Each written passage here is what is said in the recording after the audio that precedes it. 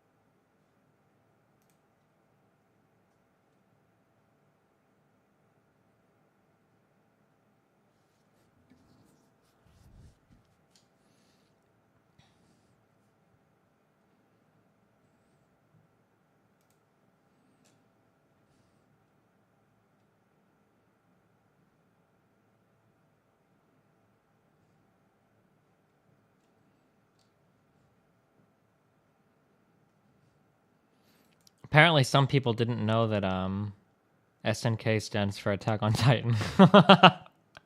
So they got fucking dumpstered. Unreal. So Sargon messaged me, and apparently we're on for Wednesday. Rip.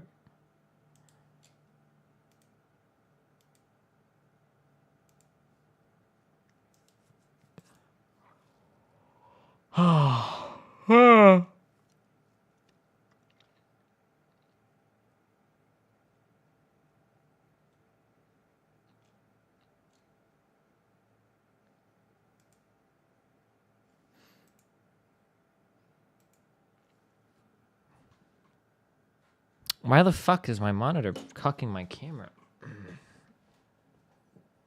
There. Beautiful. Wait, there you go.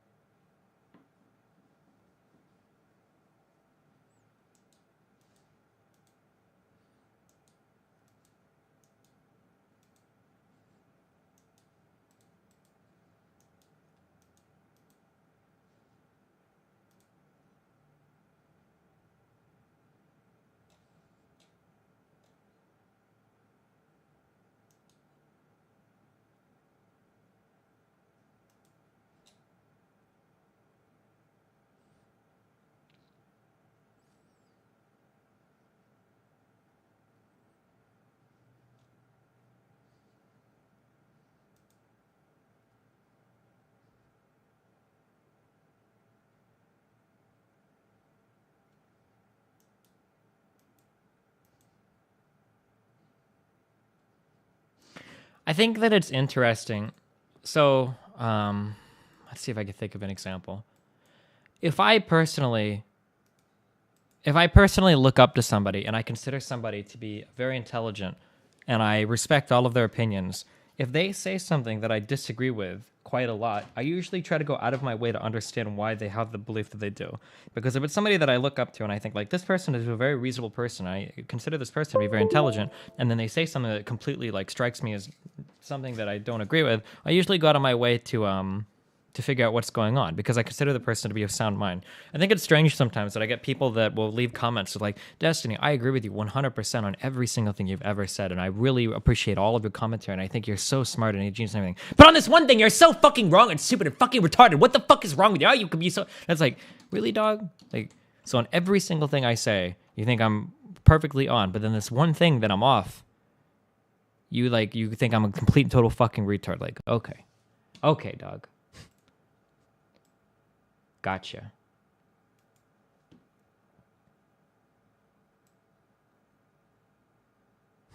Thinking. Really makes you think. DBC, read my Skype message. Do these parts make sense? You're really sending me a Skype message for fucking computer parts, DBC? Are you fucking are you fucking kidding me? What do you have? You don't even have a GPU in here? Oh, you do, a 1060? With a 400 watt PSU? You're fine, dude. Get like a 420 or a 450 you want, but like 400 will be fine with this, as long as you don't overclock. Actually, if you start overclocking, you're gonna need more wattage for the CPU. Maybe you want to go up to like a 500 watt PSU? As long as a 400 watt will be fine with it. I mean, you're getting a K-series chip.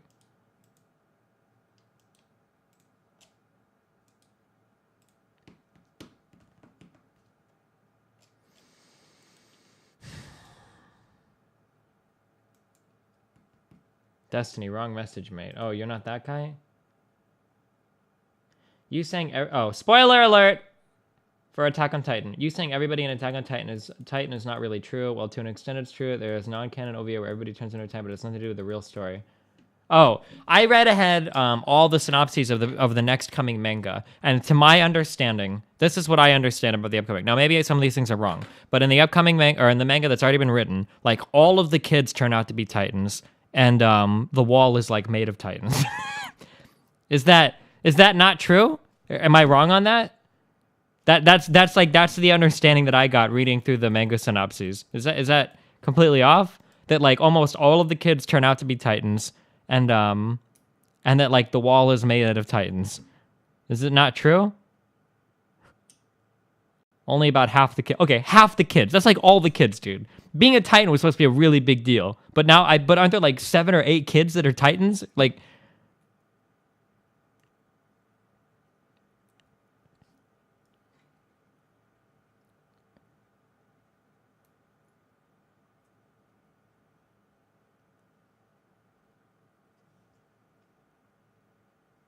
Yeah, and then like the wall is made out of. So that's, I don't know, dude. That's what I got.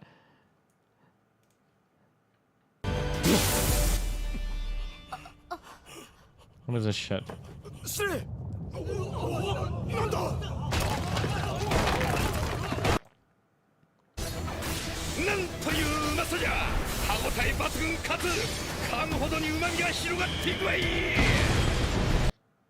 Wow.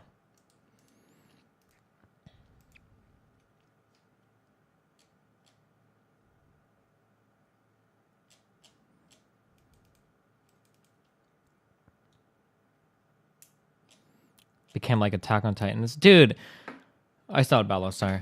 This scene, fuck, I don't know why I was watching Attack on, or Game of Thrones shit.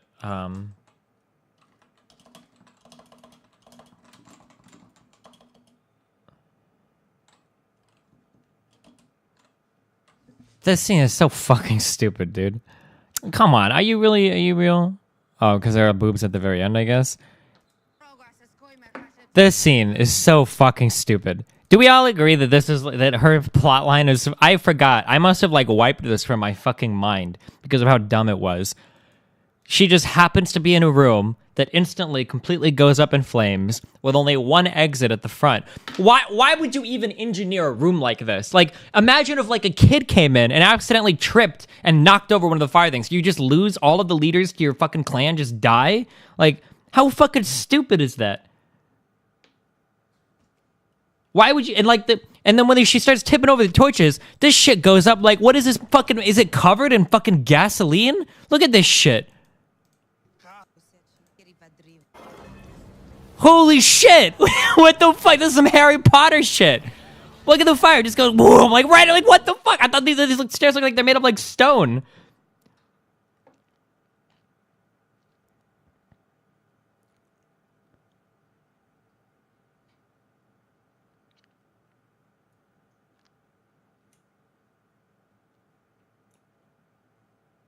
You're trying to argue logic in a show about dragons and mystical ice people. Why? I feel like I've had this conversation so many times before on stream. How many times do I have to have this conversation before you fucking retards understand that you can have logical internal rigor just because you is it bait? Okay, never mind. I think that there are still some people that don't understand this. Like, you're watching Star Trek, and then all of a sudden, like, Captain Kirk goes to fuck some chick, and he pulls his pants down, he's got, like, a 27-inch dick. And you're like, why the fuck is this dick 27 inches long? That's ridiculous. And then you're like, in a world where they have fucking spaceships and aliens, don't you think you could have a 27-inch dick, you fucking idiot? It's like, okay, dude, you fucking got me, man. Don't you remember when they melted the fake gold? Was it gold or silver? Don't you need like fucking like, don't you need like thousands of degrees to actually melt silver? I don't know about gold, because they always call gold a soft metal. I don't even know what that means. That it scratches easily? Melting point of silver. Holy shit. Do you think the average like pot could handle? Wait, how do they even get...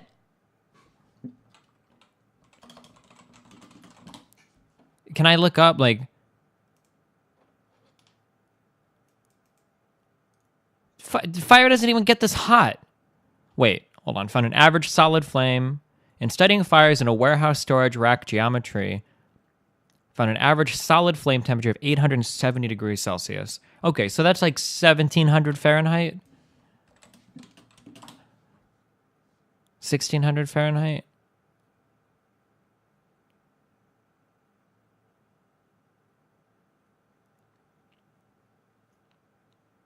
Does Destiny realize steel's melting point is way higher? What are their pots made out of? Hold on.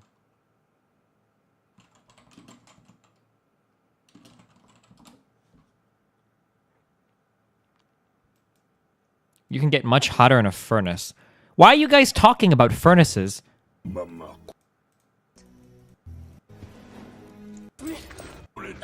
you guys consider this thing to be a furnace? It looks just like a fire to me, no? Damn, how are they putting their soup? How hot was this? How hot was this fucking soup?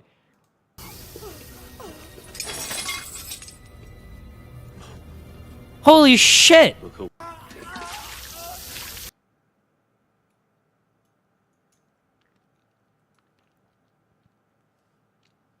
This Reddit thread discusses the temp of the cauldron.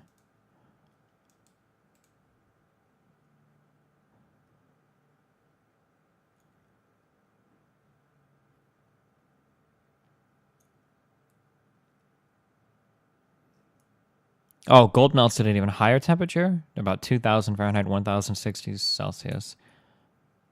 Holy shit.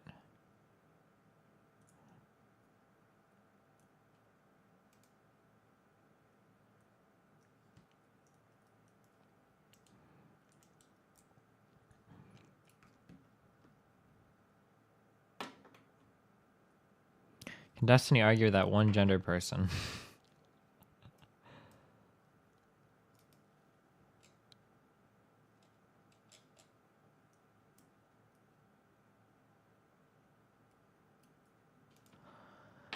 All right, dude. Well, let's line them up.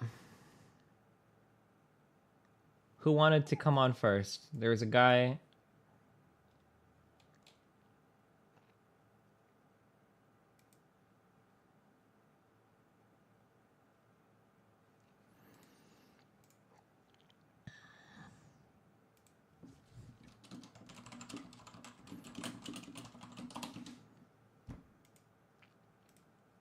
Yeah, let's get all the memes going.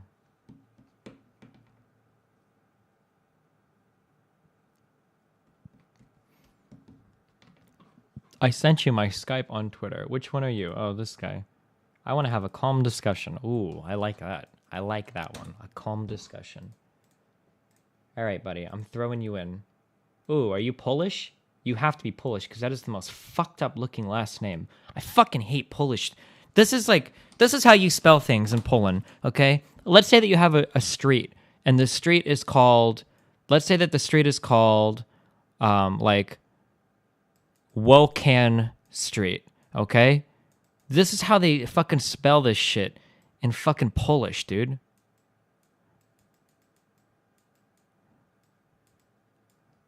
It's like fucking what?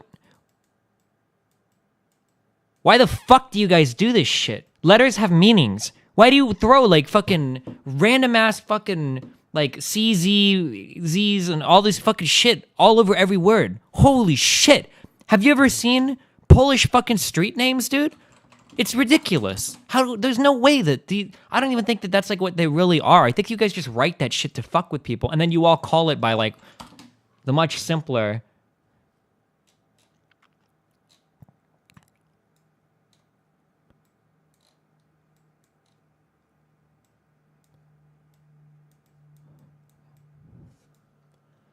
Look at this fucking street name. Baczynsk. How can you even have so many consonants next to each other? That's not even allowed. You're not even allowed to do that. Nah, this shit is fucked, dude. I hated this. I hated trying to find my way around some of these fucking street names. PRZ. How do you have these letters right next to each other? This is ridiculous, dude. You have to understand that this is ridiculous. Look at this shit. SZPITA. Like, what the fuck, dude? Chim. You need a vowel in here, dog. CHM? CHM? Chim?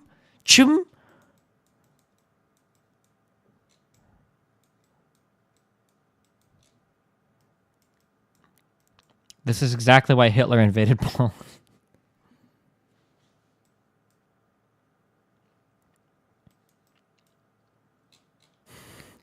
KS? Why?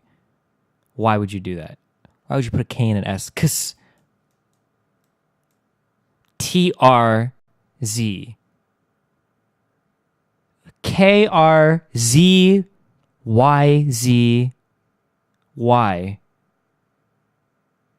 Really? Really? Unbelievable. Okay. All right. Anyway.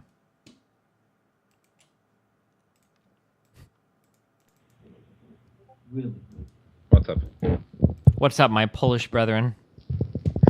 Pretty good. Can you tell me if you can hear me well? Yeah, I can hear you perfectly. There's a little bit of bumping on the mic, though. Yeah. Okay. Okay. Still a little bit of bumping on the mic.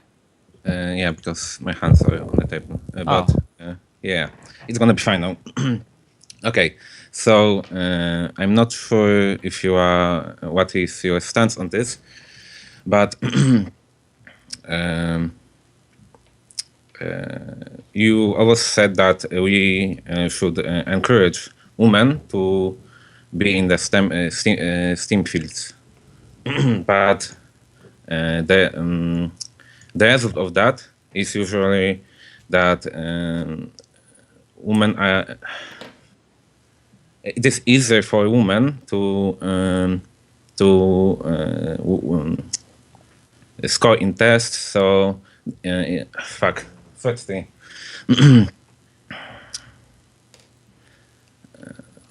So there's lower floor for women to get. So women are less valuable. They are, when they are gonna be hired. So, do you think that that's okay? Wait. I'm sorry. That what's okay? That a woman can be hired if she's a less valuable employee? Yeah. Because that's the effect of government encouraging female for STEM fields. Gotcha. Okay, I'll so the idea behind this is the idea behind affirmative action, okay? Whether or not you agree or disagree, this is the idea, okay? The problem with society is that it's possible to create a positive feedback loop. If you have a certain amount of X, you're going to encourage a certain amount of X because it's the easiest thing to encourage. So you're going to advertise to it, you're going to market to it, and because X is encouraged, it's going to continue to grow, and anything that could be different will not grow because there's no incentive for it to grow. So let me give you an example on that. Okay, I'll make up a hypothetical. Let's say that a new thing comes out, and for whatever reason, more boys get into it than girls. What'll happen is advertisers advertise that thing to boys, so boys are more likely to play it. Because boys are more likely to play it, advertisers are more likely to advertise to them, and then that loop continues ad infinitum, right? And without some type of disruptive force coming in to change that, that will just carry on into perpetuity forever, right? Does that make sense? Yeah, but So, my so argument is that it's not actually helping women. well, Because so here's the thing. The idea is you use affirmative action to give an artificial push in a certain direction with the hope that in the future it will encourage authentic interest that will be equal or relatively equal or competitive at that level. So the idea would be, I'll use gaming as an example. Let's say that we put like a girl on an esports team, and let's say that she only gets there because she's a girl. Now, that kind of sucks for a variety of reasons, but the idea is if enough girls see her there, then maybe girls will take a genuine interest in gaming. A new generation of people will come up inspired by people that they've seen in those positions, and then they will authentically compete for those positions and make it on their own merit as a result of the inspirations that they had beforehand. Right? uh, That's the yeah, idea. it is. I think that's good intentions, but the results are. The point is that giving higher scores for women gives ammunition for people to say, "Oh, it's fucking woman in STEM. I wonder how she got here," and it basically devalues. I mean, I would say that those criticisms come from people that don't understand what the purpose of affirmative action is. Then, if you want to levy criticism at affirmative action, then the proper criticism to levy is that these types of people don't actually encourage people to authentically take up an interest, and instead we just get a bunch of people in positions that they don't belong in. Would be like an authentic. But don't you think that that there should be some other way to encourage a woman to get in the STEM, like advertising or Sure. What other way would you suggest? I guess. advertising in schools, encouraging Yeah, high but if you school. advertise for it, but 90% of the workforce is men, and there are no big like women that are involved in it, why, as a woman, why would you care as much? It doesn't seem like a thing that. Why would you want to go and be like the first in some field? That seems kind of weird, no? If you don't really have any role models, or a lot of people look up to people in terms of choosing what they want. Yes, and that kind of goes to my second point that men and women are different. They if I'm pretty sure that you agree that there are something that women like more and that men like more, and I think that's okay. And you said yourself that there will never be 50-50 split in STEM, and it's something to think. There will never be 50-50 split, and Yeah, I agree with that. I think for the most part that's true, yeah, but I don't think the right split is 20-80 or 30-70. I think yeah, the no, split I probably think could it's lie some. 5%. Yeah, maybe 40. Well, yeah, or maybe even 10%. Maybe like 45-55, or maybe even like 40-60 in some fields. Sure, but I don't think that it's as dramatic as it used to be, right? And we've seen women move more towards some fields and some job markets, and it's getting a little bit closer. But right. Yeah, and one other point that last one point Hmm. is, do you know what color blindness is? Yeah. Yeah, I think that's best way to get rid of racism, because in Poland, well, maybe not in Poland, but in Europe in general, way less people care about race. I think even you can say, because you were in Germany and Poland, Wait, so you're telling me that in Europe people care way less about race? I think so, because I was never in America, so I No cannot say, bully but chat. I think No that bully bonus meme not a lot of people care about race SWEATSTINY. that much. I I mean I feel like I totally disagree. I think that race is very important in Europe. I mean, you just saw the United Kingdom vote to leave the European Union, and one of the central points of that was immigration. I think that race is a very important thing in Europe. Uh, well, besides Muslims, Besides like what? Muslims. Yeah, sure. Yeah, not counting because Well, and Muslims when I was in is like Germany, which I've been to like probably what a dozen times now, I hear a lot of kind of I don't know, man. A lot of people have something to say about Turkish people in the kebab shops and shit. I don't know. yeah, but I don't think that there's so much violence against people of other races, and it's more of a let me close chat. Sure. It's more of a like insulting only. It's not discrimination. Like no one is gonna like throw away Turkish people. They are gonna just say something, which is racist. I agree, but I don't think it's to the same degree that is in America. I mean, maybe not the same. I mean, they manifest in different ways, but I think that all of Europe right now is experiencing a pretty big anti-immigration.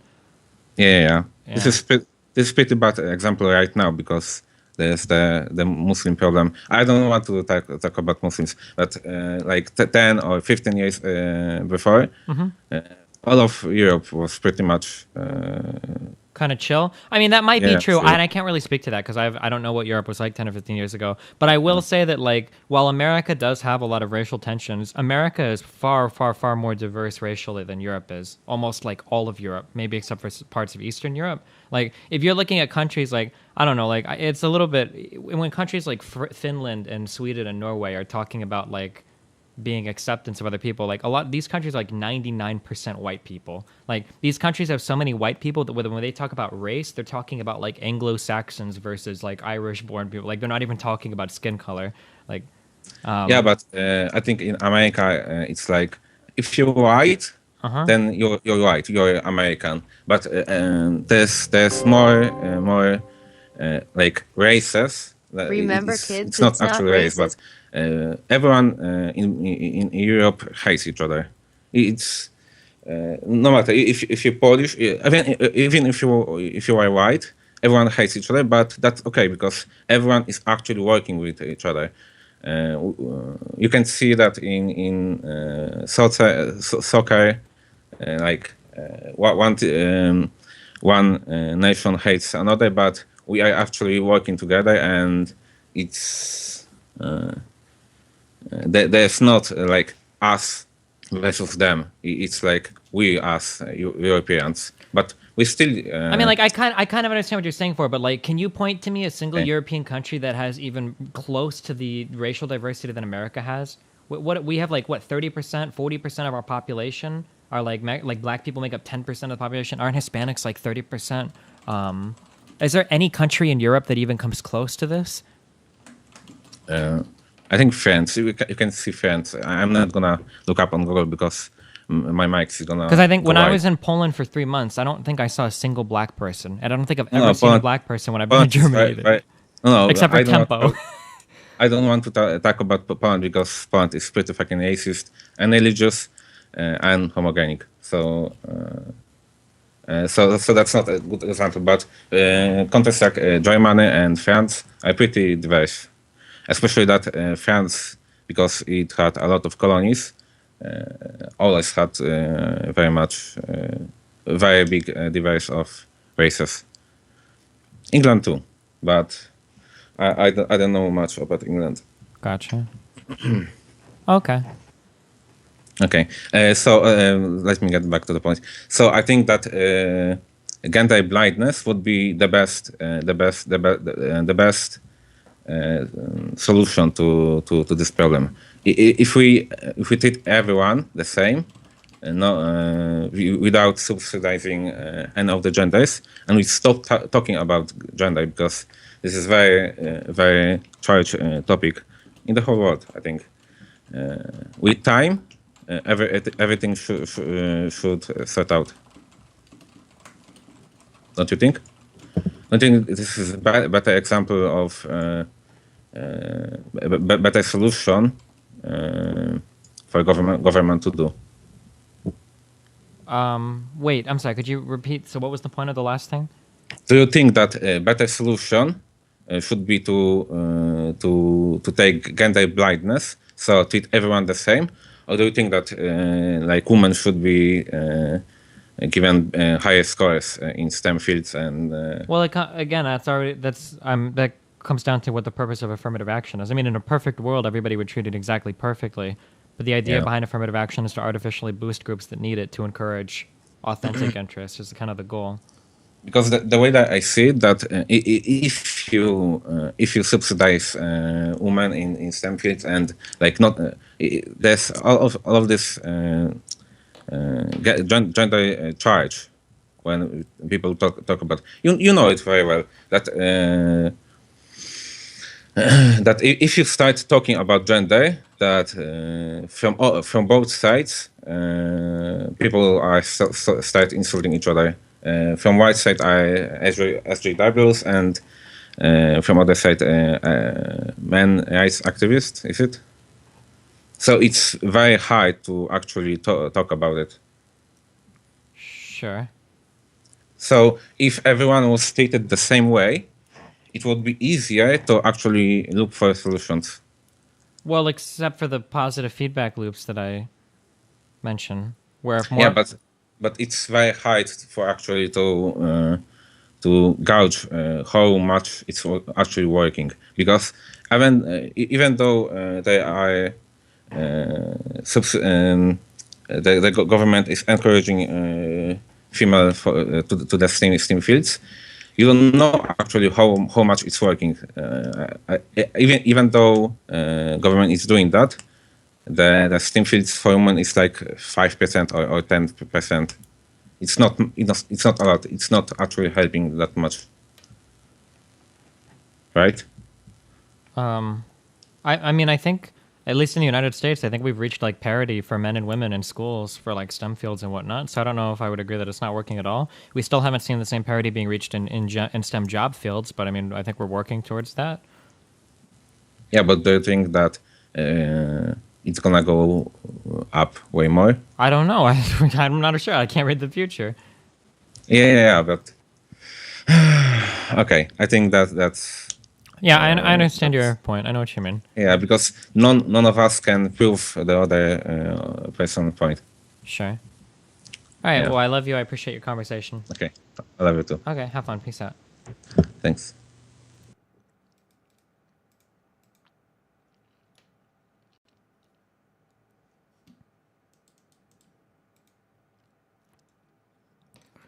Destiny likes talking to retarded people to feel superior. Okay, Skirva, you're up, dude. Do you want to come on?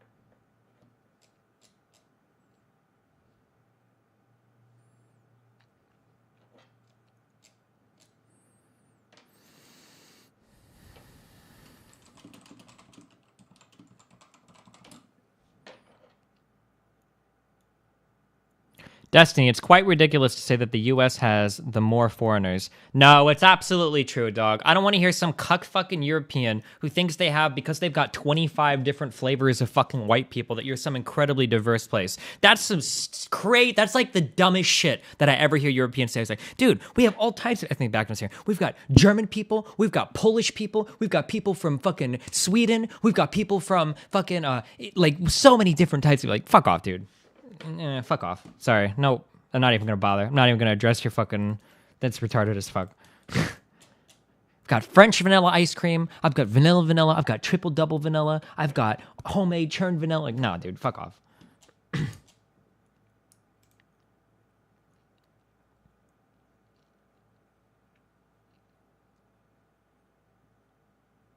Destiny, skin color has to be different to be diverse? No, not necessarily, but like, skin color is the easiest way to hate somebody, right? If you have to act, like, when you're in Europe, you guys have to actually talk to each other to figure out, like, if you're from a background you should hate, like, yo, dude, like, where's your family from? And you're like, well, my family's Irish. Like, you potato motherfucker, I fucking hate you, right? But for, like, people that look black or Mexican or whatever, like, you can hate them without even having to talk to them. Like, I don't even need to talk to you to call you a spick. I just fucking have it right there. Like, it's so easier to call you a fucking nigger or whatever. Like, I see you and I can say say it. And it's so much easier to hate a group of people if you can just look at them. If you have to actually talk to somebody before you can even evaluate where they're from to figure out if you have to hate them or not, like, you're already like one step removed, dog. Like, why the fuck do you think Brexit happened? It was because of a lot of different white people in the UK? No, it was because you guys don't want any fucking Muslims coming in here, or people from other parts of the Europe. I don't know, dude. Brexit happened because people hate immigrants. I don't know what kind of immigrants you guys hate.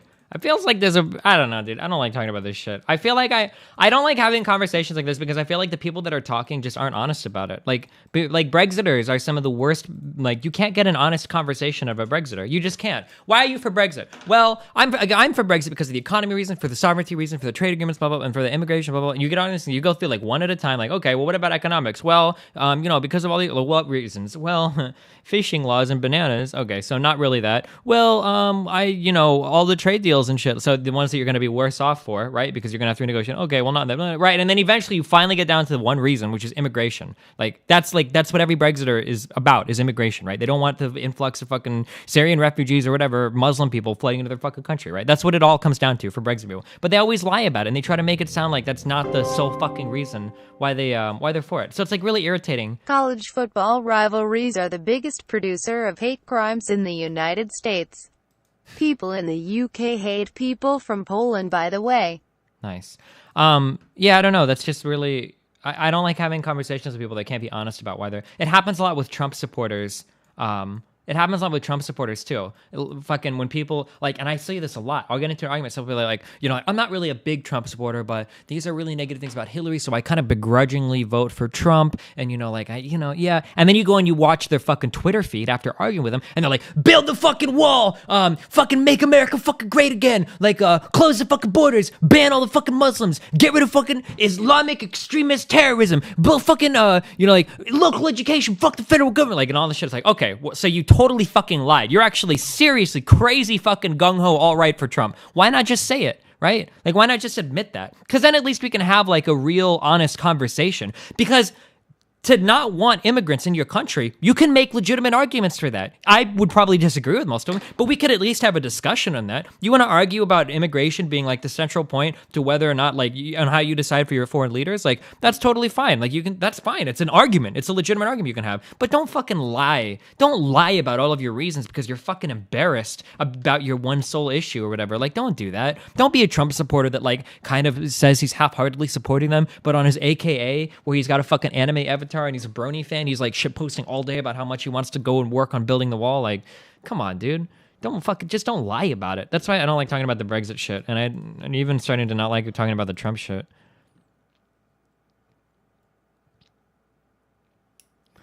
Proof your statement is cucked out, Destiny. The city center also has a higher percentage of foreign-born citizens. Dutch. Dog! Dutch? Come on, dude.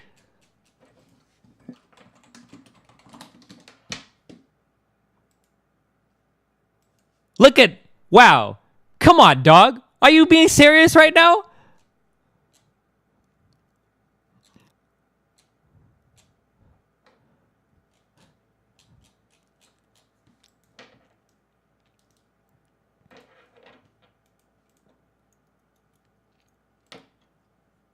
Destiny, you're getting baited? No, I'm not getting baited. It's just a real different way that I notice a lot of Europeans look at diversity in very different ways. In America, when we talk about diversity, we're talking about diversity of skin color. In the United Kingdom, because in Britain, in Europe, because a lot of your countries lack diversity of skin color, you have to go another level deep, and you have to talk about diversity of ethnic backgrounds. In the United States of America, if you're fucking Dutch, Irish, French, even Italian, whatever, all of these fucking things, German, Polish, whatever, we call you white. We call you Caucasian. You're white. When you fill out your surveys, your Census Bureau surveys, you fill in the white box. You fill in the Caucasian box, okay? They don't ask you what your specific flavor of European background is. You're just fucking white. And then you have black people, and then you have fucking Hispanic people. People that you look at them and you see very clear, these are people from very different places. Not well, what kind of white person are you, okay? Why is skin color such a big deal in the US? Because people that look different are very hard to get along with, because people in general like people that are all the same. So getting along with people of a different skin color is very fucking difficult to do. It's very hard to do. And America does it better than any other fucking country on the fucking planet. Guaranteed. I will shit on America, and I do it every fucking day on my stream more than any other person on fucking Twitch. I will shit all over this country's horrible education, horrible fucking healthcare, horrible fucking foreign policy, horrible fucking abstinence, contraception policy, horrible fucking prison population. 1% of our population is in prison more than any other country on the fucking planet, right? I will shit on so many things about America, but we do diversity, actual diversity, better than any other country on the planet. Guaranteed. We are the most successful country on the planet, and we are more diverse than pretty much every other country on the planet.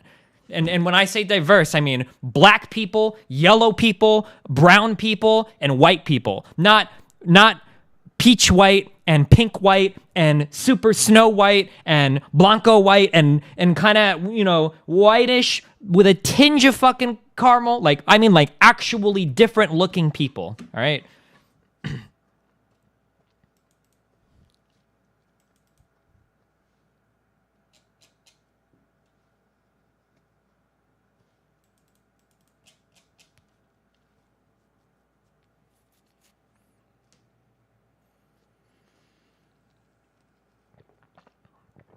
Oh yeah, we even have red people in our country, but we've almost killed all of all of them, and we're doing it now with alcohol.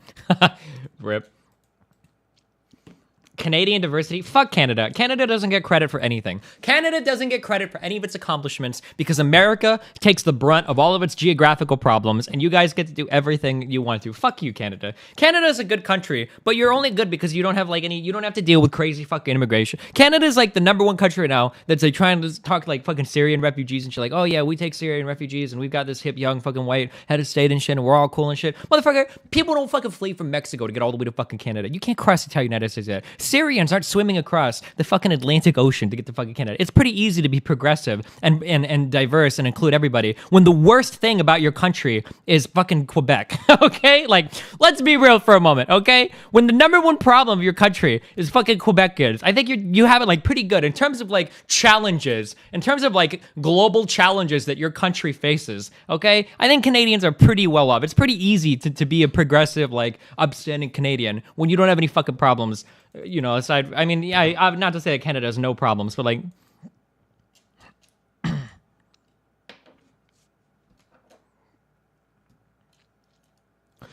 saying European population diversity is any less relevant because your point of view is too crude to understand it because of your own point of reference is really fucking ignorant. Dog, I can't tell. I don't know, actually.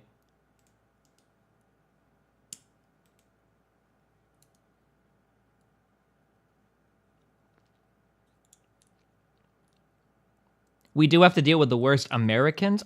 Isn't America your biggest fucking trading partner? I'm pretty sure Canada got a lot out of NAFTA as well. I'm pretty sure that America's biggest country that we import oil from is fucking Canada, dog. Why don't you fucking calm down, all right? You're literally America's hat, all right? You're just along for the ride, motherfuckers.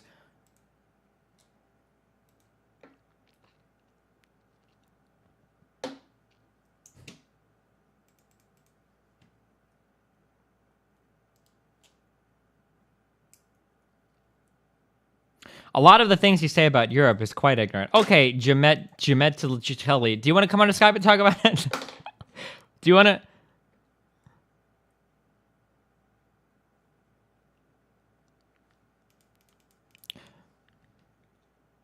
We're three. I don't need to watch this. Do you think a Russian will be treated okay in America just because he's white? Yeah, of course. What? Where? You're European. You have to be. You have to be European. You think in America we give a fuck if you look Russian? I'm trying to like imagine like you have to be. Hold on. I have to look at your IP address. 1 second. You have to be from Europe to say something this fucking stupid. Hold on 1 second.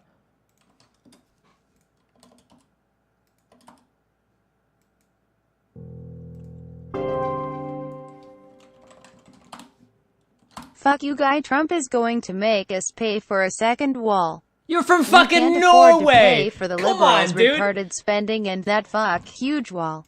America is Canada's underpants, bitch. So you think in America, this is okay. I understand because it's a totally different world. I'm sorry, I'm being like really condescending, but I understand it's a totally different world.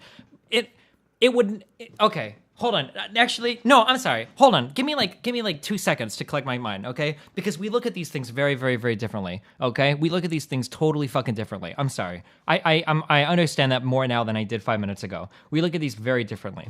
In America, all white people are more or less treated the same, okay? I've shifted out of condescending mode and now I'm going into explanation mode, okay? In the United States of America, white people are just white people. You will never run into a case this one time in 1927, you'll never run into a case where somebody sees someone and is like, you Russian motherfucker, get out of here. Nobody says that in America, okay? If you're deriding somebody because of their ethnicity, you're calling them a nigger or a fucking wetback or a fucking spick, okay? It's all about skin color in the United States. You're never being like, dude, you Irish fuck, get out of here, dude. Like, no one ever says that in the United States. Or like, oh, dude, you're so fucking German, get out of here, you Nazi. Nobody ever says that shit in the United fucking States. It doesn't happen. It's all based on skin color, is in terms of when you talk about like racial divide. Yeah, they do say that, you fucking idiot. Okay, in my life, in experiencing American culture, in watching American movies, in existing in the United States of America, and in having family from all around America, I have never heard somebody talk to somebody be like, you're Russian, get out of here. I've never heard that in my entire life.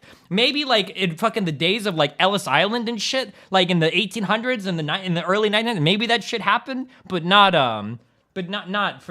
since I've been alive. Destiny, it doesn't happen anymore. Well, Destiny, you see, back when, if you've ever seen the movie with Leonardo DiCaprio, The Gangs of New York, people used to be very closely tied. Like, come on, dude.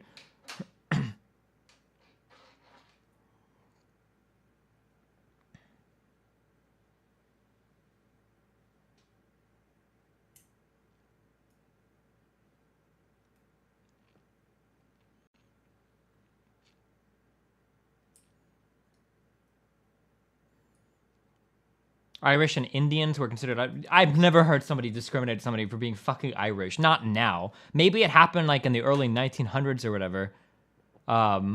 Indians look different. It's easy to discriminate on Indians because they look different. Destiny, is that Skype offer still on? Sure thing, buddy.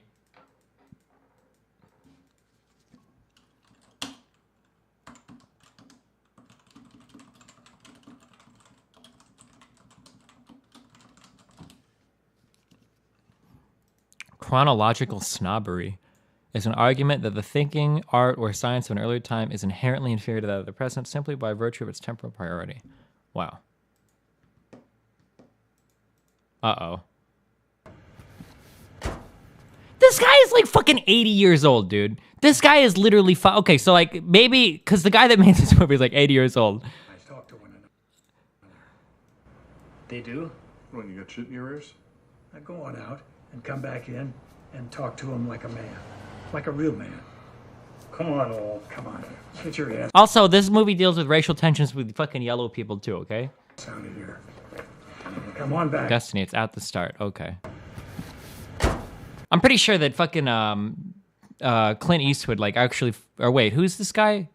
Gran Torino is the Clint dude, right? Like actually served in like fucking World War I. This guy is so fucking old. Now you're just gonna learn how guys talk. You just listen to the way Martin and I batter it back and forth. You okay? You ready? Sir. All right. Let's go in.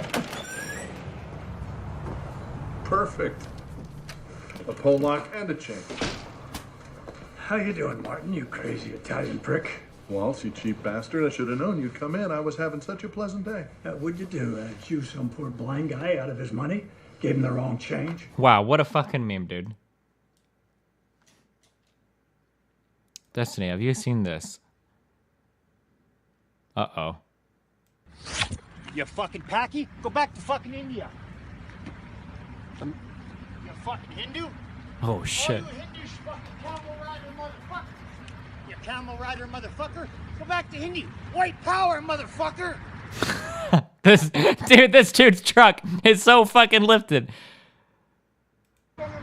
That's not... No, right? That's not stock. On this truck?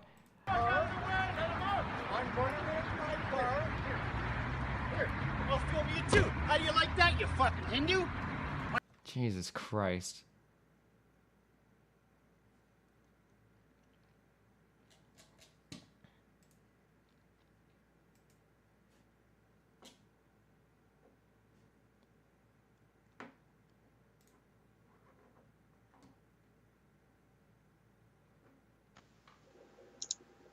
Hey, what's up?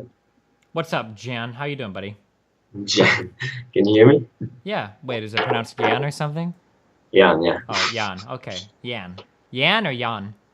Jan. Okay, Jan. What? It's a Slavic name. Okay, gotcha. All right. What's up, buddy? What do you think I'm totally off on?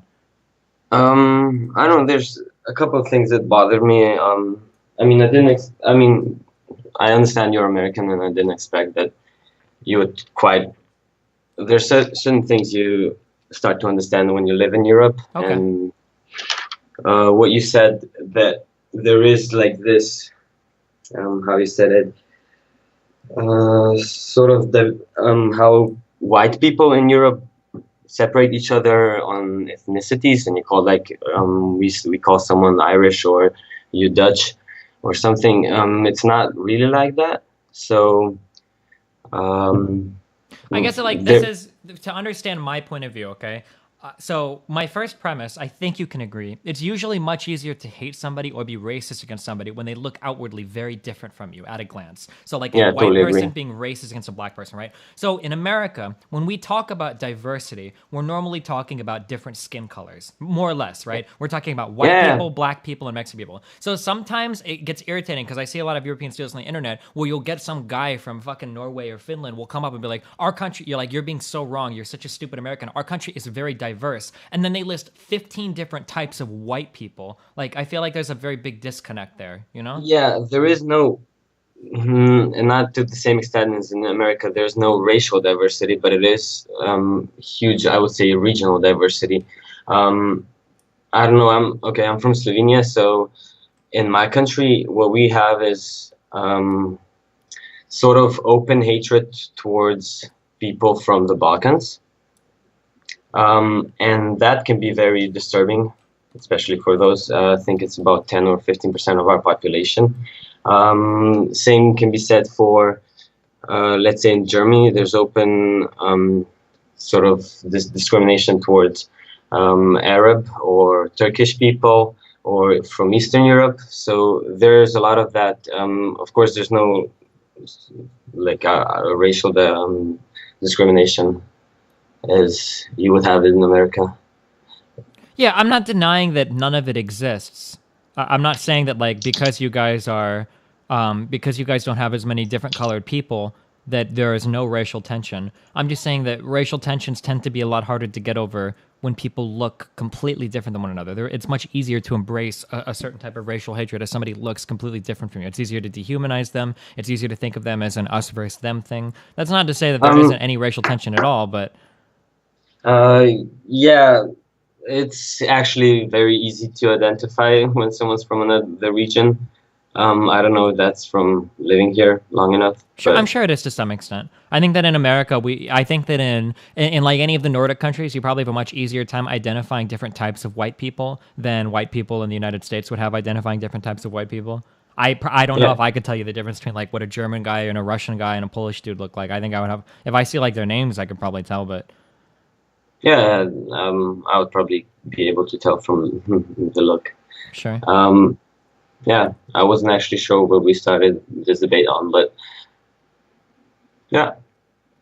Sure. Okay. Well, thank you for the information. So I know there are different types of white people, and I know that you still have racial tensions amongst different types of white people. Yeah, I don't deny that.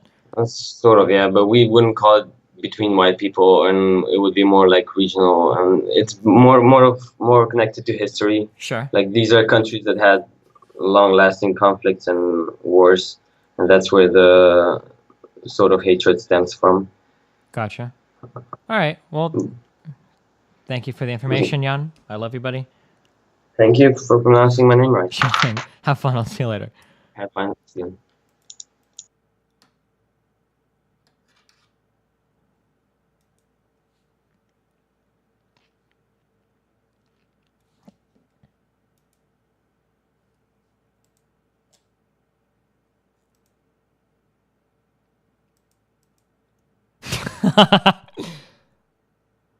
Is there any chance I get a chance to talk to you? What do you... Okay, sure thing, buddy. You're next.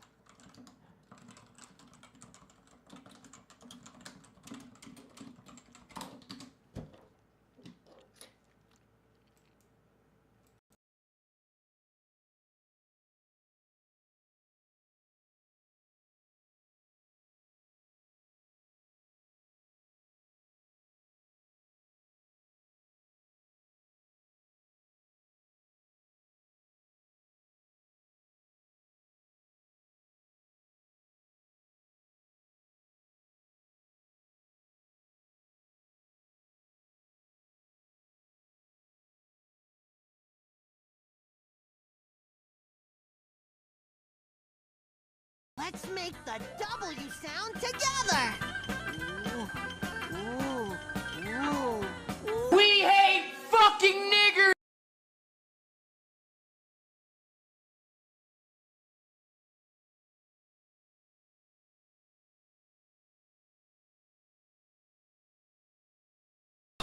Fuck. This mixer keeps going out and I have to replug it in sometimes. I don't know why.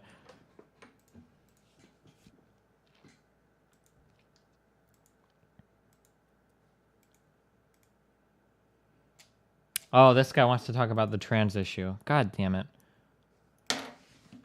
We haven't even talked about the whole reason why I was doing this tonight, and that was because of the girl shit. Oh, I guess we kind of talked about it a little bit.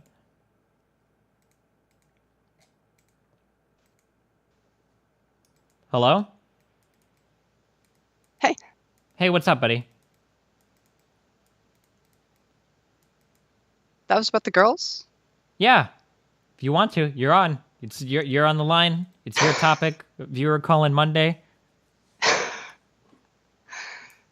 All right, well, I mean, Do you want me to... I'm pretty curious as... Or go ahead. I'm pretty curious as to why your opinion on trans issues seems to have shifted lately. Okay, so... Fuck me, dude.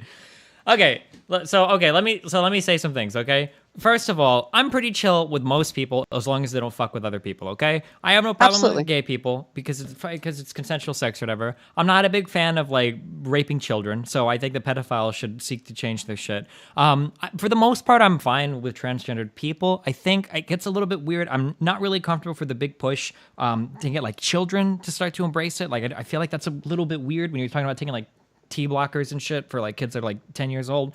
But I guess like the problem that I have right now with transgenderedness is I'm having like these really big ideological gaps that I'm just not understanding. And when I spent a little while a few days ago reading into the different classifications, how transgenderism went from being just body dysmorphia and the DSM-5 from the DSM-4, and a lot of it looks like it's starting to become a little bit too political, and it makes me wonder some things. So I guess like here's my I'm making a huge assumption just in your voice. I'm sorry if this is really bad, but are you a trans person, I guess? Yeah. Okay, so I'm just gonna I'll ask a few questions. I'll be very blunt. I won't waste anybody's time.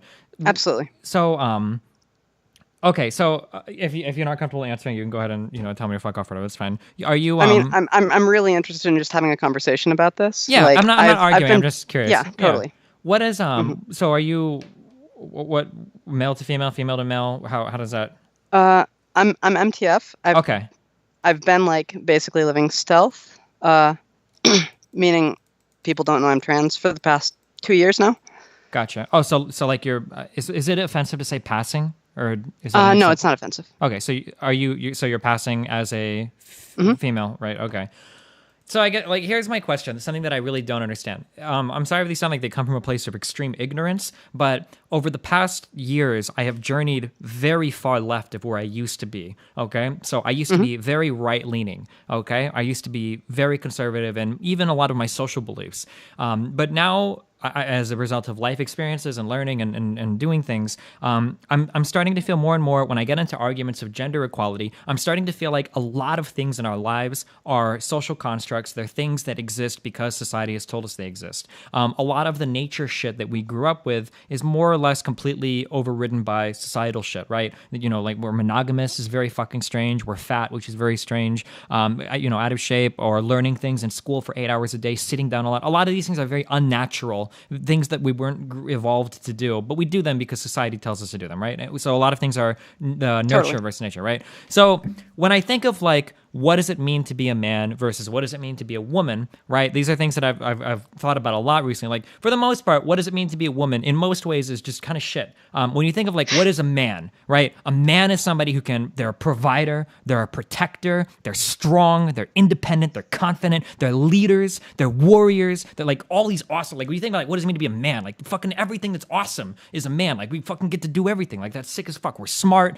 we're the best at everything. Like that's cool. And you think about what it means to be a woman. You know, like you take care of kids and you're pretty and you're kind of frail and like it just seems kind of shit, right? So when I think of things, but I know of women that are intelligent. I know of women that are strong, that kind of buck the societal trends and do what they want. And I think that's really cool. And I like the push towards that of kind of equalizing the unequal bullshit on both sides. But then when I look at something like transgendered people, it's very hard for me to plug that in to the current like paradigm that I view sexuality out of, because it kind of seems like, so here's my impression. You said you're male to female. So does that mean that at one point in your life you were like, you know, I'm into a lot of feminine things. I kind of see myself as more of a woman. Doesn't that kind of reinforce every traditional like societal gender role, or how does it not? So I think there's a fundamental misunderstanding, and that makes a lot of sense to me.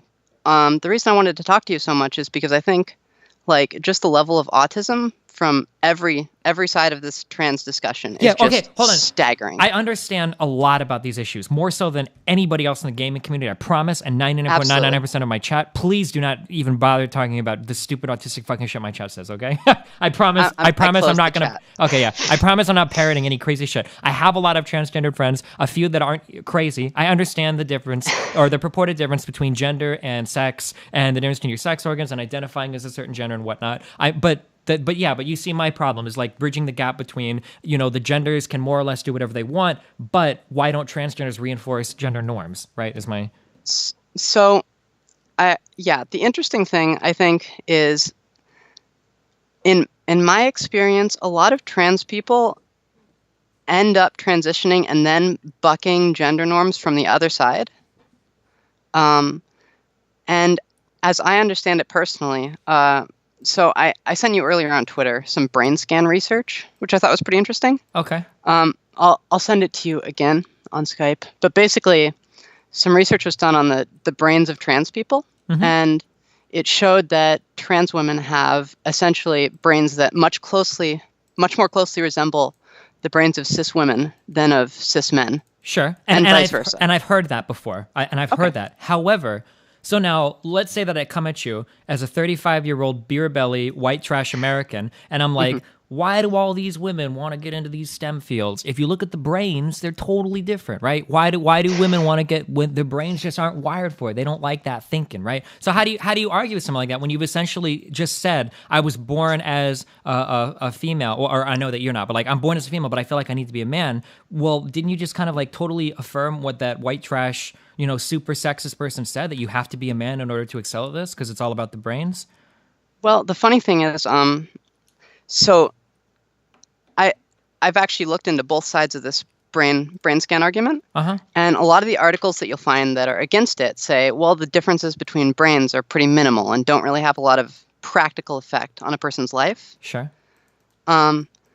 So the way I read that basically is the male brain, female body, female brain, male body, clash, you might say, has a lot more to do with a person's relationship to their own body than their social role. So transgender dysphoria, as I would understand it, is a lot more about essentially that relationship. I guess I kind of understand. I just don't understand what makes you identify as not being that gender besides society is my question. So I guess to ask you personally, I understand anecdotes are pretty much worthless, but just to ask you personally, you are, you said male to female. Why couldn't you just be, and again, this might sound incredibly offensive, why can't you just be an effeminate man with interests in things that are traditionally things that women are interested in? Why do you have to be a woman? Why do you feel that way? Well, I think it's because of the social roles that we have. I mean, I could envision a society in which I could probably be happy living under the definition of man, but It's not as this one. it's not this one. Okay, Absolutely not. so if that- people saw me as a man, that would substantially fuck me over all the time. Sure. So what you just said there, I totally understand that. But then in that case, isn't then the correct push for things like therapy and acceptance of yourself rather than transitioning completely into another gender? I guess like if I try to compare it with any other kind of, I hate to use the term psychotic, something. Don't worry too much about offending me. Yeah, sure. So I understand you're a reasonable person. Sure. Okay. So if you look at any other kind of mental delusion, I'm not trying to say that, but like any kind of other fucked up shit, right? Let's say somebody has an eating disorder and they want to be really fucking fat all the time, and they eat and they eat and they eat. If you were to go to a doctor, the solution wouldn't be, we're going to equip you with an awesome wheelchair, we're going to give you a sick ass huge fucking bed and an assistant so that you can eat yourself into being 500 pounds. The solution would actually be, well, no, we're going to talk, we're going to do a lot of therapy, we're going to get to the root of your problems, and we're going to help you identify them, and we're going to make it so that you're comfortable being a thin person, right? Or any other kind of like mental issues. The goal is usually, or for like pedophilia, right? For pedophilia, the goal is, let's work through this, let's figure out what the problem is, let's see if you can suppress these urges because you're not choosing to be a pedophile, right? So let's figure this out and we can work through it to make you somebody that's not having these issues that are fucking your life over, right? But why is it that in looking at transgendered people, just because we have the technology, like if we had the technology to create lifelike children robots, would it be okay to be a pedophile because we could build them little like 6-year-old, robot fuck toys? Like I don't think we would, right? Just because on an emotional level it feels wrong. But it seems like for transgendered people, it's become acceptable to say like, okay, well, even though we don't necessarily maybe don't believe in these gender roles anymore, like, well, we're still going to enforce that by giving you surgery to be the gender role that you feel like you match, right? Do you see where I'm kind of coming from? I do see where you're coming from. Yeah. It's an objection I've heard a lot of people raise. Uh-huh. In general, I think that the logic applies more if you're talking about something less hardwired, because I'm seeing transgenderism as a fundamental result of the structure of a person's brain. Like you can't therapy that away, right? Well, but no, I mean, I think you maybe could though, because like you just said, the exact structure of a person's brain is probably a lot more subject to the environment it's in rather than the actual biological, right? Like, or I think like if to put this a different way, I think that we could probably both agree that if you were born in a vacuum, and like you were just born in the wilderness as however you feel, that you could be the way that you are and you wouldn't feel like you needed to change genders because you wouldn't have a preconceived notion of what it means to be a gender, right? That's something that you get from society, right? Yeah, this is a really complex issue. I know. I agree. I definitely agree. Sure. I do think trans people, even in a vacuum, would still have issues with their bodies. I'm pretty confident of that. Do you really think so? I do. I really do. I mean, like, so are you familiar with the case of the one dude whose circumcision was botched? Yes, I know exactly what you're talking about. Yeah. Mm-hmm.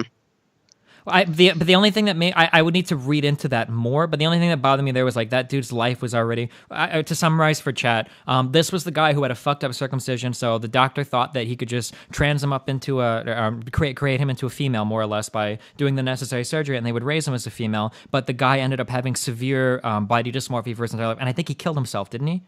Yep. Yeah, he committed suicide, and that was supposed to be a strong argument for the idea that our gender is hardwired into our brain and that it's not necessarily as socially influenced as some people would have you believe, right? Mm-hmm. Sure. I mean, basically, we get into a lot of theoretical discussions when we talk about this. Mm-hmm. And of course, this is personally anecdotal, but like, as I understand it, because of the society is structured the way that it is, and our gender roles are as they are, transitioning is the solution that works to make trans people happy. That definitely speaks to my experience, at least. Yeah, I mean, so maybe there is a therapy solution, sure. but okay, yeah, I mean, I guess like that sounds like a reasonable position. Like what the position that you've given me is very defensible. So I think that you would agree that maybe it's not the best overall for society to kind of reinforce gender roles via transitioning, but for transgendered people who have to live in this world day to day, transitioning is a million times easier than trying to forge your way through the world feeling like a woman in every sense of the word, societally, even though you're a man. Right? I think you would kind of agree with that. Yeah. Okay. Yeah, I don't disagree with that, I guess. Okay. One of the reasons why I guess I'm starting to speak out more against this now, one of the things that really bothers me is on the LGBT side of things, the T community is very fucking militant. Like, holy shit, right? Would you agree with that? Or at least the vocal one on the internet is insanely militant. And it bothers me to see other mental things. Like, I guess, like, I maybe I'm the stereotypical Redditor. When I look at something like pedophilia, it really bothers me to see how hardcore, and if you go to, like, I spend a lot of time reading, like, SRS and SRS discussion. I don't know if you've ever spent any time there. But, like, the stigmatism towards, like, pedophilia is fucking massive. But to me, that's like a mirror issue to homosexuality and transgendered people. The only difference being that homosexuals can be attracted to people of the same gender, and it's fine because it's all consensual. Transgender people can transition on their own, and that's fine. It's all consensual. Pedophiles are kind of fucked because the attraction that they have happens to be to a party that can't consent, right? But that's already past the fact that it's not like they're choosing a party that can't consent. And this is part of the reading that I did a couple weeks ago when I was trying to read up on, like, because I know a lot of people get hung up on, like, what's a paraphilia and what's a sexual orientation, all of that, and all of those definitions seem to be, like, super fast and loose. And the difference between the DSM-4 and 5, like, a lot of it seems a little bit political, like when they removed, like, the transgenderism from being a disorder and from homosexuality from being a paraphilia to something, like, and the definitions for everything seem, like, really bizarre. And, like, I think the definition for paraphilia, the reason why homosexuality was removed from a paraphilia was because it had always existed, and that was the reasoning for it. But, like, I mean, I'm sure that there have always been people that wanted to fuck chairs, but you would still call that a paraphilia, right? That's not a good argument. Like, so yeah, like, I don't know, like, all of that shit, just how, like, militant the T community is, like, really bothers me. The huge shunning of, like, any type of pedophile is automatically a child molester, and there's no sympathy. And just because you're born being attracted to that, you're a disgusting piece of shit, even though we're accepting of gay people or transgender people. Like, that kind of stuff really bothers me. And then the trans push for getting children involved in taking, like, medication really bothers me as well. Like, as complicated as being a teenager is, when you add into that the possibility of considering a different gender on top of that, like, that's got to be like 50 million times more clusterfucky, you know? I mean, I don't want to speak too much about the children's stuff.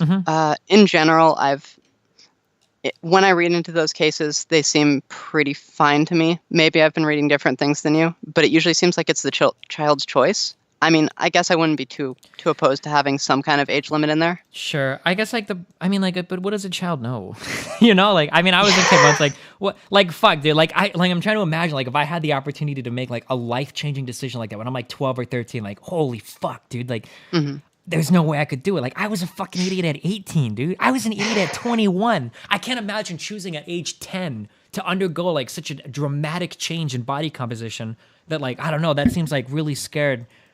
I mean, if in that case, if it does go wrong, all you really end up having to do is transition back. Well, but you're assuming that you don't have any kind of, like, permanent psychological damage done from, like, the already traumatizing years of being a teenager, right?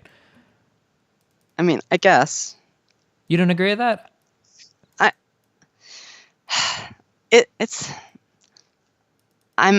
guess I'm sympathetic to the point because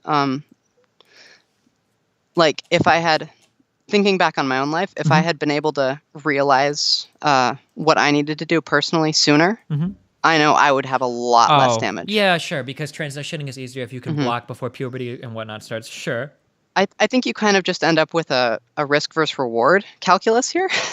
Like, how many people would be fucked up by it and how many people would be saved by it? Sure. So it's a pretty complex question, too. I mean, that's the main thing that drives me crazy here. And so let's get off this topic anyway. Yeah, sure. The queer community as a whole and the trans community, I definitely, I'm with you on the pedophile stuff. Like, I've had friends who were attracted to children and absolutely fuck up over it. And I definitely think there's a lack of sympathy there. And I guess I just don't see how that makes you want to be more critical of trans people.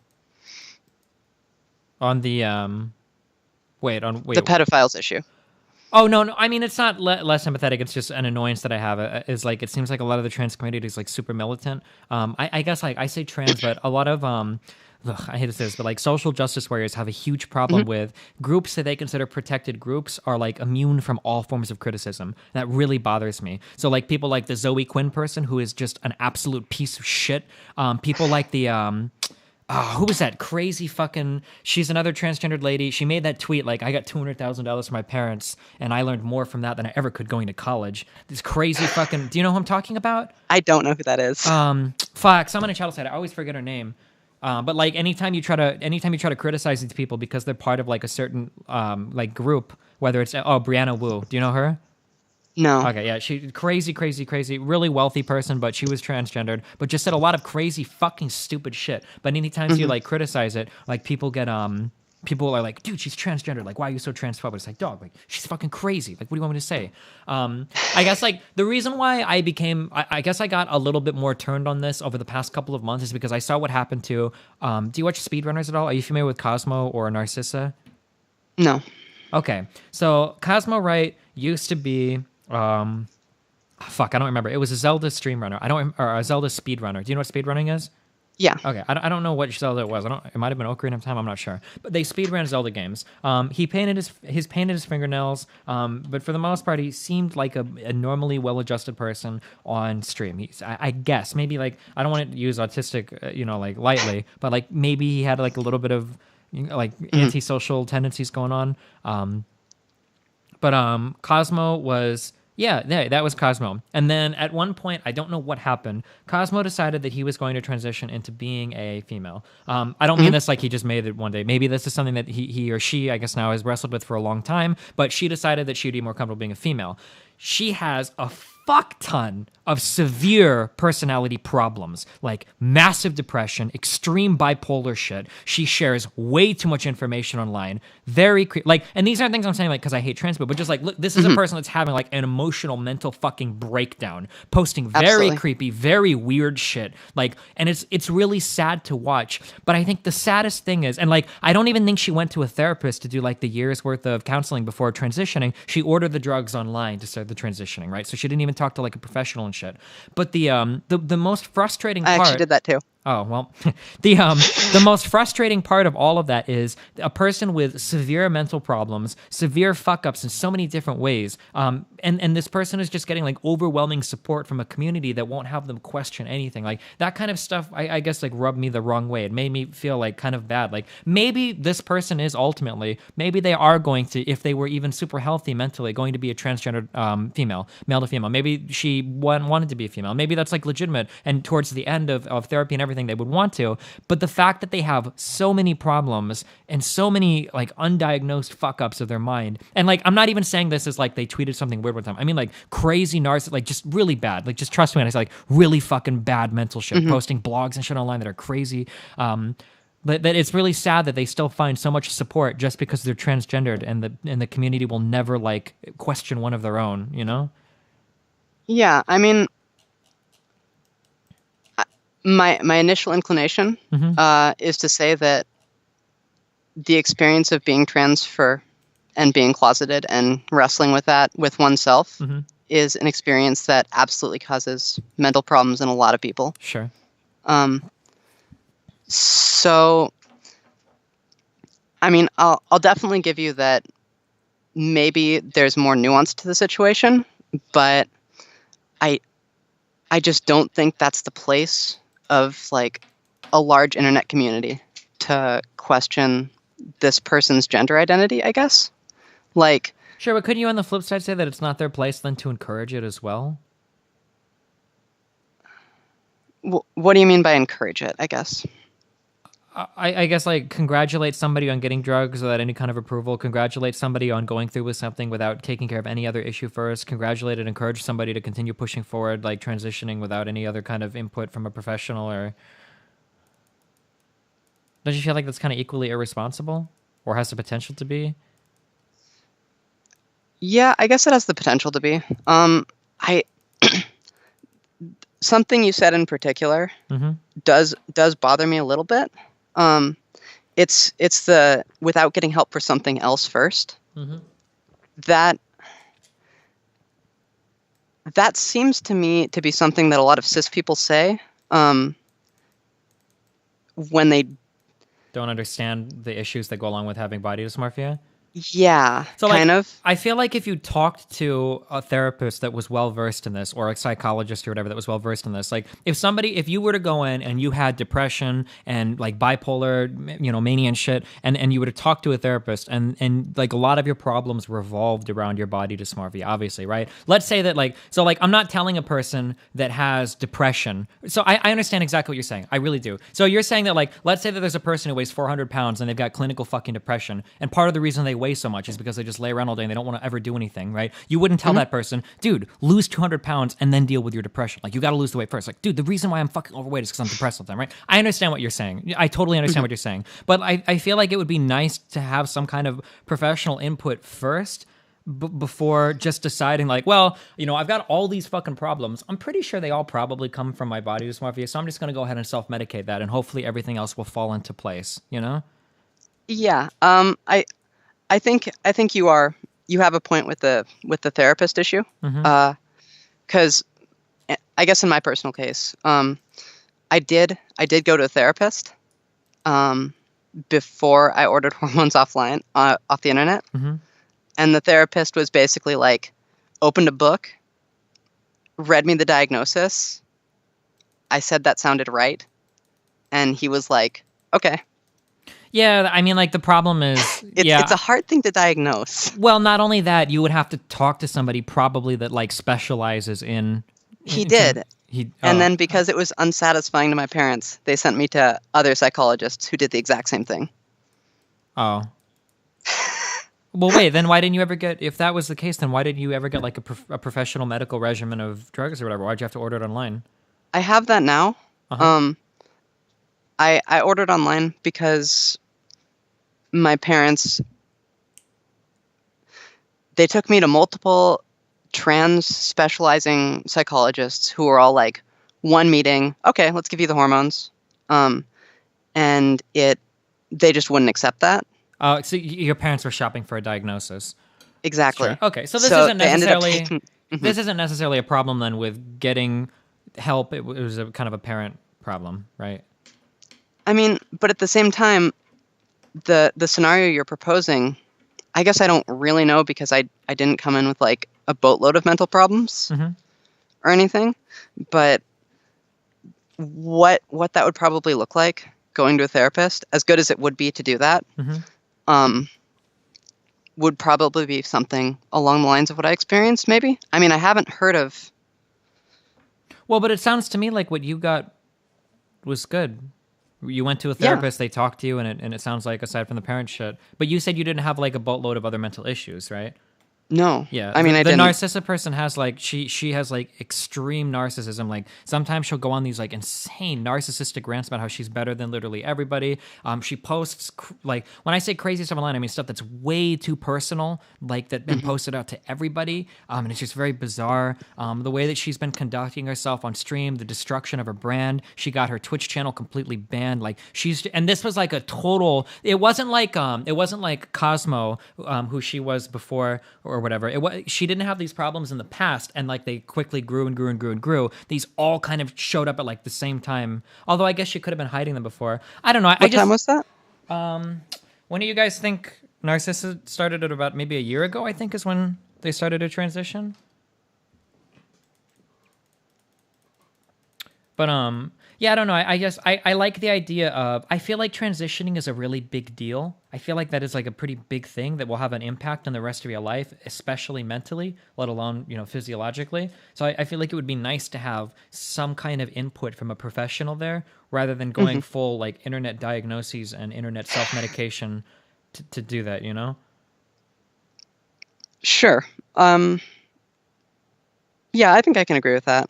I mean, people probably should go through the proper channels if they're intending to do like a serious long-term transition. Yeah, and I'm assuming that other systems are in place that are healthy as well. Like they have supportive parents, or at least one supportive parent, and they're not getting fucked by like other friends or shit like that. I mean, there's just a lot of shit that can go on, and being trans and closeted is a pretty fucked up experience. I've known a lot of people who come out, start taking hormones, and then in 6 months suddenly start making progress on their mental issues. Sure. So I have trouble initially condemning this person, but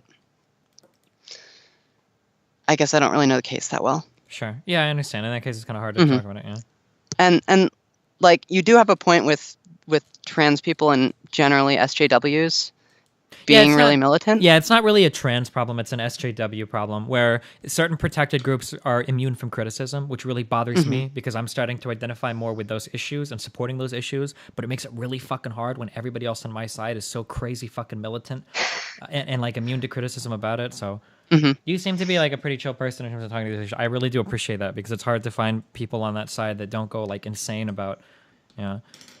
Oh, I mean, like, so there's this one YouTube channel that just started up.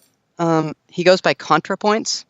He's this wonderful cross-dresser who talks about SJW issues or social justice issues overall. And I just didn't realize how much I needed somebody who was like able to break down these issues without using a boatload of buzzwords. Yeah, that's one of the reasons why I hate like the Anita Sarkeesian's channel. And like I think like philosophically I probably agree with a lot of what she says, or at least some of what she says, but it's so fucking loaded that unless you already come in 100% drinking her brand of Kool-Aid, you're not going to buy into anything, right? The worst part for me is that like most of the people who are like being militant online, I don't think they actually know what these concepts mean. It's possible for a lot of people because a lot of them become literal buzzwords. I'll give Anita a little bit more credit just because I think she got a master's in like media communications or something like. Yeah, she does know her shit. Yeah, but I know what you mean. Like I'll see people. I actually messaged I messaged the SRS discussion mods because I wanted to be unbanned because I am interested in that community and the ideas a lot more. And somebody got into an argument about something being a social construct, and it was something that like is natural to you, something that you grow up instinctually knowing being a social construct. And I corrected them. I was like, well, that's the opposite of a social construct. And then I got banned for being snarky or whatever. And I didn't even say it rudely. I was like, well, what you're saying is by definition the exact opposite of a social construct. If it's something that's intrinsic to you, and then I got banned for being too snarky, and I was just there to argue, I guess. So yeah, it seems like a lot of people will just throw around. It happens a lot. If you view like the shit Reddit says subreddit, there's a lot of crazy like buzzwords that are just thrown around it. I don't think people understand all the underlying like ideology about it. For sure. Okay, well, hey, I appreciate the conversation. Do you have anything else you want to share with the stream or anything?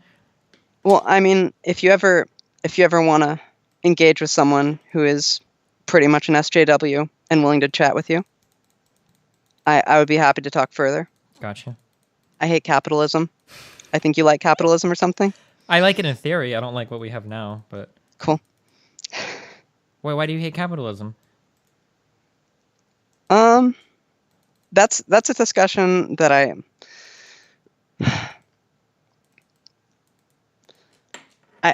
right now, the things that I would be best at conjuring up, because that's a really, really big topic. And I've read a lot of things, and I'd like to prepare more if we talk more about that later. Sure. But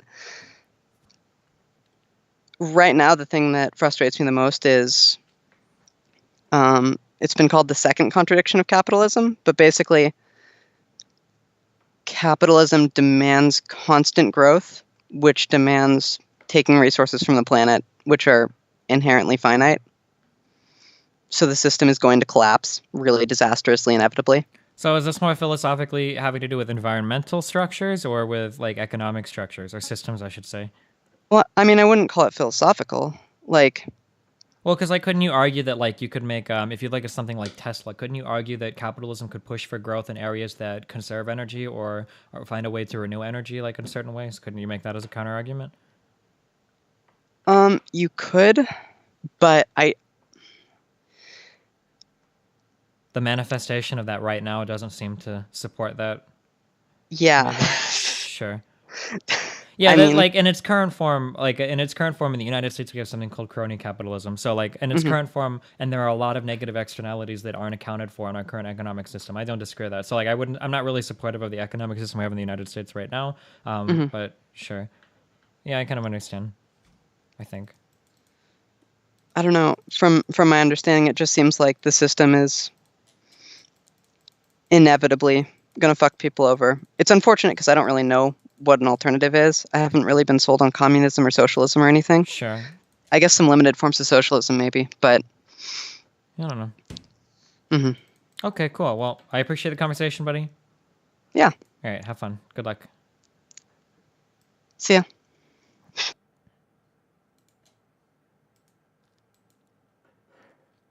Okay. Wow. Okay. Well, we knocked our trans issues out of the park, guys. We fucking did it. What else? We got our racial diversity things out.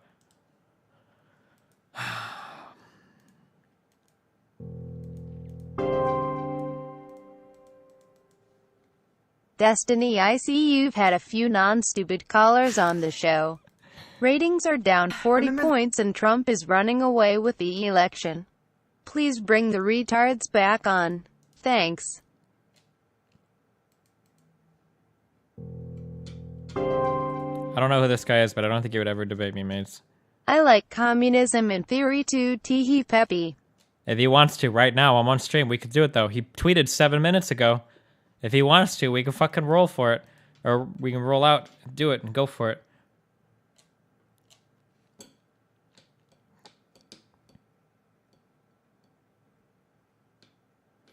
You fucking retard. Matter can be destroyed and it becomes energy. You realize that that's not what destroyed means. That means converted, right? That's like saying, can you destroy this ice and it becomes water? What? What? Why would you call someone an idiot and then say that?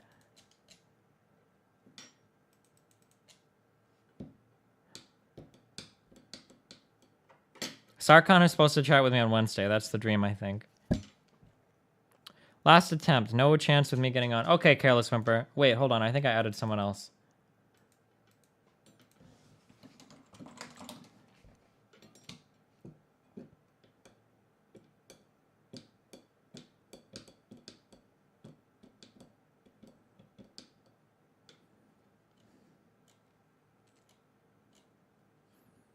I'll debate you on that. Am I wrong? Where are my physics people at? Wait, you never actually say that, like, matter is destroyed, right? You would never actually say that. You'd say converted into energy. I think you would very specifically not use the word destroyed. Am I wrong about that?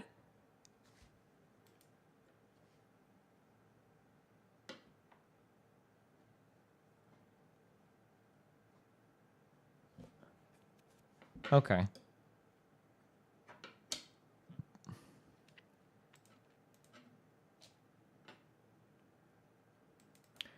And now he messages me on Skype quoting the dictionary term of destroy. Fuck me. Fucking kill yourself. Did you know that evolution is just a theory? Well, not really, dude. I mean, like, evolution happens. We have a theory. Listen up here, dude. Let me tell you what a theory is. If you look in the dictionary, a theory is just an idea used to account for a situation. There's not anything scientific about it. Why would you link me? It's a semantic issue? It's not a semantic issue. You fucking uneducated piece of shit. If you go to a fucking physics classroom and you say some shit like, matter is, we destroyed some matter, and you say that to like a physics professor, the physics professor would correct you, and he would say, no, you can't destroy matter. You can convert it into energy, but matter or energy are never destroyed. It's impossible. And you wouldn't, and then you would go, oh, well, you know what I meant, dude. When I said destroyed matter, it's just a semantics thing. He would say, no, you are wrong. You do not destroy anything. It is only converted. It's like one of the principal underpinnings of our understanding of physics. Oh, fuck it. All right. This is the most autistic call that I've ever done. Congratulations. This is the most autistic argument I've ever had on stream before. Okay, well, I mean, we've talked before, so I think if you remember that previous discussion, probably not be the case. I'd just like to say, do you use the word destroy ever? Yeah. Yeah, okay. And would you say, for example, I destroyed this house if you blew up a house? Yeah, I would say that. Yeah, but the house wasn't destroyed, really. It was converted into rubble. Sure. Yeah, so I think if someone says out of context, matter cannot be destroyed, that's a bit non-specific. If we're in scientific, if we're talking scientifically in a scientific paper, sure, because in context of energy and matter conversion, sure, makes total sense. Okay, matter can in be. your day-to-day life, split the atom and it completely turns entirely into energy. How is the matter itself not destroyed? Yeah, the matter is turned into energy, but with the usage of the word destroyed, I would say it's still destroyed. In your day-to-day life, when do you say destroy matter outside of a scientific context? Well, that commenter on your Twitch chat said it, so that's what I was replying to. Also, hey, can you unban me in Twitch chat? It's been like 124, however long it was, hours. What's your name in Twitch chat? You already typed in Twitch chat. RMD94, not Twitch chat. Yeah, I did. I was typing only in Twitch chat. RMD. RMCD94 in Destiny.gg, even, not on Twitch chat. Thanks, buddy. Love you. I love you, buddy. I'll see you later. Okay, cheerio. Fuck me, dude. Oh shit, it's too much. It's too much.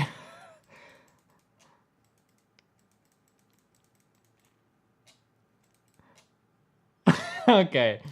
Who else are we talking to?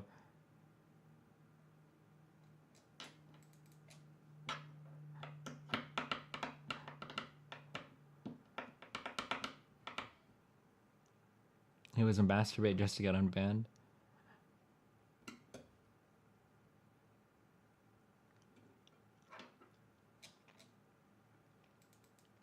Your argument just got destroyed and converted into an unban.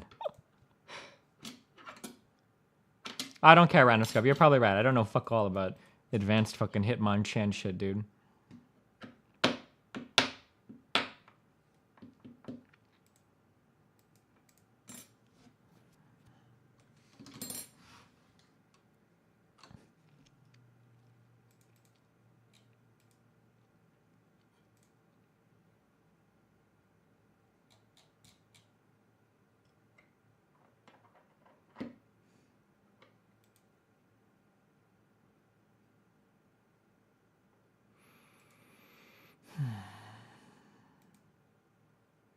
Did I talk to...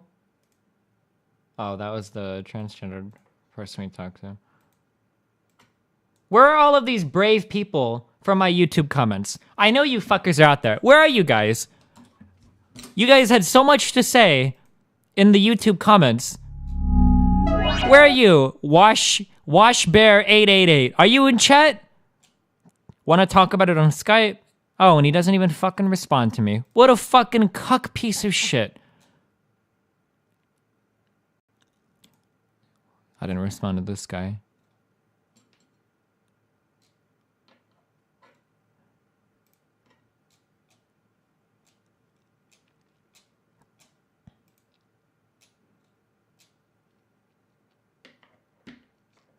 Do we want to talk to Laldemar? Do we want to bring on an authentic Trumple? I don't know if I can handle it.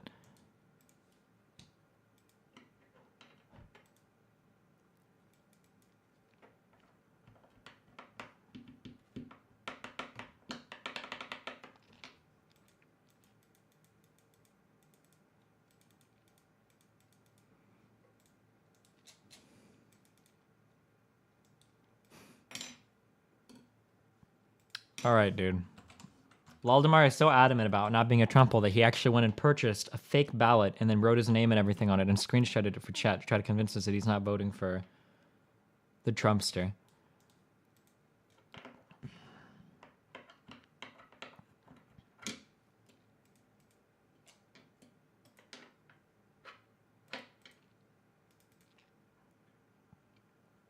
Destiny, you showed my YouTube comment but don't want to talk. Who's probably a squid? Wait, are you the actual dude?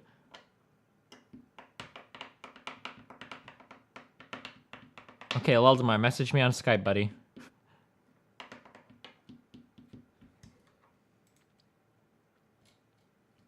Wait, hold on. What the fuck? Like, no, I think it's about making deals and stuff. Yeah, like it's called the art of the deal. His life, though. Like it's. Is it useful? It's like got narcissistic shit. What do you expect? It's got anecdotes, but it's about making deals primarily. These are just a few instances off the top of my head where governments systematically discriminate and disadvantage men on the basis of their gender. I've had to serve in German army. Can you shut the fuck up? Months. Dunebug, stop.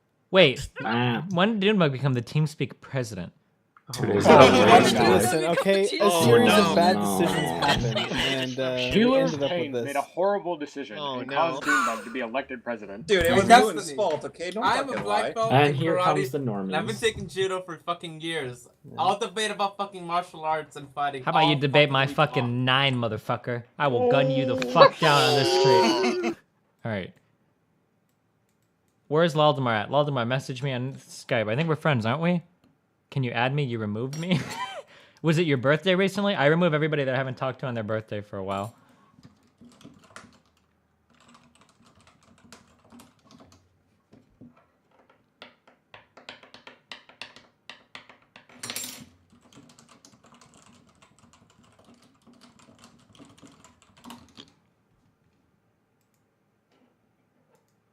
Oh, this guy added me. Looking to debate you. All right, I'm hopping on with this guy while Aldemar adds me.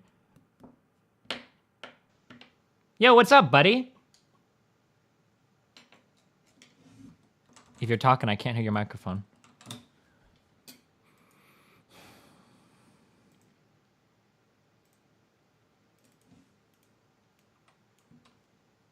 I still can't hear your microphone if you're talking, dude. Oh. I think I heard something. What the fuck? Oh, Hey, buddy. How are you doing? Long time memer, first time caller. How are you doing? I'm doing great. How are you doing? What are we arguing about today, buddy?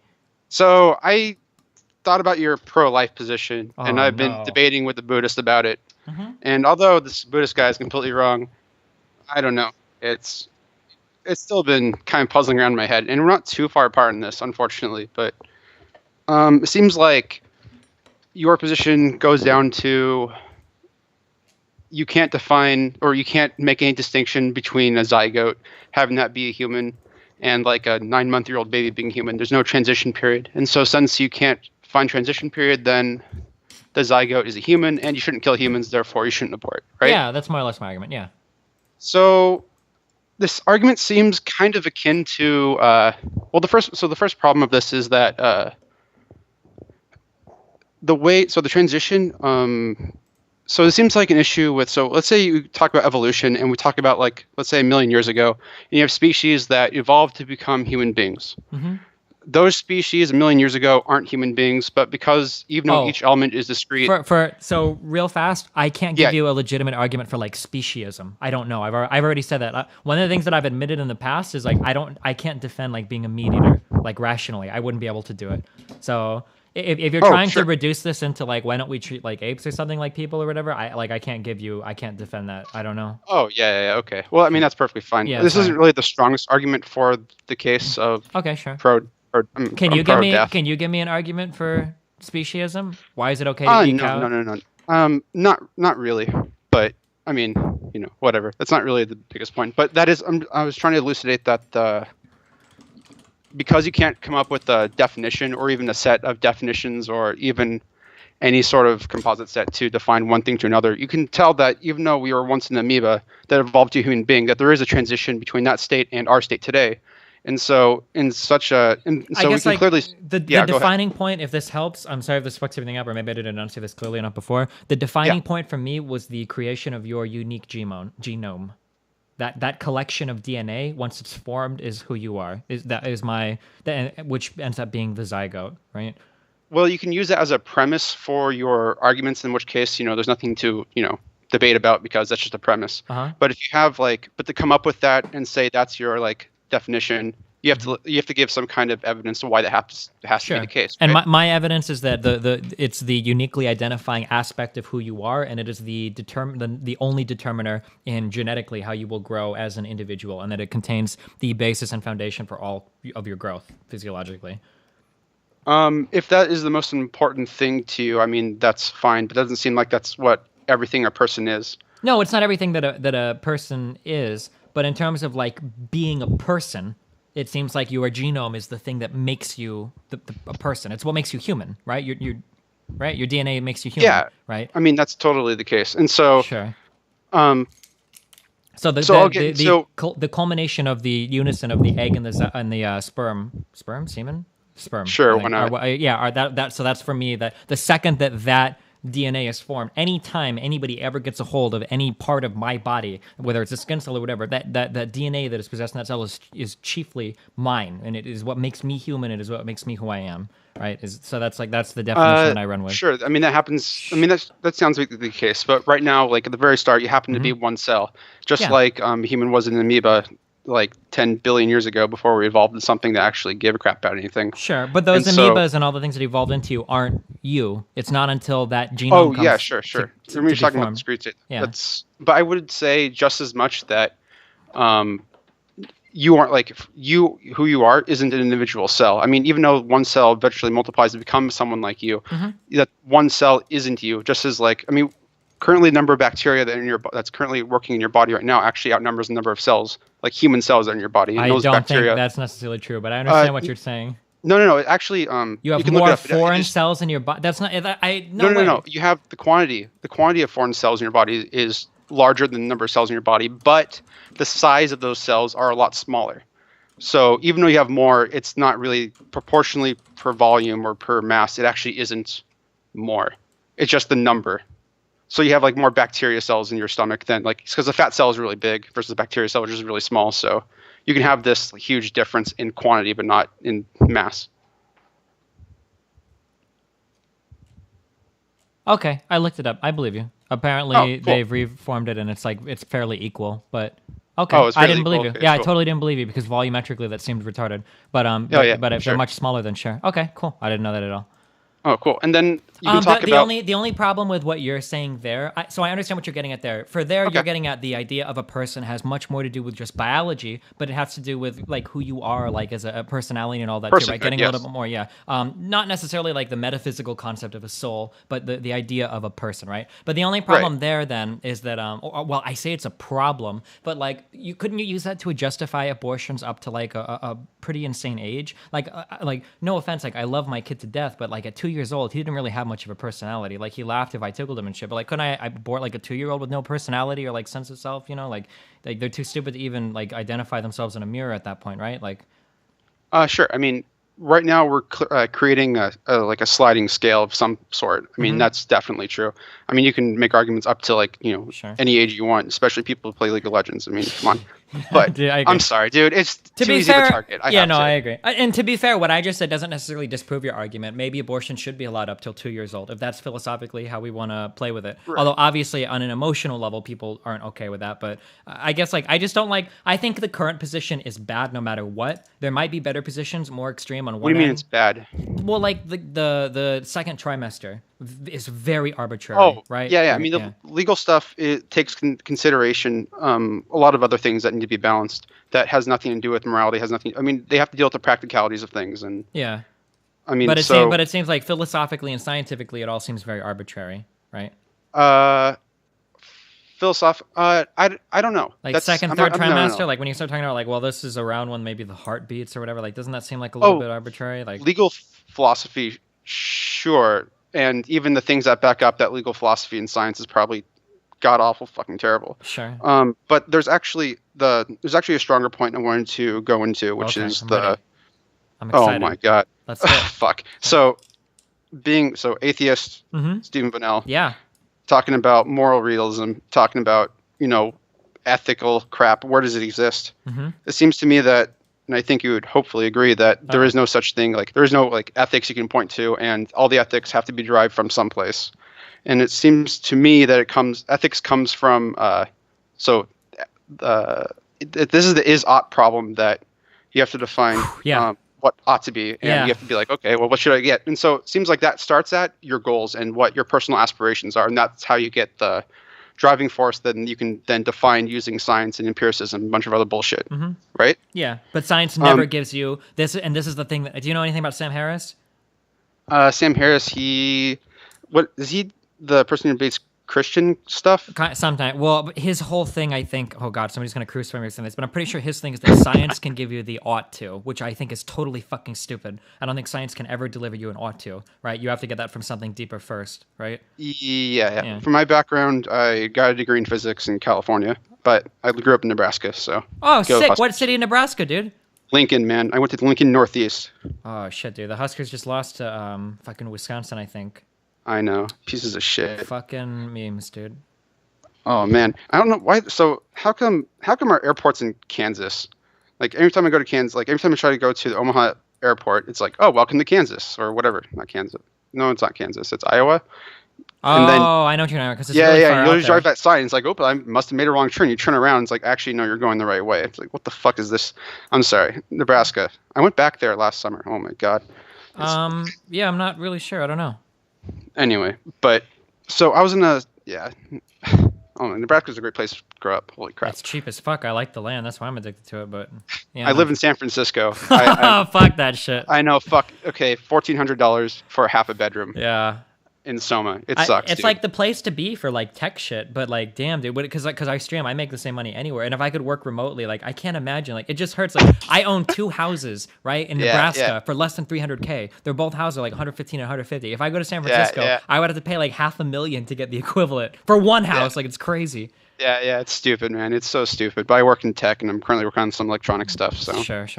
But to get back to the philosophy point, which was So I think actually you're right. Talking about Sam Harris, and you're talking about science probably can't give you an aught. I mean, there could be in some weird way where you can talk about evolutionary aughts and talk about other kinds of aughts, but even at that, you would have to define that humans should care about that. So you would have to get the aught from an earlier base, right? Yeah.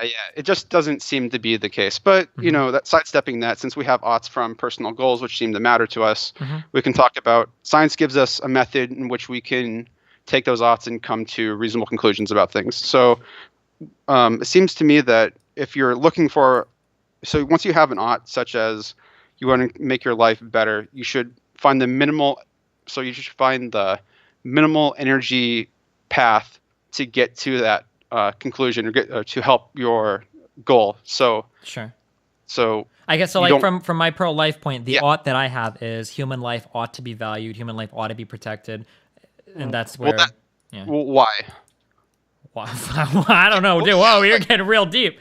For my that's personal, where it goes to. This is the problem. Sure, I understand. Well, yeah, but we start to get into very, very deep philosophy that I'm probably not qualified to talk about. For me personally, my oughts is based on your own personal thing, so you're all qualified. My personal thing, my oughts come from a self-interested position. I have a bunch of personal oughts for me. I want my personal agency to be respected. I want my personal privacy to be respected. I want my personal body, right, like my right to live, to not be murdered or to have things stolen from me. Because I want those things to be respected, and because I'm not a bigot, I believe that everyone else should have the same respect that I demand for myself. So I think that other people ought to be treated the way that I want to be treated, the way that I believe I ought to be treated. And because at one point in time I was a zygote or a fetus or whatever, I wouldn't have wanted to have been aborted. Therefore, I think that we ought not to abort people. That's where that whole chain goes, if that makes sense.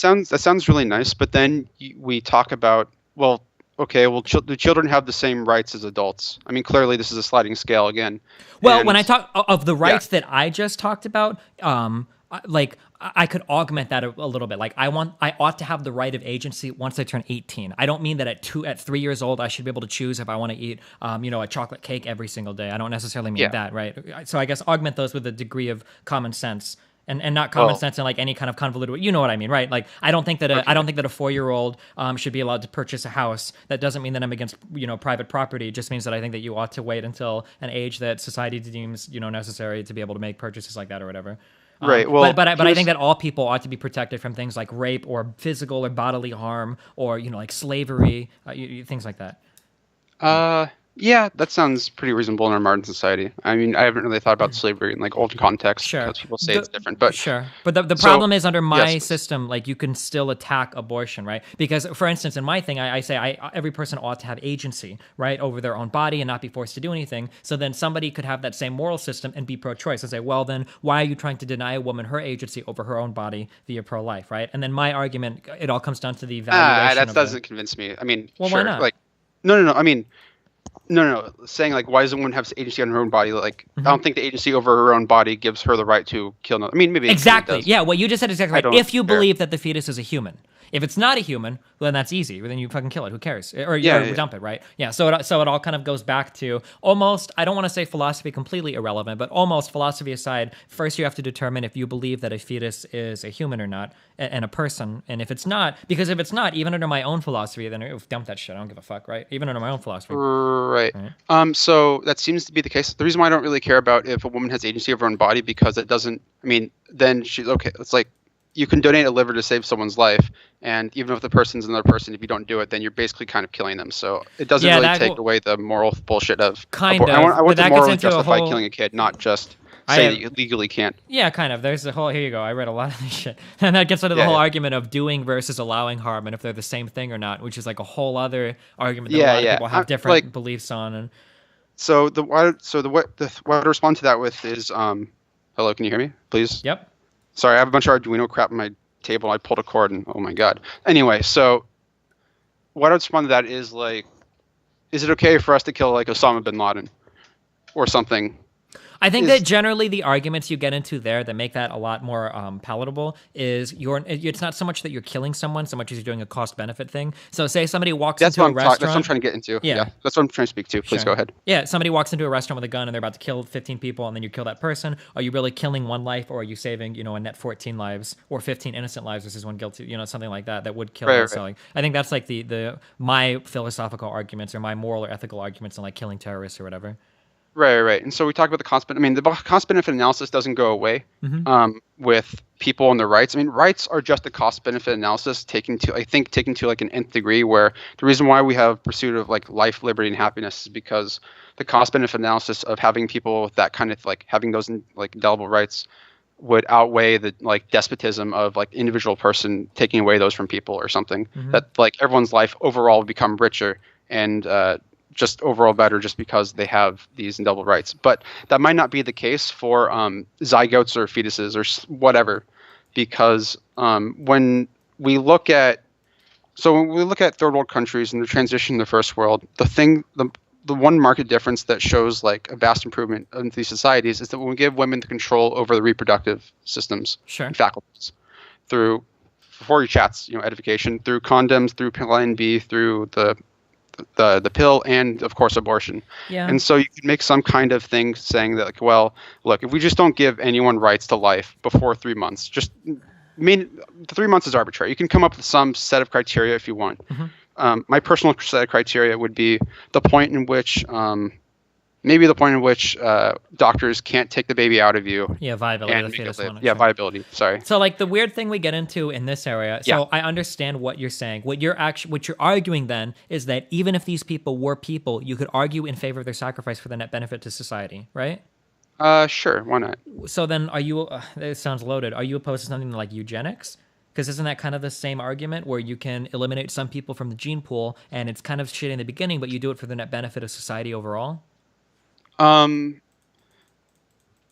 Just to clarify again for your chat, eugenics was widely supported by America pre-World War II until Germany did it, and then that made it Hitler, which then now everyone's opposed to it. In fact, some scientists, the person who discovered the genome, whoever his name is, was someone who was in favor of eugenics, or at least figured that black people are different from white people. Yeah, sure. So, am I in favor of eugenics? That is the reason why I'm not. The reason I'm not in favor of eugenics is, oh my god, it sounds to me kind of like a censorship. So this actually relates to this, I think, to a censorship argument, which is why should a thing not be censored? The reason why I would think things should not be censored is because the problem isn't that there aren't things to be censored. I think if we look at the collective union set theory, the union of humans, we could probably come up with one or two things that should be censored that no human wants to have released out there, such as maybe the recipe to create a plague that destroy all humanity. Maybe that's a thing that we should actually censor. The problem with censorship is that we can't choose someone to censor anything. Yeah, because they always have their own inherent biases, and we're not sure what their interest is. Sure. And so when you ask me about eugenics, do I believe in eugenics? Well, the problem is the same thing with censorship. Who would be the person deciding? Exactly. Yeah. But the abortion thing doesn't seem to have that problem, because the person who's deciding is the person who's choosing to abort. And so that problem goes away. And so I don't think eugenics is that. I mean, also eugenics probably doesn't produce useful results. I mean, I haven't seen anything. I'm surprised we don't actually like, as humans as a species. It's kind of interesting because except for like one small group in Africa, like if humans were like dogs, we'd all be Cocker Spaniels or something.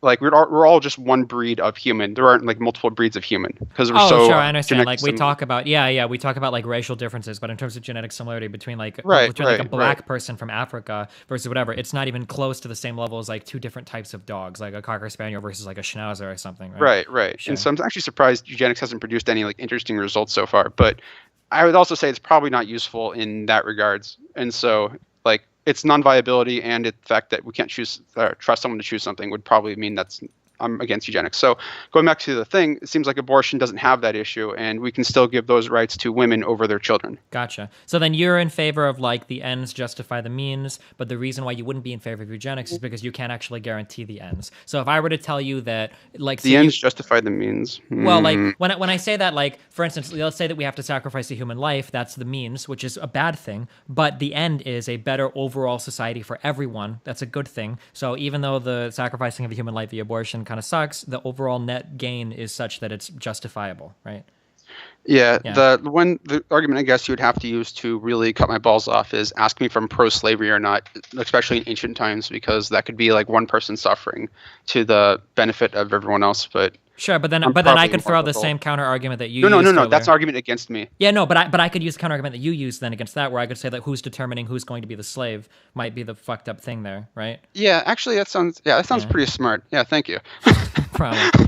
So then for something like eugenics or slavery, I could say to you, what if I could create a computer program that was guaranteed to be omniscient and could choose for the better of everybody and not just be like biased towards a single race? In that case, you would be okay with something like a type of slavery or eugenics, right? Assuming that it's not biased, Right, and it sounds like, and I also have to argue everyone else should be okay with it because it'll make society like strictly better. Yeah. And I think that happens too. So I think that's why abortion, I think abortion is probably a good thing, especially for oh my god, I hate to say this because it sounds so fucked up, but especially for lower class people. Who, no, it's true. Yeah. No, it's true. Yeah. Fuck. No, it's absolutely true because if you look at I think being part of a single parent family is like a leading indicator of crime, and black communities experience it more like an order of magnitude I think higher than like any other community in the United States. So yeah, it's targeted. Is it really a single parent family? I want to say I thought I could is like no, I don't if know. not the leading indicator of crime, it's like one of the leading indicators of how the likelihood of somebody committing crime I think was being part of a single parent family, and black communities suffer that like I think more far disproportionately than any other community. That was another argument being used against abortion, though, is that abortion is a type of eugenics and that you encourage black people en masse to commit abortion at far greater percentages than white people, which is another thing, I guess. But that doesn't. Okay, I mean, I hope you're not. That doesn't seem like a real argument. It seems like eugenics has to be some systematized thing. Oh no. I'm not saying. Sometimes you run into very weird. You run into very weird issues that come up. I guess have you ever heard of like voter ID laws? Oh, yeah, of course. So anytime you make a law that requires somebody to spend more money or do effort to do something, technically you are socioeconomically discriminating, but certain racial groups are disproportionately affected by socioeconomic conditions. So these policies that you put in place to discriminate against poor people also inadvertently discriminate against certain ethnic groups disproportionately higher, right? I disagree in that statement only so far as you said inadvertently. I think they're very advertently discriminating. Well, I was saying that. Please go ahead. Please go ahead. I want to say that when I say inadvertent, I mean like this policy. If you are making under X money, you cannot. You don't have the opportunity for. Yeah. I was being. But I'm saying that like the abortion thing ends up being inadvertently a type of eugenics as well. Even though, and I think you agree with the inadvertent there. Like most people don't want to kill a bunch of black fetuses, right? But that's kind of what ends up happening, right? Yeah. Sure, but I mean, there'd be a difference is that eugenics is being forced versus black people exactly. choosing. Where this is like a individualized choice because you're not telling. But then I would have to argue. But then I would have to ask you, how much choice do you really have if you're born into a certain condition where you are exponentially higher, likelihood to actually have a child out of wedlock, and then you're like, do you really have a choice at that point? This seems to relate to relates to the pro against prostitution argument, because if you allow prostitution, then you're basically allowing a bunch of lower class to middle class women to sell their bodies to make exponentially so much more money than if they worked at McDonald's. Sure. But the same argument is used also against the military. If you allow somebody to join an organization for free and get a whole bunch of benefits if they don't have other opportunities available to them, don't you disproportionately draft poor people to fight and die in wars for you? Yeah, and I think that we do. but that happens to be. I mean, it is true. We do discriminate, and we do try to get poor people to die and fight in wars for us. Yeah. That's an argument for the draft, but the draft ends up. I mean, you have to find an argument to that. You have to give an alternative, and then the alternative so far has been instituted was the draft, and the draft was a monumental failure. And it turned out that if we just send money instead of extra people, that the fact that the draft has a bunch of people drafted in who are not well trained, who are just there to be like warm bodies, that just doesn't end up being like a useful result. So if you have a different system to suggest, then I'll be happy to like entertain it. That's basically my argument against the draft. But sure. This whole entire thing came out. I related to a problem to prostitution. Where that problem come from? You said there's a. Oh yeah. Sorry, you're talking about eugenics of poor young black people. Inadvertently affecting certain racial groups. Yeah. Yeah. I mean, some policies will inadvertently select for racial groups, and giving people options. I don't know. It seems strange that, like, if we did the converse and said that, okay, well, this option is more prevalent in racial groups, so we should take this right away. If we did like that, if we viewed it in that sense, that let's say everyone had this right, and then we argued take it away, and so we'd have to say that, well, this option is used more by these groups, therefore we should take it away from these groups. That seems to be like a bad argument for it. Yeah, I don't disagree. I kind of said it in more of a snarky way. Like politically, that's how a lot of things end up playing out. Where if you're targeting certain groups of people socioeconomically, the first thing people will do is look at how people are inadvertently affected by race, and then they can call you a racist based on how those policies end up playing out. Even if you had no idea that you were selecting for race with whatever policy you were trying to enact. Yeah. Affecting policy and getting people to agree with you and get things done is it's not easy, and that's. You're kind of going on about pro-life versus pro-choice, and that's just a political move too, because you want to be pro a thing and not anti a thing. For me, it's pro-life versus pro-killing babies, and I'm on the side of pro-killing babies. Sure.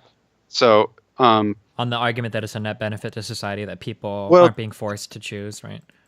Yeah, and it's also I think it's also like not just like a net benefit. Net benefit doesn't express the enormity of how much it helps like people.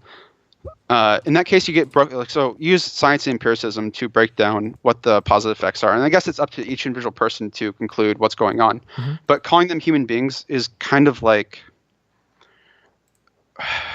that seems to relate too closely to when you endows. So it's kind of like when you call people human beings, you're endowing them with some kind of soul or betterment than other animals. You are stating that these people have some protections that other things don't. And sure, but I think we all even like a Christian kind of thing. We all kind of do that though, right? You do, right? You agree with that, right? Yeah. I mean, yeah, we all do it. Doesn't mean we should. But we have to for our current society to exist, right? If I go to McDonald's, I'm never going to order like a human burger ever. Right, like we all have this tacit agreement with each other that humans are intrinsically more valuable than every other form of life on the planet, except for maybe things that are like cute or cuddly, whatever we personify to be human, like cats or dogs or whatever. But like we would never eat a human. That's considered like one of the most abhorrent things that you can do. So right, yeah. But when we're trying to dictate policy and talking about like what the real actions of causing these policies are, it's kind of hard. I mean, you can have these like ideas of philosophically like built in, and you can use these arguments in your policy making, but just like when you use stuff like this is human, therefore it's kind of like, I don't know, man. We should talk about the underlying things, and humans. Just saying something's human isn't enough. Like you have to give justifications for it. Well, what's your justification for being allowed to live? My justification again is when after a certain point, like who has the right to end my life? What's the better? Like what would be best for? So well, let's say like you're 2 or 3 years old. Like what's your justification for being allowed to live? Let's say both of your parents. Let's say here, I'll give you an example. Both your parents. You need to focus your question more, I think, actually, because it's hard to. Sure, both your parents are killed, and you're 2 or 3 years old, and I'm the government, and I step in and I go, well, this is some cuck shit. I don't want to deal with this bullshit, and then they just kill you. What kind of rational argument could you provide for now as a defense of your 2 or 3 year old useless self? You're a net drain on society for sure at that age, even up to 5, 6, 7, right? You're pretty much a net drain on society. What's your rational argument for being allowed to live? The only thing I have is I'm human, and I'm going to grow into something, and we all have to agree to protect. Like, that's my only argument. If you have something better, I mean, then you could completely change everything on my whole outlook. But you see, like, that's my only argument. Like, up until I'm like 18 years old, I'm pretty much a net drain on society in every single conceivable way, unless you want to maybe try to quantify the happiness my parents experience or whatever, right? Or the potential to be something in the future. But even that isn't guaranteed, right? So my only argument is I want protection because I'm a human, and I will protect others because they're human, because that's all we have in terms of protecting one another, is our speciesism or whatever, right? Well, you talk about net drain versus whatever. I mean, there's already I mean, you have this idea of in for a penny, in for a pound. You've already have some like you already have 2 years of my life. That sounds like a sunken cost fallacy kind of shit. Well, yeah, it is a sunken cost if you but that's chasing bad bets. But this is just you have 2 years of life already paid for. Why would you throw that away and potentially raise someone else?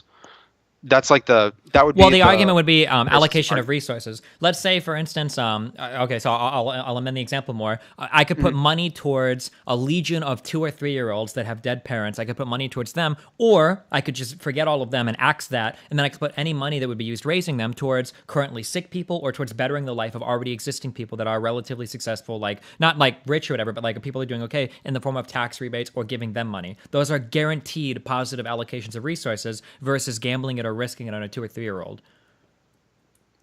Well, I mean, at some point you're gonna. I mean, at some point, if you take all the money from 2 or 3 year olds, you're not going to have any 2 or 3 year olds. I mean, are we talking about? I'm talking supporting... about. No, I'm talking about like government money policy of dead where the parents are dead. Now, if you own a child, or well, I get right. If you have a child, then you can do whatever you want with it. That's your money. But if the parents are gone and you have so let's look at we'll use the whole foster care system. Everybody under 10 years old, right? We could either throw them in the incinerator and then use all of that money and allocate it to other purposes that are guaranteed to be net positives. Why not just incinerate all of the 18 and unders or whatever? Why throw more? I mean, it's not even like 17 or 18, sure, but we'll go 9 or 10 years old. Why not incinerate all of them, save the money, and spend it in places where it's guaranteed to be better? Why? What philosophical argument or ethical argument do you have to protect their lives?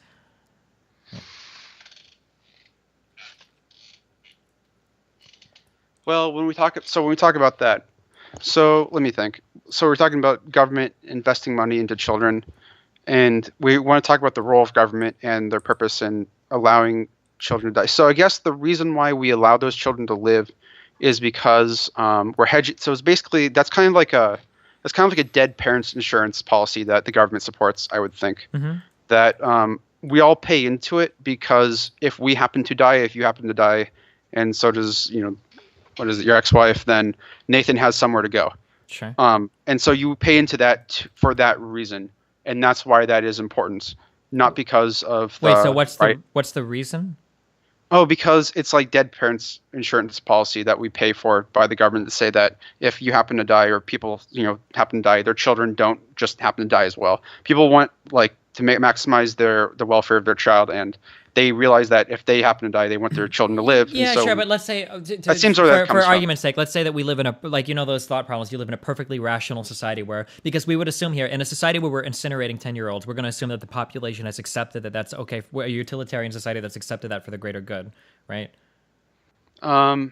That people are willing to let their children die if they die. Yeah, okay. They accept that, okay, well, if I die, then I accept and acknowledge that similar to a pet, I guess, it could go to the pound and get killed. Yeah, sure. I accept that if I die, no one is allowed to take care of my child, then it's a possibility that my child will be incinerated because there's no one to take care of him. But I accept that because as I grew up, maybe I was allocated funds or friends were allocated funds that would have gone towards those children in order to better their lives, and that's an acceptable thing as part of society, right? Sure. Okay. And so now you're asking me, under these ideal circumstances, people are willing to sacrifice their own child. Why should we have a bunch of children? Yeah, I guess what I'm trying to dig at is what is your intrinsic value of human life? Why do you value human life intrinsically? What is the value? So my answer is a human is valued as a human because they are human, and that's the thing. Human life deserves to be valued because I'm human and I want my life to be valued. Therefore, every other human needs to have their life valued. That's how I justify that. And so then I'm asking you, what is your value for human life? Because you were arguing earlier that just being a human isn't enough, that you need something more, something different. So then I'm trying to ask you I'm trying to ask you what is the more then that you're looking for? Well, if you're asking me personally, I can answer, but I don't think this would help any philosophical argument. Yeah, sure. yeah. What's your personal? I'm curious. Oh, sure. My personal thing is that I study, philosophy, art, music, theater, I listen to meme streamers, and I enjoy a good book. I get educated, and Mhm. I really enjoy getting better at things. And this is why I was actually, I don't know, I worked up to top 1,000 StarCraft in United States during the top bullshit. Like, it's all these like beautiful, like amazing experiences I want other people to be able to share, and I want to add to the collective art and culture of society. And I want other people to have this, like, be able to access this kind of stuff too. I think that these experiences are valuable, even though that there's like the heat death of the universe and everything will turn to ash, blah, blah, Mhm. nothing really matters. It seems to me that these things are wonderful, and being able to have these like kind of philosophical conversations with everyone is like something that I want other people to have access to. And to me, that's what like human value comes in. I want people to like have these things. If they don't have these things, then it's kind of like, what the fuck is the point? May as well just off yourself. Like, So then, I guess like Yes, I don't please, know go if you ahead. can see where I'm going, but then so my question is, let's see that a guy that grows up and by the time he's 18, this guy decides I want to go and be a nomad. I want to just live in the fucking mountains, Yeah. and that's what he watches too much of the that one YouTube channel, the Primitive Technologies guy, and he wants to go and live and do that, and he just It's a wants really to live great off channel. the land and do that for the rest of his life. Would you argue that that person has sacrificed a large enough amount of their humanity to not be considered worthy for protection because he's foregone all of the things that you value there? well, I would argue that person isn't part of society. Uh-huh. And if they're not part of society, then they're not interacting with it, and they don't deserve protections of society. I mean, society is also just an Well, insurance. like to guarantee some things. say that you go hunting someday, and these people that believe in this, they wear like a scarlet letter P for primitive technology, okay? And out in the Yeah, forest, yeah, and you yeah. go hunting a fucking deer, and then you see this dude running in the forest. You're like, dude, I could totally fucking nail this dude. And you have the opportunity to, and so you have the opportunity to take the shot. Why wouldn't you do it if that's the way that you value humans? If you think that like sharing in culture and furthering, your contributions and your ideas to society and experiencing society and all of that are intrinsically what make you human and what make your life worth living. If somebody has foregone that, do you not take the shot? And if not, why? Or do you take the shot and you're like, well, this person has decided that they want to remove themselves from society, so whatever, fuck them. I don't mean to say that like really derogatorily. Like I think either answer is valid. I'm just curious. It's question. No, it's a good question. Do I take the shot?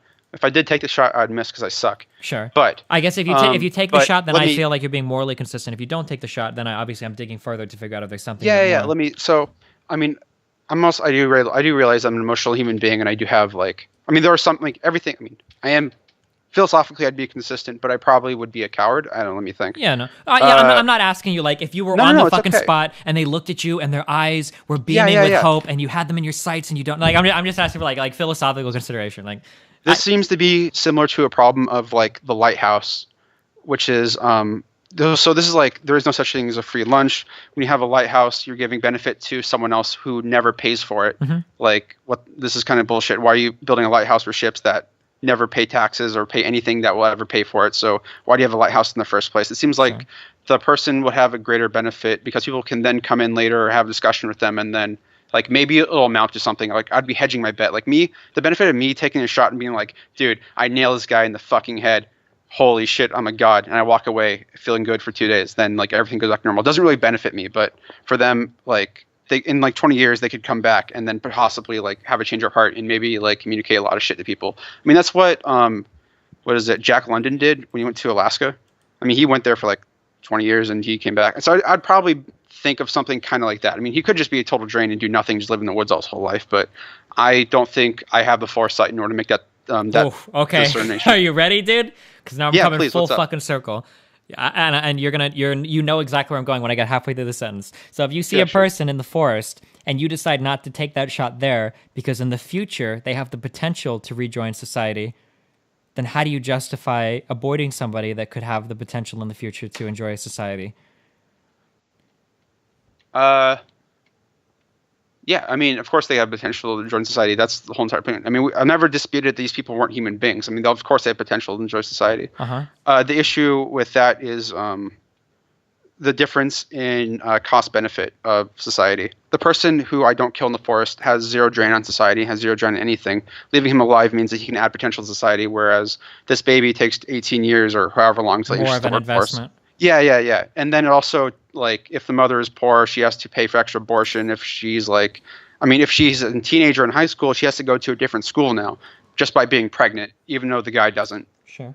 And so there's a lot of other there's a lot of other things that come into it and conflate this. I wouldn't say these are the same issue. Although I have to say though, your thing was really, really was really nice. Well done. Wow, thanks. Oh, I'm not, Yeah, I'm not trying you to need get my validation. No, I'm no, sorry. I'm not trying to Please, go get you, ahead. but, like, because it's very hard to talk to somebody that's not fucking retarded, right?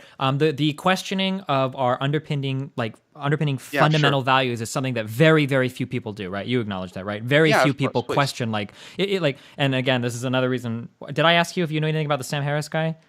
You Oh, yeah. asked me about it, but you didn't go into so it that much. The Sam Harris guy, when he gives discussions on philosophy, or at least on the talks that I've seen him discuss, he gives he gives you a lot of like things that a lot of people take for granted, and he expects you to take them for granted, but he never questions them. So like when you tell somebody, so like a lot of his things, so he'll argue like Muslim societies, and Muslim societies beating women is bad. We know this. We can measure this medically, guys. So we shouldn't do this, right? Is bad, but Yeah, but it's like, well, but do you really? Why? Why is beating women bad? Like these are things that a lot of people don't question. Why shouldn't you beat women? Or why shouldn't women be subservient to men? Why shouldn't you be allowed to murder people? Why shouldn't you be allowed to steal from people, right? And you can even make compelling arguments. They're like fucking Chinese proverbs of the poor man that only steals enough to feed his kid or whatever, stealing from the rich man, Robin Hood, right? We celebrate stories of thievery, like Robin Hood or Zorro, stealing from the rich and giving to the poor, right? So obviously these aren't as black and white as we pretend they are, but nobody ever really questions anything. So when I'm trying to drill you on 50 million things, I'm just doing consistency checks.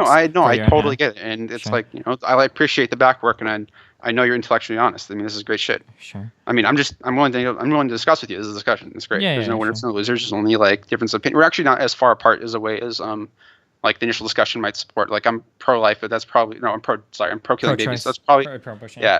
I guess that's probably the only thing that still bothers me, like in looking at everything, is like I don't think that I would have accepted. I don't like, for me personally, I wouldn't accept that I was in a state at one point in time where I'm going to be a potential drain on society for the next 18 years, so it's okay to kill me. That would be like my thing. Like I could never be okay with that. But I mean, I really like living. Yeah, that's probably true. The reason why I'm probably more okay with that is because getting a science degree, which kind of means I have to believe in some scientific bullshit. I can't really believe that a collection of cells that so we have like the problem of fertilization clinics having upwards of like half a million to a million like fertilized eggs in frozen states all across the country. Sure. It seems to me if you're pro-life, you have to then like if you're female, if you're pro-life, you have to like if these cells have a lifetime, let's say of like 60 years or something before they like suddenly die, then if you're pro-life, you have to allow them to inject them into you in order to give birth, or else you're like quote unquote letting them die or being a victim of circumstance or something. But I mean, like, if you argue that those zygotes are people, and like, I guess your argument would be that the net benefit to society would be the scientific research that comes from them or the fertility options. Right. But I mean, like, other people have made similar arguments. This is there's a name for this fallacy, the argument ad Hitler or something. I don't know what the actual name, Scott's law or something. But like, that's a great argument. Or there was there's like an actual name for it, Drake's law. I don't know. There's a name for it on the internet somewhere. Okay. But like, I mean, obviously the Nazis did that a lot in World War II, right, where they experimented, injecting dyes into people's eyes, subjecting people to vacuums or extreme hypothermia and different ways of rewarming them to see what was most effective, right? And their argument, I'm sure, for that was, like, well, this is going to be a net benefit to society to sacrifice some people for medical research. Like, what separates those kinds of people from zygotes? Godwin's law is what I was thinking. Sorry, Oh, Godwin's law? Yeah. Doesn't that mean, was it Godwin's law that said that whoever brings up Hitler first loses? I don't know. Either that or like inevitably Hitler will be brought up in an argument or something. But but that's a good point. I mean, there's the whole ethical boundaries of medical research it's a very tricky thing. Yeah. Some people say that, like, I don't know, for chat, that if you come across medical research that was generated you're not unethically, supposed to use it. Yeah. That sounds bullshit, but sidestepping that and talking about the thing you brought up, which is just gives you the right to do medical research. I mean, because the idea is you don't want to encourage more of that type of research, right? And if you use it, it is encouraging it, right? I don't know. It seems like it goes along with like it's easier to ask for forgiveness than permission. Let's say that you really fucking need to know for our trip to Mars or something. We really need to know what happens if a person's like asshole is exposed to a vacuum. Will their intestines get sucked out of their body? But there's no ethical way to do that. And you say fuck it. You toss someone into a vacuum and figure it out. You take the heat for it, but you know that like the research will still be valid and used, right? In a way, it's kind of encouraging it, right? You're providing incentive there for the research if you know it'll be utilized in future generations, but. I'm sorry, but that's kind of getting off. But I mean, I don't know if I agree with it or don't agree with it, but I can see the arguments on both sides, right? Yeah. So, I mean, sidestepping, I'm not going to be able to parse that, at least in this conversation. Yeah. That's a whole so to talk about the research that can like potentially, so we're talking about like the twin research that can save humanity or something like that. Okay. And you're asking me if that's compelling. Can we compel two people against their will to do this? it seems it seems like that if something is dire enough that, let's say, you can save 1 million people by violating the rights of like one person. Yeah. I mean, I don't know. I'm probably too consistent. I probably have to say, yeah, you can probably violate the rights of one person to save 1 million people, or 1 billion, or whatever. And that, even though that like goes against the rights of, you know, the American way and everything, I mean, ultimately, I don't think 1 million people are going to bitch to me that much that how awful that was. Sure. But then also philosophically, you run into other issues there. Like, for instance, in the United States of America, we value our privacy. That's a freedom, I think, granted to us by the Constitution, even. Oh wait, can we finish out the medical thing before we move on to this one? Oh yeah, sure. I was just going to say, because with things like the NSA, you give up the right to privacy there of a lot of people for the idea of added security there, similar to giving up the rights of one person to save 1 million or whatever. You're giving up something to get something else, right? Yeah. That's definitely true. Except with the NSA stuff, it's a lot more like secret. Yeah, like and you don't actually know if it's benefiting you. Yeah. But that's the argument given in favor of it, right? Yeah. I mean, that is argument given in favor, but it's like my arguments I'm using have to be like with evidence, with other stuff, with probabilities. You can't like, it's not, none of my stuff is informed by empiricism. It's not by blanket statement or something. Sure. So the rights of life, liberty, and happiness all has to be justified through empiricism. You can't just be like a given thing. And so like, yeah, there is definitely like a point in which like you can ask me how many people was it okay to kill in order to save 1 million people, and that'd be like a tricky thing. But yeah, that would be because that would have been another question too. It's like, what if you violate the rights of 10 people? And then what about 100 people? What if they're black versus whatever? Sure, I don't know. Sure. Like you can definitely go down that route, and I think that is a route. What if it's to like go 100 down. criminals versus 1,000 like well-meaning, or 100 old people? You get into like that's a lot of like trolley-esque problems, right? I mean, Jefferson said it was 100-to-1 ratio, so I'll just go with that and be kind of pedantic. Yeah. Sure. He's a founding father. 101. That's the ratio. That's exactly it. Sure. Or I guess however many we killed in Japan to save our military or whatever with the yeah. We Well, ratios. those are Japanese. Japanese people don't have souls, so it doesn't really count. The ratio is much less though. The conversion of Japanese to Americans. Yeah. Okay. I didn't take into account the exchange rate there. So. Yeah, exactly. But luckily, we were able to introduce souls into Japan by our prisoners. Installing a government there and everything, right? Yeah. That's why we had the internment camps in the United States, I think, was to study the Japanese to figure out how to implement souls into their bodies. That was the whole point of that internment camp thing, I think, right? But then we fucked up, and somehow anime got created in that process. But yeah, I saw that. That was great. I was actually gonna say like our soldiers going in, impregnating their women, and leaving. That was a huge problem in South Korea. That's a thing everywhere. Military people going to foreign places and then I don't want to say knocking out, but like bringing back. There's a lot of that. I see here in Nebraska because we've got the Offutt Air Force Base right in Omaha. You see a lot of like the white guys with the Vietnamese or whatever wives and shit. Yeah. I didn't know we had a huge Vietnamese population in Nebraska. Do what? I didn't know we had a huge Vietnamese. Oh yeah, you go to the casinos. They own all the fucking nail shops and everything. Yeah. Damn. And everyone has the last name fucking Wen. It looks like Nguyen or whatever. And they all eat that pho, the fucking soup shit. The white people call it pho or whatever. Food. Yeah. I hate pho so much, but oh man. And so so all my stuff is guarded by empiricism. And so having to justify, like, if it really benefits a lot of people's lives just by aborting by saying we can blanket statement abort up to 2 weeks or something, then it seems like that should be just enough. And endowing people with like these like rights at that age seems like it'll be a little bit, I don't know. It seems less than good, especially since medical science can make, we can create a human being from like skin cells, inject like by changing them using, high-paid genetic doctors, and then inject them with other people's DNA and say, well, here's a cell, congratulations. Now we're gonna kill this, and I'm gonna kill a person. I don't know. It doesn't seem to be like a good argument for me. Yeah, but I try to stay away from that, right? Because we're getting into emotional things there, right? Like it doesn't seem right. Well, yeah. I mean, I would think that you'd like the way that hopefully the form of this will take, such that everyone will be okay with it, is that scientists will come up with some bullshit thing saying before the heart beats is okay to kill it, but afterwards, like, go fuck yourself. This thing's a human. I don't know. Yeah, I hate those because they all seem so like philosophically. And I don't like when people start to make decisions based on their feelings. It bothers me, right? That is not. I'm not stating this because it's feeling based. I state this because it's convenience. Like you'll make a definition purely for convenience. For legal stuff. Like I feel like you're making it for the convenience of other people's ignorance, though. But I mean, I know what you mean. No, well, it's not other people's ignorance because there is so the problem is I was originally start off with is that The difference between evolution. So the thing I was going to try to lead to when I first started this was you have a block of text, 150 words long. Mhm. That the first word is blue, the last word's red, and slowly makes the transition. So at what point does the thing go from? So what's the transition point from blue to red? Like maybe it would be like the mode. Maybe it'll be like some point closer to whatever. Sure. I mean, this is kind of like a ship of Theseus question, right? At what point is it a totally new ship? No? No. This is a ship of. I mean, well, no, that's replacing parts. This is the problem here is that you have no transition point since you take the derivative of the whole system. It's going to be a linear.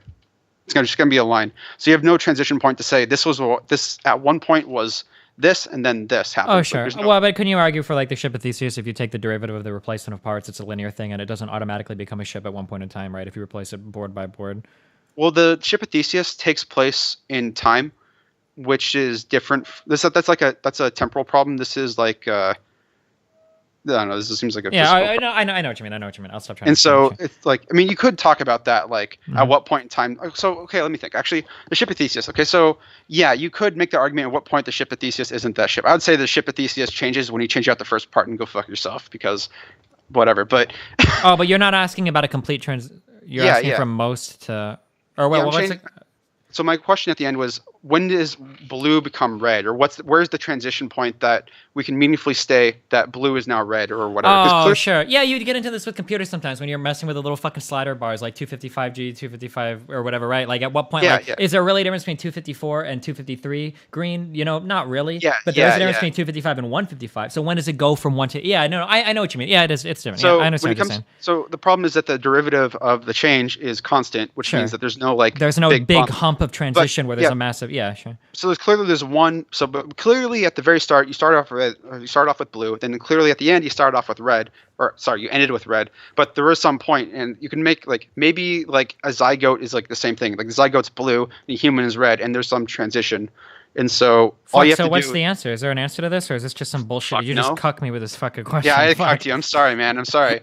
I didn't mean. This is like this is actually a thing you use to explain evolution to children. When you ask them when does the thing become a human? Okay, sure. Yeah. Except it's except this is more applicable here because humans are animals are discrete entities, and evolution is discrete. Well, this is technically it's discrete, but who could whatever. Sure. And so.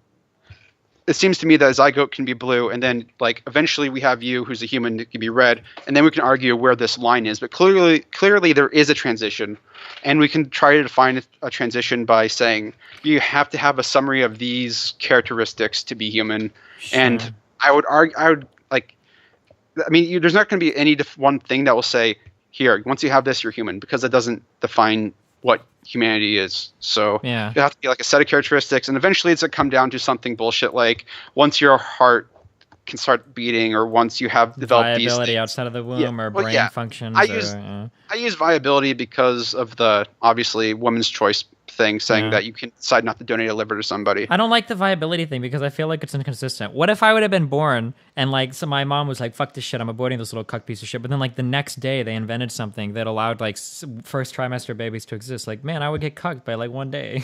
Yeah, that would suck. That would suck. And also viability out of the womb right now is much earlier than it used to be, right? That's totally true. And but this isn't a shrinking God argument. You can't be God is the God of the gaps. God of the gaps shit, yeah. Yeah, or I guess abortion of the gaps. So pretty soon it's plan B is the only abortion because from day 3 we can pretty much take this out of the woman, yeah. Yeah. I mean, I think that might be relevant. But then we have to come up with is it really good that we're saving an extra 100 billion babies a year when people are only having 10 billion babies? This is such bullshit. We should not be saving every single baby. I think that will eventually happen, but that's not an argument we have to deal with today. Yeah, sure. Yeah, and so I definitely think that is a strong thing, saying that you should be able to avoid babies, I guess. Sure. And kind of the central Yeah. And so it's kind of all of that, which is why so even though we're not too far apart, I probably don't think, since I'm a middle class white dude, I probably wouldn't abort a baby. It's probably wrong because there are more or less human beings, especially after the 3rd week. Sure. If it makes you feel any better, from like if I was in charge of rewriting like all the laws in the United States, I mean, I would still keep abortion 100% legal. I mean, like I would never outlaw it because the practical applications are undeniable. Definitely. Yeah. Definitely. But I mean, we're not talking about the legalities of things. We're talking about like the philosophy behind it. Sure. Right. I mean, legalities can get into a lot of things. I mean, that goes into like, does the government have the right over your body? Like how far is the right of the government's existence? Man, the right extends to fucking 30% of the time of my life that I pay fucking taxes. Fuck. No, I mean, I mean like the extent of like the control. I mean, obviously the government exists for however long you pay taxes for, but I mean, it gives, so I think that we covered it. I'm not sure exactly where you stand or what your thoughts are at the end. Like, just so we can do a recap to figure out where you're thinking now. I mean, I understand what you say, but I guess I still just I definitely understand your point. I mean, I think you're fairly consistent. I don't like the idea of saying that you can sacrifice some people's lives for a benefit of society that isn't like a direct trade-off in lives, like for the comfort of somebody else is like my thing. So like I guess like if you had to abort it, so like let's say that a mother was going to die 100% if she had to go through delivering a child, then yeah, you can abort her because then the net gain is the mother's life versus her dying 100%, and then maybe the fetus not even surviving. Right? I would never be in favor of forcing somebody to carry something to term, but everything up before then is just kind of a matter of being convenience, a matter of convenience, where it's like I really don't want to have this kid, I can't really afford it, like it's kind of a net drain on me for a while. Like I don't think that your convenience there should supersede somebody else's ability to live is like my thing.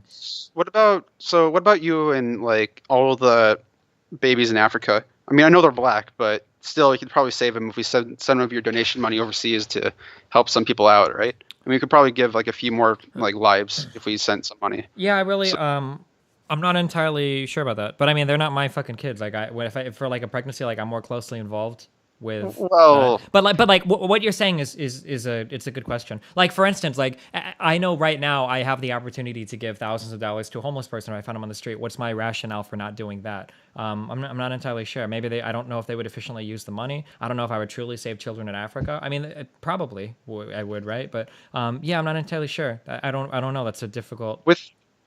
I don't know. This doesn't. Well, I'll just say this. What would be your response? Why don't you? The homeless person? No, to the kids in Africa. Why don't you throw a ton of your income at children in Africa? Okay. So the homeless person is a simple thing. This will lead into the second thing. The homeless person, when I have let's say I give a homeless person $1,000. Over the course of my lifetime, I can probably take that $1,000 and turn it to like 16,000 maybe, because I can take it, reinvest in myself, my company, my other stuff, and then boom, I can grow it. Blah blah blah. I mean, I'm a pretty active person. All I do is invest all my money into myself, and it seems to work out pretty well. And so, similar to Africa, there are things. So again, when I talked about what's the point of life, what's the point of living, blah blah blah, it seems to me that having people around doesn't seem to be like the main thrust of existing. Just like by allowing people to live, I think that there are things I can do by investing money in myself that I can create that would not have existed or cannot exist if I don't invest in myself, that are valuable and. Like, I mean, unless we're talking about more value than like another person's life. Whew. Yeah, you get into weird, like hard to empiricize things. Like if you can improve the life of 100 people, but not save the life of one person. If you can improve the life of 1,000 people, like employees and whatnot, but not save the life of 10 people. I don't know what the correct answer is for any of that. Yeah, my thing is what I might end up doing, oh my god, fuck. As I plan my life, I think that I'll be into super humanitarian shit in my 50s and 60s because. At that point, I can't grow myself anymore, and I'll be able to take all the stuff I've worked for and be able to help other people. And so there's that idea where eventually I'm going to help these people out. But if I help them now, all I'm doing is cucking myself, because if I can exponentially grow these assets into a large sum, and these people can't, if I just take all my assets today and throw it to them, then it's really what the fuck am I doing? I mean, I could potentially be worth $2 million, $3 million by the time I'm 60. Actually, I could be easily worth $10 million. Fuck. Yeah. In today's money, just because I can get a programming job, whatever. Yeah, easily. And so I can grow that money. I can improve myself. I can get better skills, and then I can help them. It seems like it's going to be a better use of my resources that I have control over to help them with their stuff. And I'll also have a better command of speech, and I can also I'll be able to convince people because I'm having arguments with you, that help me become better later, having arguments with other people, then I can change policy, blah, blah, blah. That's why I don't help them, because I'll help these other people later. I can't, but if I take my money now and give it to them, then suddenly well, fuck, I'm homeless on the street doing jack all, but at least they're getting $1,000 a month check. I think I could do better. I think I'd help them better later than I can right now. Sure. And I think that's why I'm not helping them. And also, giving children $1,000 in Africa doesn't seem to forward any of the things I care about. Even though, so we're all going to die, we're all going to go to heat death. There's going to be no evidence to support that we've ever existed in like 100 billion years. Okay. So we can feel, so scientifically speaking, we can, so do you have this? So there's this idea of an asteroid. Let's say there's an asteroid that can never be measured by any human thing ever. So it's just like outside the observable universe. It will never be measured. It can never be measured. It has never been measured. It's never affected anything that will ever be measured. Blah, blah, blah, blah. Does this asteroid exist? Yeah, I understand. This is if a tree falls in the forest, does it make a sound, right? Yeah. Except something exists outside of because smartasses will give you vibrations in the air. Yeah, but your question is, does something exist if it's outside of human perception, right? Right. I mean, for all intents and purposes, no. In terms of our right. I mean, like if you would ask a scientist, like scientifically, yes, it would. But in terms of our personal philosophy, it's for all intents and purposes, it's irrelevant, right? Right. Yeah. And so I think that's kind of irrelevant. So they don't like. So if I gave $1,000 to these people, they wouldn't produce anything that I kind of care about. Sure. And so Damn, so they just don't exist because you don't. Yeah, damn. yeah. It's really fucked up. I have to admit, but like unfortunately, philosophy kind of leads me in this direction, and maybe it's like maybe I just don't really care about African people. I don't know. I mean, that could be the case. I mean, I'm like justifying it, but it doesn't tell like I'm justifying it by things I think sound right, and maybe like there's some bullshit inside my head that's saying that like okay, maybe I just don't want to give my money away. Maybe I like living for convenience. Maybe I like being able to talk to people at like I don't know, 9:30 at night from Nebraska who streams. Yeah, and I know what you mean, and it feels like at some point, because I was thinking a bunch of arguments, like, well, maybe it's the government's responsibility of that country. It's not my personal responsibility. Like, I'll never see these people. Maybe they'll waste the money. But then, if you're honest with yourself, like, are these actual arguments you're making, or do you just like, to be able to buy a GTX 1080 Ti, without having to worry about some poor shit or that you'll never see or meet? Yeah, so yeah, I know what you mean. You have to wonder where your arguments are coming from after a point. Right. And so I'm not entirely sure. I think that my thing is pretty consistent. It's pretty brutal, though. I mean, being able to sacrifice children so I can, like, go and make art. Like, what the fuck? That's kind of fucked up. Sure. But I don't know. It seems to, like, art is something I care about. I'm sorry they aren't able to care about it. I'm sorry they aren't able to eat. But, I don't know. Investing in them, I don't know. It's not something I can do at this point in time. I mean, I grew up, so like you, I grew up goddamn poor. I lived with sorry, you brought up if you live with a single parent, you have a high percentage. That's the leading factor if you're going to commit crime or not. Yeah. I lived with a single mother who was a lawyer, and I had like three other siblings. Oh, sure. And she made like $40K a year, and so we were like living on good food stamps. And oh my god, in Nebraska. Oh fuck. Damn, was she like a fucking public defender? What the fuck? Yeah, she was a public defender. Oh my god, she had like thyroid issues. She had emotional issues. She was abusive, but she was a public defender for children cases, so like for children abuse cases. So she worked a lot with like CPS cases and whatnot, or yeah, so like she'd work with cases like you'd see children who are boiled, children who get beaten. She deals with that kind of case, and she helped prosecute the fathers and publicly defended like the children in their interests. And so she got really fucked up because of that. And so growing up was not, oh my god, it was not the thing to do, but it happened. Where was I leading with this? Oh yeah, so the things I care about are completely dimorphized against the people, what they care, like against the African people. So that's why I don't really give a shit about African people. Sure. But I asked you because of your stance on just because human life value, we can't put a number on it, but clearly we do. I mean, we're not willing to even pay more. Even people who are like close to you, like I don't know, geometrically. So people like down the street, you're not willing to give them money, even though like they're next to you. And that might like save their life. I mean, we're not willing to save every single cancer patient's life, even though we could probably donate like 60% of all our salaries to do so. I mean, there's a lot of these things. And it doesn't sound as of yet that like, so we admit that life has a sliding scale of cost. Well, we don't admit it, but it does, and we all know it. But I know what you mean. I admit that. I'm trying to get you to admit this. Yeah. And I agree. I'm very realistic. Yeah, but I don't think people in general will admit that. But yeah. Right, but then so we're talking about the abortion thing. Like, where's that sliding scale? How come that doesn't fit there as it does like these other places? Is it because it's like tabula rasa, like blank slate shit? Like, yeah, I don't know. That you don't like the idea of being them? I think that like realistically, abortion is very easy. It's very easy to do, right? Because easy in what sense? Well, because it's a fucking fetus, right? Or do you mean easy as in like emotionally easy, as in practically easy? It's a lot easier to abort a bundle of cells that you've never seen before or heard before or whatever than it is to like abort like a 1-year-old child, right? Do you think so? I mean, oh yeah, for sure. When arguing with my my Buddhist friend, who, oh my god, he's so susceptible to junk science. Anyway, so arguing with That's this, probably why he's a Buddhist. No, I'm just kidding. I'm sorry. Yeah, it's oh my god, it's insane. He actually believes in reincarnation. Like, holy fuck, how I live this guy. But he's a good person, so whatever. It seems like he brought up the issue of the reason I'm bringing this. He brought up the issue of mothers regretting abortions. There's a term for it. It's like you're not thinking of postpartum, are you? Maybe that's the depression you get after you already have a child, not after aborting it, though.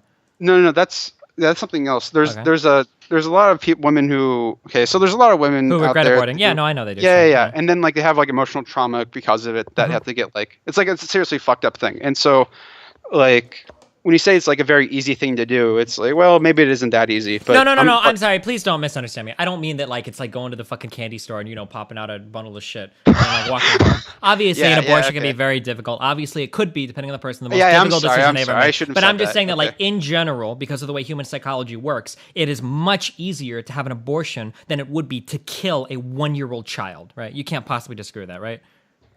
Well, going to abortion means go to a doctor. Killing one child means you have to shove them down a flight of stairs. But I get your point. Well, like no, but I mean, like it's easier to go to the doctor to get an abortion than like to take like your 1-year-old kid into the hospital, put him on a table, and go, all right, doc, fucking slit his throat. Like I'm done with this motherfucker. Toss him to the crematorium, right? It's because people personify. It's easier to have an abortion than to kill a cat or kill a dog because people personify things that they've had experience with, that they could put a face on, that they've heard talk or cry, right? You're right. Yeah. And so, wait, why did you bring up the easiness of killing children? What was that leading into? I think it was just it was just a side point of people being honest. Like human life exists on a sliding scale. People do things because it's emotionally easier to do things, right? Like right. Without necessarily thinking through, all of the ramifications. Like, yeah. And so when we have the sliding scale, and the sliding scale exists, why? So how come you don't apply that to like these like aborted cases? That's the thing I try to get into. Then. Because I try to be as like morally consistent as possible, and this seems like an easy issue to be black or white on. I don't know. Does it? I don't know. It seems like we've talked about a lot of like aspects to it. It doesn't seem like that easy. I mean, especially when you like introduce the sliding scale of humanity cost, it seems like the black and white issue just leaves like entirely, walks out the door, and now we get this early. Yeah, maybe. I don't know. Maybe it does. I'm not sure. Maybe I'm too personally invested in it. When Rachel got pregnant, we were very physically abusive towards each other. Like, fucking scarred each other up. Like, I had pictures and shit that I was going to take the police and shit. Like, it was literally fucking Mortal Kombat. Like, I've got holes all over my fucking house that I put in the wall, and we were fighting and shit. We would tear the legs off of, like, the sink out in the basement, and we would beat each other. Like, it was some crazy shit. And she got pregnant at the end of all of that after we were breaking up. And I was doing carpet cleaning at last night, right? So I had, like, every reason in the world to get an abortion, but because I thought that it was a really black and white issue, I decided not to.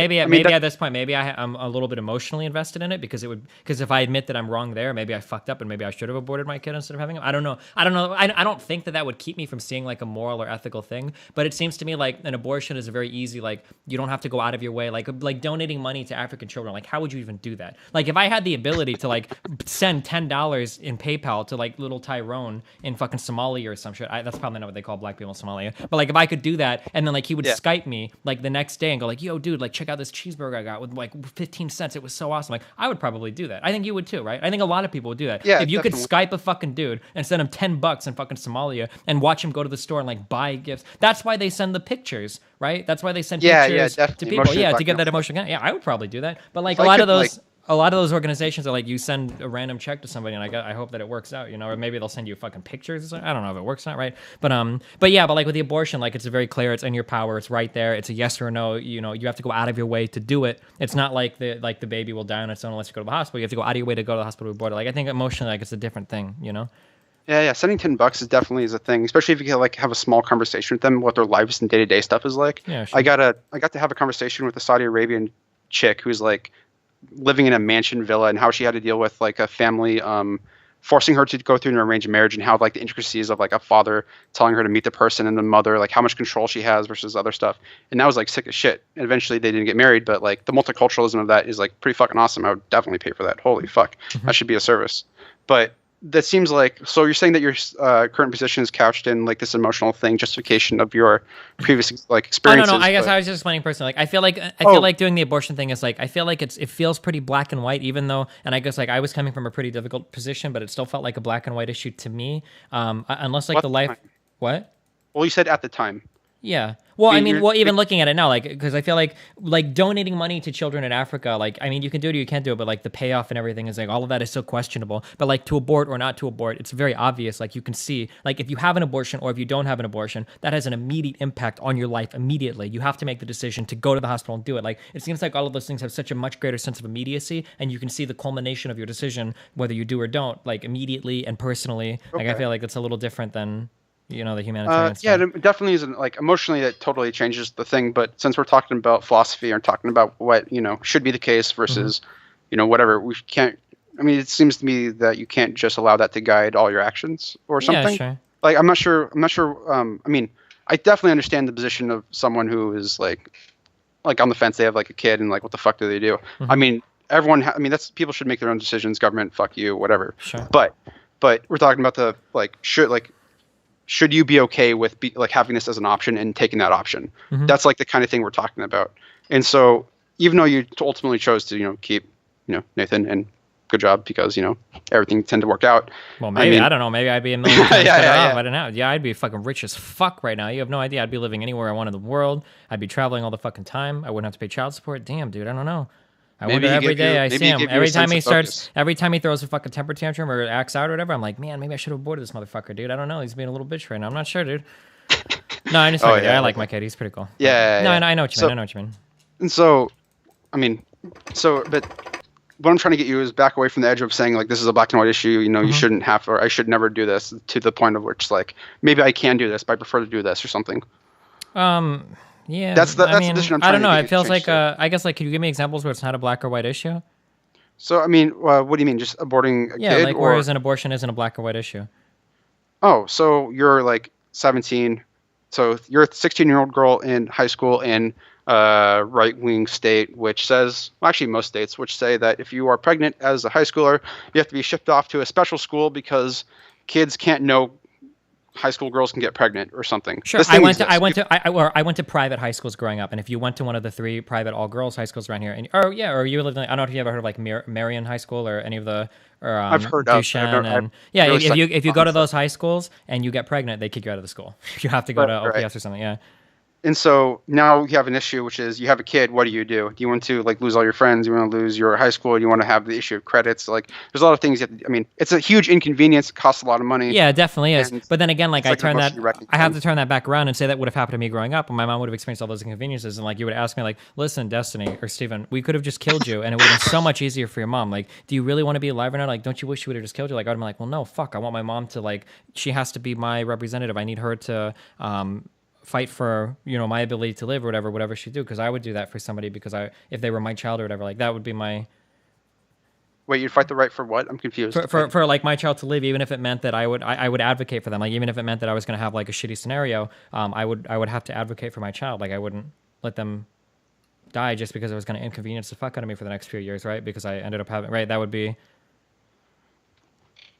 my argument. Wait, your mother would support. I'm confused. Your I'm mother sorry. would support. So let's you say and- somebody would ask me, what your mother went through a lot of financial hardship having you. It was a really bad time in her life. She had to change schools and everything. She was 16. Okay, she was Sure, 16. yeah, she was You were 16. some kid. Okay, Do you go ahead. really? Sorry, Do you? that's Are you what I was really happy that you were born? Don't you think that it would have been okay for her to kill you to make it through anyway? And I'd be like, well, no, I really like living. Like, no, I don't. I would never want my mom to have killed me ever. Like, I want to live as much as possible. And by extension, if I was in that same situation and it meant extreme inconvenience to me, I would do my best to do everything I could to secure the life of my child because I want them to live because of the same reason. Because I want to live, right? This seems to me to be the same problem. So people often, my response to this is people often ask, what would you have been like 100 years ago? Uh-huh. Like growing up in whatever. And when people ask, it's a pretty ill-formed question because it doesn't presuppose you grew up in that time. And it seems to me that if you grew up in that time, that would be a completely different person than you are today. Sure. And yeah, you shouldn't give something agency. Like just because like if you're a person, it's like would you have rather have not existed? The person obviously says no, but the person wasn't a person, wouldn't you get to make that decision in the first place? I mean, there's a lot of potential people. No, that gets into some really weird shit. So like, you could ask me that question, like, Destiny, if you had the opportunity to go back and abort Nathan, would you do it? Like, I could give you like the father answer. Well, but like, no, really, like, I really do love my child more than anything else in the world. But if I didn't have my child, I would be financially better off. Fuck, I would be worth like fucking high six-figure right now and tons of money invested, no child support paid, not tied down to Nebraska, traveling all around. Like, my life would be objectively better in almost every measure. Now that I have my child, it's very obvious that I'll say that I want to keep him. But like, if you would ask me to make that decision, honestly, like if I would, like, that's like asking, what if you had never known your child? Would you have then aborted him? Right? That gets into like really weird areas, you know? Like, honestly, like, what would the answer be? When you say weird, what do you mean? Weird as in like, it's, I don't know philosophically like what the correct answer is. Like, let's say that you had the ability to never have your child. Would you have gone through with that? And like, well, I could say that like, well, I like my child now, but okay, but you wouldn't have known your child. It's like, well, I don't know. Like, are we talking with or without hindsight? Without knowing what kind of person they would become, right? Because I'm saying this because you made the argument that like you can't say whether or not you would have an abortion or whatnot because you hadn't known the person yet because they wouldn't have had the chance to develop yet, right? Wasn't that kind of what you were getting at earlier? With the 100 years thing, because I was talking specifically about the you can only, at the time when you're making an abortion or you're about to commit to abortion, you can only make projections based off of best evidence. You don't know like what's like, you don't know the outcome, so like you can only like make. I mean, obviously any decision we make in life tends to be the less optimal than the optimal one because we don't know how things are going to pan out. Yeah, because, of course. We're not prophets, but it seems to me that when you have to make the choices of abortion at that time with that mindset, and you have to go with it in that way. You can't just say like post hindsight, should you have done this or not, because it's like nobody can make those kinds of decisions. Yeah, sure, yeah. Yeah, I don't know. Oh my God, some of the shit people put up. Some people say that we've aborted 64 million babies so far, and so therefore we have aborted like 2 presidencies. Oh, those kinds of arguments are actually really easily refuted. I heard them all the time in Catholic high school. When people say like, if you're aborting somebody, you could be aborting the next Beethoven. All you have to respond is, well, I could also be aborting the next Hitler, right? So it weighs itself out. For them, it's percent of population becomes president. So like if like. But what about a greater percentage of the population probably becomes criminals or murderers or rapists or pedophiles? Yeah. But I'm just saying that we could have had like it has some agency to it, but it's not defeated that way. It's dealt with some other kind of way. But okay, sure. So I'm talking about 16-year-olds. You said that should you have aborted Nathan? Hindsight. And you said that gets in a weird area. And you don't know, you said it's philosophically weird. I'm not sure why. I'm still confused. So if you ask somebody, what if you could have never had a kid? Would you do it? Right. It's hard to make that decision because it's like, I have my kid now and I love him, but I know my life would be better off if I would have never had him. What if you had the opportunity to never know them? Would you then have said that it was a good idea to have an abortion, never knowing them? Do you understand the? Oh, yeah. That doesn't give me any sort of sway. Like so like, that argument, seems philosophically interesting, but the argument is restrictive to the past and things that like what should you or should you have done with your like bullshit hindsight and other stuff. Like, oh yeah, no, I was just asking because that kind of sounded like the question that you were phrasing. That's why I brought that up. No, mine was about my thing was like, okay, so you said something, you're giving the aborted fetus agency. Like, you're saying that, like, asking you right now, hey, Destiny, would you have wanted to be aborted? You'd be like, fuck no, I don't be aborted. Holy shit. It's like, well, why not? Because of all these life experiences, because I'm a person, blah, blah, blah, blah. I've like, experienced so much things. I have agency. I can do things, and I like jacking it. So, well, I'm not sure if you do, but I presume. So, like, that's the reason why you don't want to be, like, want to have to be aborted. But the fetus itself doesn't, like, the fetus itself isn't Destiny. The fetus itself, if it was, like, in 10,000 BC versus 2016, or I guess whenever the hell you were born, 1986, 1988. Like 88, the person that the fetus isn't the same person, and to say that, like, to ask a 10-year-old to go back and say, hey, so I understand. And so but isn't that kind doesn't, of the same thing that I'm saying? Like, because Nathan going back 5 years wouldn't be Nathan now. The Nathan that I love now, he would just be an amorphous blob in the womb or whatever, right? So if you ask me, like, do you think it would have been a good idea to have an abortion? Isn't it kind of the same kind of philosophical quandary? Like, right. I mean, it might be. I mean, you might end up with a conclusion that actually, like, yeah, probably at that time I probably should have done it or something. Even if hindsight says I shouldn't have. I mean, you have like strong evidence to the contrary that you shouldn't have done it because it ended up being fine for you or whatever up to this point. And so but at that time, all you can basically say is that discounting the future and not knowing anything, what decision should I have made, and then, or what decision should I make, and that you have to make projections and make the same analysis that you did at that time, except maybe with the modified philosophy because I'm trying to change your position today. Yeah, but, sure. you have to make but that then analysis that just at goes time, back and to then my use- argument. Like Yeah. I'm trying to find the most morally consistent position possible, where I believe that abortion is wrong because I don't want to murder people because I don't want to be murdered. Right. I mean, so I think my answer would still be unchanged. No. Well, if your position changed to like maybe like abortion is like maybe like abortion's okay, but I choose not to, like you can also end up with keeping the kid because you prefer it that way as opposed to whatever because you actually just want to have the kid or whatever. I mean, even if you are like it's morally viable to like abort by saying like it's okay, it doesn't necessarily mean that you have to. It doesn't, and you can make like an benefits analysis. I mean, first of all, when you have a kid, you like obviously there's an emotional attachment. There's like other things that are good that go along with it that it's hard to parse and just say, well, financially, I would have been a lot better off. I mean, that's probably true. You probably financially would be a lot better off, but I guess other it's parts of your hard life to that I don't know. envision. I don't know what the correct philosophical answer is. It's hard to envision. Let me give you. This is going to be a very strange question. Okay. It's please. tangentially related. Okay. Yeah. So let's say, would you want to give up the ability to orgasm? Okay. So the trade-off is, let's say, for instance, you masturbate. We'll say one time a day or once every other day, right? Let's say that you gave up the ability. It's a slow day, but yeah. To ever have an orgasm, right? So you would never waste time masturbating. You never waste time looking at porn or whatever, right? So the thing that would go through your mind is, well, I really like orgasming, but I would have never known what it was like to like orgasming. So what is the actual answer there philosophically? What is do you know what I'm getting at? Like, so I'm asking you, if you had the opportunity to give up some kind of pleasure or something good, and then to have never even known it had existed, is that like would you always say yes to that? Because I could have already said yes to that in some timeline in the future where I can go back to the past and have never known that. What if I had the ability to orgasm 17 times in a row, but I gave that up in the future to save more time, but it was really like the greatest feeling in the world, but now I don't even know about it, so I don't even miss it. Like, what is the? Do you understand the question I'm getting at? Yeah.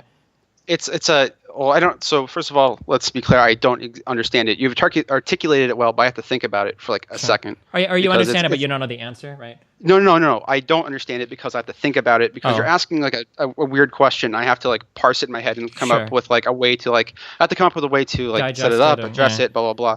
And so you're asking, so if you can take away something that's very like valuable to you today, such that you never have the want or need of it, and that will like increase your life in other ways, would you have done it? I guess at that point you'd have to, just thinking about it, it seems like at that point you'd have to come up with some analysis at this time when you're making that decision. How much like better is your life knowing that you can masturbate versus, let's say, making an extra 10 to 15K income that you'd probably get, or whatever tertiary benefits you'd get without masturbating? Sure. But if you had never even known about if you never even known about it, what would you even care? Like, it wouldn't even be a choice, right? If you had never even known about that pleasure. That's so. Yeah, my initial response to that would be something kind of like you're asking a question that would never take place. So that seems like a question that would never take place in reality. Kind of like, is all reality the Matrix or something? Well, I feel like that question is comparable to the abortion one. Like, if you were to ask somebody, what if you had the ability to abort your kid, but you would have never, like, and I know that you love your kid right now and you would never do it, but let's say that you would never even known your kid to love your kid. Would you, right? I feel like it's kind of similar to that question. Does that make sense? I think the difference is that it's a question that doesn't, so, fuck. It's kind of like it's a question maybe that doesn't serve any purpose. Yeah. So I guess like my response there is like, I hear a lot of people say, I feel like I'm getting into weird areas right now because maybe this is stupid, but like I hear a lot of people say like, well, there are a lot of people that want to have abortions, but once they have their child, they end up loving them, and there are the stories of the people that wanted to give up. It happens a lot with adoption, where a mother will say, I want to give up my child for adoption when it's born, and then they have the child and they don't want to give it up because they've had a fucking kid, and then they love it as soon as it comes out or whatever, right? And then everything gets really cocked. So it's like, and then so you get into like those kinds of areas. That sounds like emotional blackmailing or whatever. It doesn't sound like that doesn't sound like they're gaining new evidence and they're like coming to some more rational decision saying, hey, actually like having this kid's good. It sounds like, hey, I'm a mother. I went through a bunch of fucking hormones and I'm just going to love this kid because fuck me. Like, sure. But I think that it kind of goes around to that argument of like, could you give up something knowing that you'd like never had a relationship with it, so you didn't know what you were missing, kind of. If that makes sense. I don't know. I don't guess I really Right. I understand that. So that just sounds to me kind of like it sounds to me kind of like, would you have an abortion at that age? Because that's the same situation. You're basically asking, at that age, would you have done this? Mhm. And the answer is yes or no, based on the data that you had at the time. Sure. And now, if you're asking post that, saying discounting everything you've experienced, would you have done this? Yeah, but That this seems is like the a same different- question as the masturbation That does- question, right? That doesn't sound. Yeah, I think it is. I think that's right. But I think that the masturbation question is a non-real question that has no actual, like, if you, let's say you answer it yes or no, I don't think it impacts this. I don't think that would give you or change your behavior in any way, because it's it's non-real. It impacts society and impacts reality in no way. Just as if you're asking, are we living in the Matrix? Yes, we are living in the Matrix, or no, we're not. Then it doesn't change your position on anything. Sure. So to me, it doesn't seem like that relevant to anything. And so, Oh, I understand. I understand what you're saying. It's a question that the only time you would ever ask that question is when you're past the point of ever being able to make the decision, which makes the question fruitless, right? Wow, it's almost as if you're an articulate streamer and I'm just some fuck. No. I have a lot of experience in this in terms of expected value. If you've ever played poker, right? Like people do that. Yeah, and people do that shit all the time. That 2020, like, okay, well, I should have just pushed all in here. And it's like, okay, if you go back to this point in time, do you have the information necessary to make this decision? Well, no. Then you're wasting your time thinking about it, right? Yeah, sure, I understand what you're saying. Yeah, it sounds like that. Like, that's basically the same. I mean, if it's not emotionally blackmailing you into believing like you shouldn't abort, you should just ask the question at that time with the information you have, should you have done it or not? Sure. And then that's like the end all be all, not the if you give up this bullshit. Sure. Yeah, exactly. So I think that's how you answer that thing. Sure. And so when you talk about this, so you asked me like, how is it not black and so we go back, how is it not black and white? If you're a 16-year-old girl who is going to go to a different high school, it's going to fuck up your life in a lot of ways. Credits maybe don't transfer. Sure. You could get behind but we're still in the same area where it's like she wants to kill a person out of the convenience of herself because now she's got to suck for high school and whatnot. Well, yeah. You asked me when it's not black and white. Oh yeah, when it's not black and white. Okay. And so there's obviously benefits. There are obviously detracts or whatever.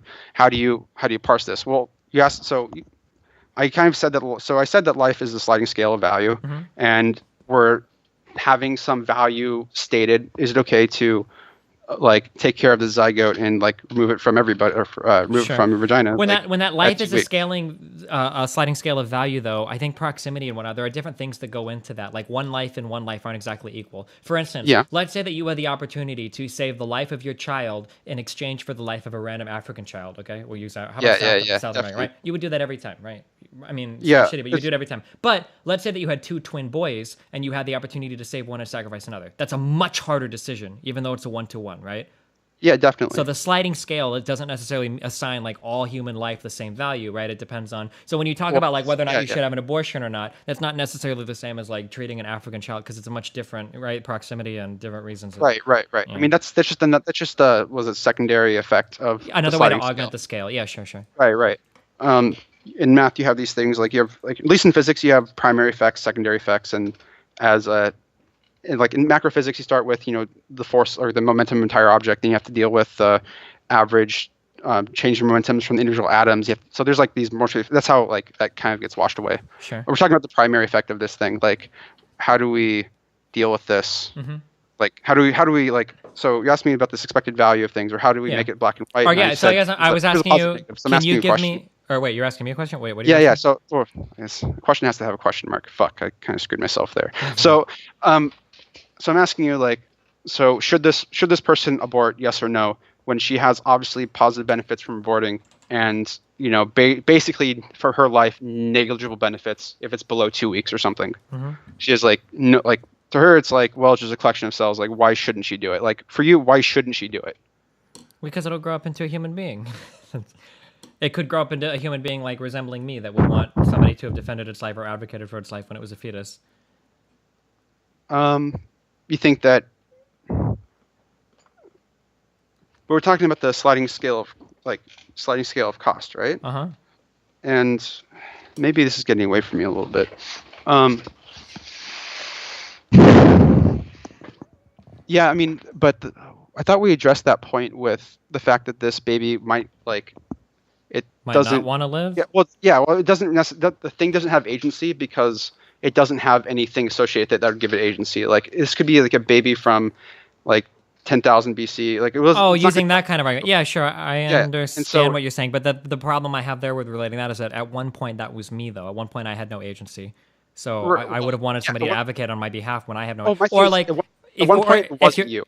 Sure. At one point Oh. it wasn't you, and it grew up and changed to become you. That's what I'm saying. And so, if at one point it wasn't you, and then it changed to become you, Oh. then at that point where I it understand was what you're saying, you, but that's like a whole other. We're in like a whole other ballpark now, because I could argue that like the me from when I was 21 is like a much different person, or the me from when I was 5 is a much different person, or 16, right? Like, I don't think I'm willing to address those points if that's like a thing that you're concerned about. Like, even though like the you from 5 years ago isn't the you are today, like which is true, bones and other crap. It seems to me that those people also have rights and other privileges of life, liberty, and all that crap. Because sure, of but I these mean, like, other- I can trace back who I am all the way to more or less the zygote, right? Like, unless and I mean, I'm pretty sure I wasn't switched to the hospital, right? I can trace back my entire life. This goes through- back to the blue to red thing. I thought that like at one point the thing has zero agency. It's not anything. It's blue, and then you're red.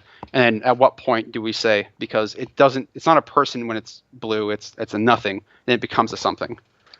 Because science, empiricism, and all that crap. Oh yeah, but I don't know if I necessarily. I'm sorry, and going back to that, I don't know if I necessarily agree that it starts off as a nothing. Well, it starts off as it starts off without having agency. It starts off without having whatever. I mean, you can endow it with agency by saying it's a human, or endowing agency saying it has genetic material to become a person. I mean, but then you have to talk about the genetic material of like all the other. Again, talking about the fertility clinics of all the frozen babies, and those things have potential to become humans. And how come we're treating this thing different just because it happens to be located in a vagina? That's kind of weird. Well, because it's my genetics. That's my genetic code. Well, like you could I have mean, taken a pinprint from me back then, and I would have the So same. you think DNA your as genetic code has like more like has a different? So you're saying the proximity to your genetic code gives it like extra value or something? Well, to me it does, yeah, because it's who I am, right? Oh, we're talking about you as a zygote is what you're saying. Sure. Okay. Yeah. Or more importantly, who I am now, that I can trace it back to the DNA of that zygote was me. It seems like this problem only would come up if you had some weird time travel thing, and you can go back and decide who abort little Stephen Bunnell. Well, not really, that this because isn't- I know that I was that zygote, right? I know that I Well, yeah, was. yeah, I can trace yeah, the yeah. development This of still me seems as a like- person now. Just as if it seems like this is the same issue where you talk about, well, what if we could give up masturbation or something? You're trying to talk about this argument. It's like, well, I was me as a zygote. Like, why shouldn't I? It's like, well, this seems like a non-real argument. Like, you can't abort small Stephen Bunnell II. You can't. This isn't a thing. This is a non-real thing. We should talk about real things. We should talk about real like scenarios here. It's coming Yeah, up. I kind of understand. These things, and so these things aren't people. They're not people yet because they have no like. They don't. You're not recognizable in any real way that a person is, other than they But have. you become recognizable, right? I mean, every cell in your body has the genetic material similar to a zygote. I mean, I could pull out. Yeah, but a every bunch of- cell in my body doesn't have the equivalent potential of a zygote. You can't chop a skin cell off of me and then just put that in a test tube and grow it into. You a can human give it being. potential arbitrarily using genetics and stuff, right? I mean, potential isn't enough to drive a thing. Maybe. I don't know. I mean, there's stuff like potential gives it value. I'd say that thing probably has a lot more value than something that doesn't have potential. I mean, probably has a lot more valuable than let's say a rock, but that comes from the complexity of the thing, not because of the thing itself. Like, doesn't mean that it deserves to be coddled, shoved up and expanded and grown to become a person. It just happens to be a thing that could become a person. That doesn't mean it should. Sure. Yeah, I kind of understand what you're saying. And so you have to come up with these like should things like. And you have to come up with these positive reasons why you should do something, not necessarily like. Sure, yeah, I understand what you're saying. Just have that be your default. And so, yeah. For the I have another guy that's wanted to talk to me for like an hour. I feel I'm really sorry. bad for cucking him. No, it's okay. I understand what you're saying. I think we can agree maybe to disagree if you're okay with that for now. But I definitely understand what you're saying, and it'll give me more things to think about, or at least even if I end up still disagreeing with you, at least I can hammer out my position better. So. Yeah. I mean, just agreeing, disagreeing. I don't really agree with that, but it's the life, it's the world we live in. So what the fuck? Yeah. Okay. But I mean, I'm obviously, I like to think I'm reasonable. If you ever want to talk about stuff like whatever later, I'm pretty philosophical, pretty mathematical. I don't know. Fuck. Cool. I can bring you in for. Do you think it was A or B for the portal problem? You said you have a degree in physics. What's the portal problem? No, I'm just kidding. Yeah, but no, we're not doing. We're going. Do you know what I'm talking about? The portal problem. No, it's just portal problem. Someone will paste it in chat, and you can talk about it in chat. Okay. All right. Shit. Yeah. Oh fuck. Okay. It gets launched. Yeah, it does. Of course it does. Obviously. Of course it does. Yeah. What the fuck? It's like not even A is like never up for debate, right? Yeah. It's not except even. Yeah. Yeah, Especially in in Portal, the only moving portal you ever see is in Portal 2 in a predefined scene. So Okay. it's Alright. also a non-real problem. Yeah. Fuck chat. Okay, Whatever. I appreciate it. I love you. I'll talk It was to a you pleasure. later. Thanks for talking. I'll see you later. Peace out. Okay. I'll be back in like 5 minutes and then we'll talk to fucking Laldemar. Back onto the politics memes. I'm sorry. That took so long. I'll be right back, guys.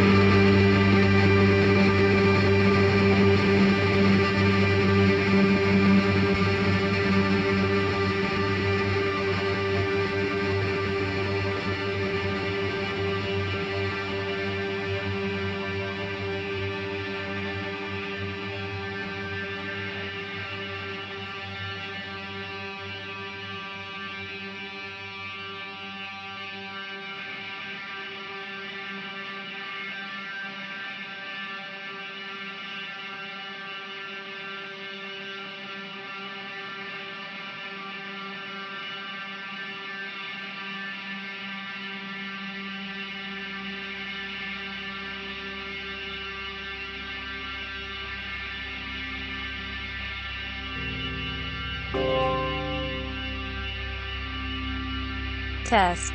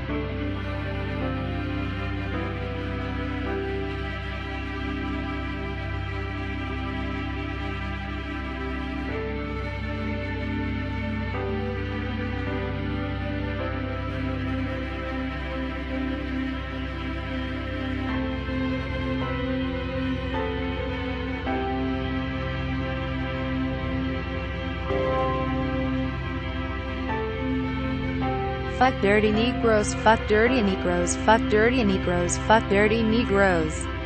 Fuck dirty Negroes, fuck dirty Negroes, fuck dirty Negroes, fuck dirty Negroes. Fuck dirty Negroes, fuck dirty Negroes, fuck dirty Negroes, fuck dirty KN.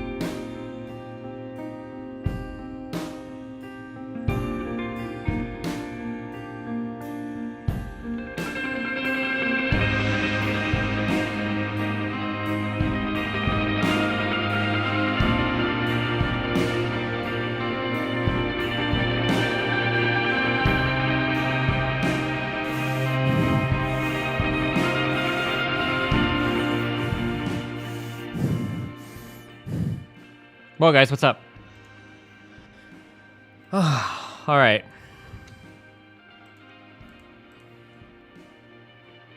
Waldemar is stepping into the fray.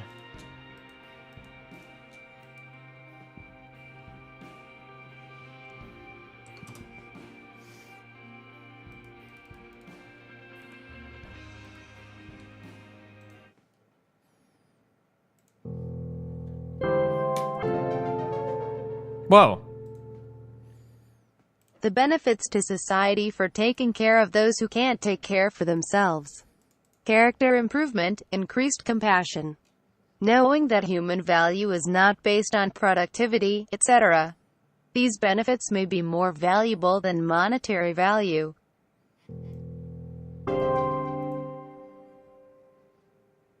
If we going to make abortion harder to do, then we should also be willing to pay more for social programs for life after birth. Quote. Yeah, I don't disagree.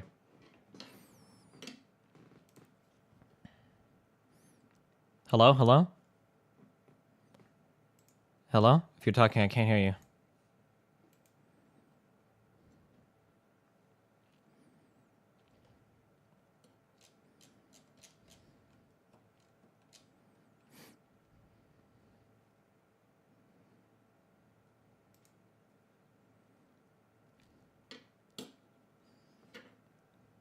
Waldemar, how you doing, buddy?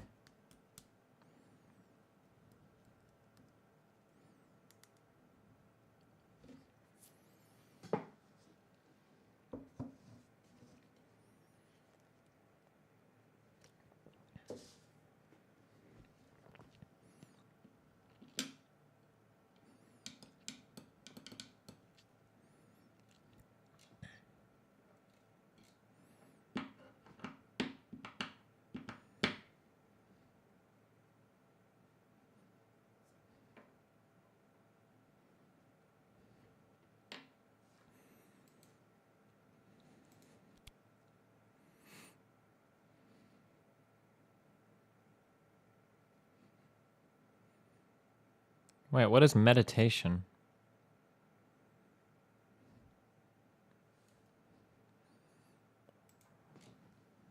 Fucking Waldemar, how do you not have a fucking working microphone? Are you fucking kidding me, dude? Oh, meditation.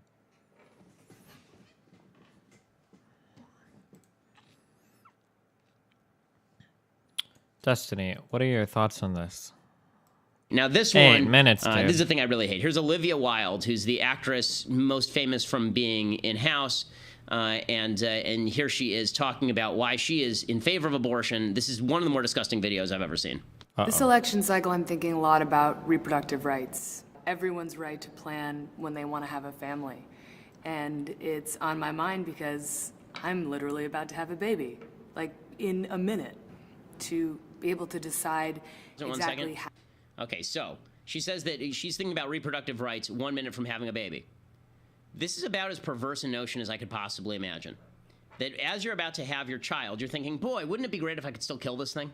It's really imperative that I be able to still kill this thing. Who is this? This guy sounds retarded as fuck. Is there any point in watching the rest of this video, or is this guy a literal alt-right demagogue? He sounds like a fucking idiot. Is there any point to watching this? I feel like he's an idiot.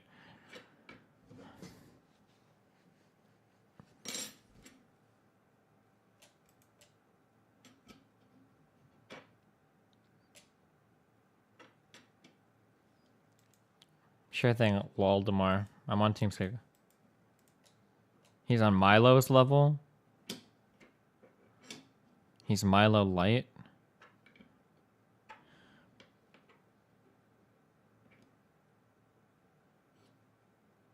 Oh, he's not alt-right. He's hardcore conservative. Oh, I guess he looks kind of young, so I just assume he's alt-right. Okay. Here I am. Look how pregnant I am. There's a baby in here. This is my beautiful child. And I was thinking, maybe I should just kill it. No, that's not what she was thinking at all. Maybe this guy has autism or some form of autism. I mean, like, I'm pretty sure she's showing her pregnancy so that you can feel more relatable to her as a viewer. Oh, wow, this is somebody that's gone through pregnancy. This is somebody who's talking about reproductive rights and planning to have a family. Like, she's planning to have a family. It's supposed to make you feel more tied in. But maybe this guy has autism, or maybe he's, like, so much a man and so much lacking in empathy that he can't imagine that people seeing somebody else who's dealing with family planning might be more relatable to them. I'm not really sure. I can't tell. But right now, my bet is on, like, high-functioning autism, but... You know, it's really important that women be able to kill at any time they please. She continues along these lines, not, of course, understanding really what she's saying on a moral level. How and when and why and where I want to have a baby.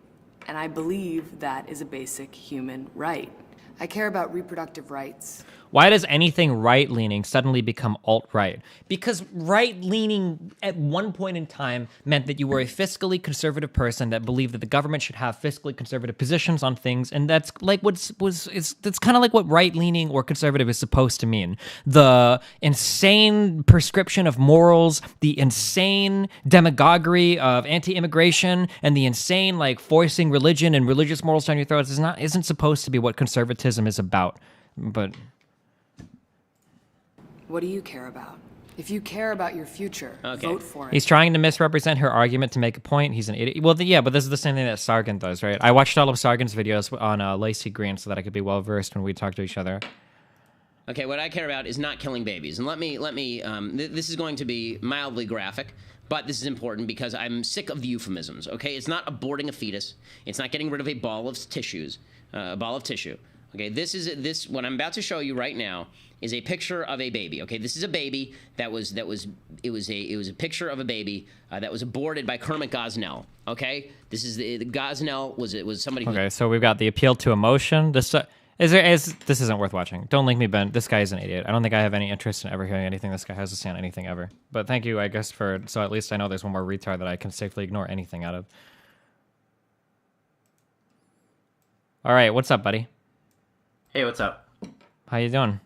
I'm doing pretty good, man. I guess I can say Ben Shapiro is usually not retarded. He's actually like a pretty anti-Trump. Can you link me one non-retarded video? Or give me an idea of a stance he has that's not retarded? He's like a typical conservative, a typical never Trumper, I would say. Okay. He's like a conservative, but he rejects Trump. He's very like conservative values, like, and that goes. So you're talking like traditional Republican, right? Yes. Yeah. Yes. Okay. All right. Maybe somebody that might be a Tea Partier. I don't know. I don't know what his economic. Maybe, yeah. Okay, yeah. Give me a video because I want to see if he's actually fucking retarded or not. Okay. 1 second. Try to make it a video not hating Muslims if you can find that within you. I know that might be really difficult, but. Okay. He actually like discussed like Black Lives Matter. Like he actually has debates with like people who are like pro Black Lives Matter. Sure. Like, that okay. Kind of thing. I'll look one up. Hold on. Let's see if we can find. I have one here.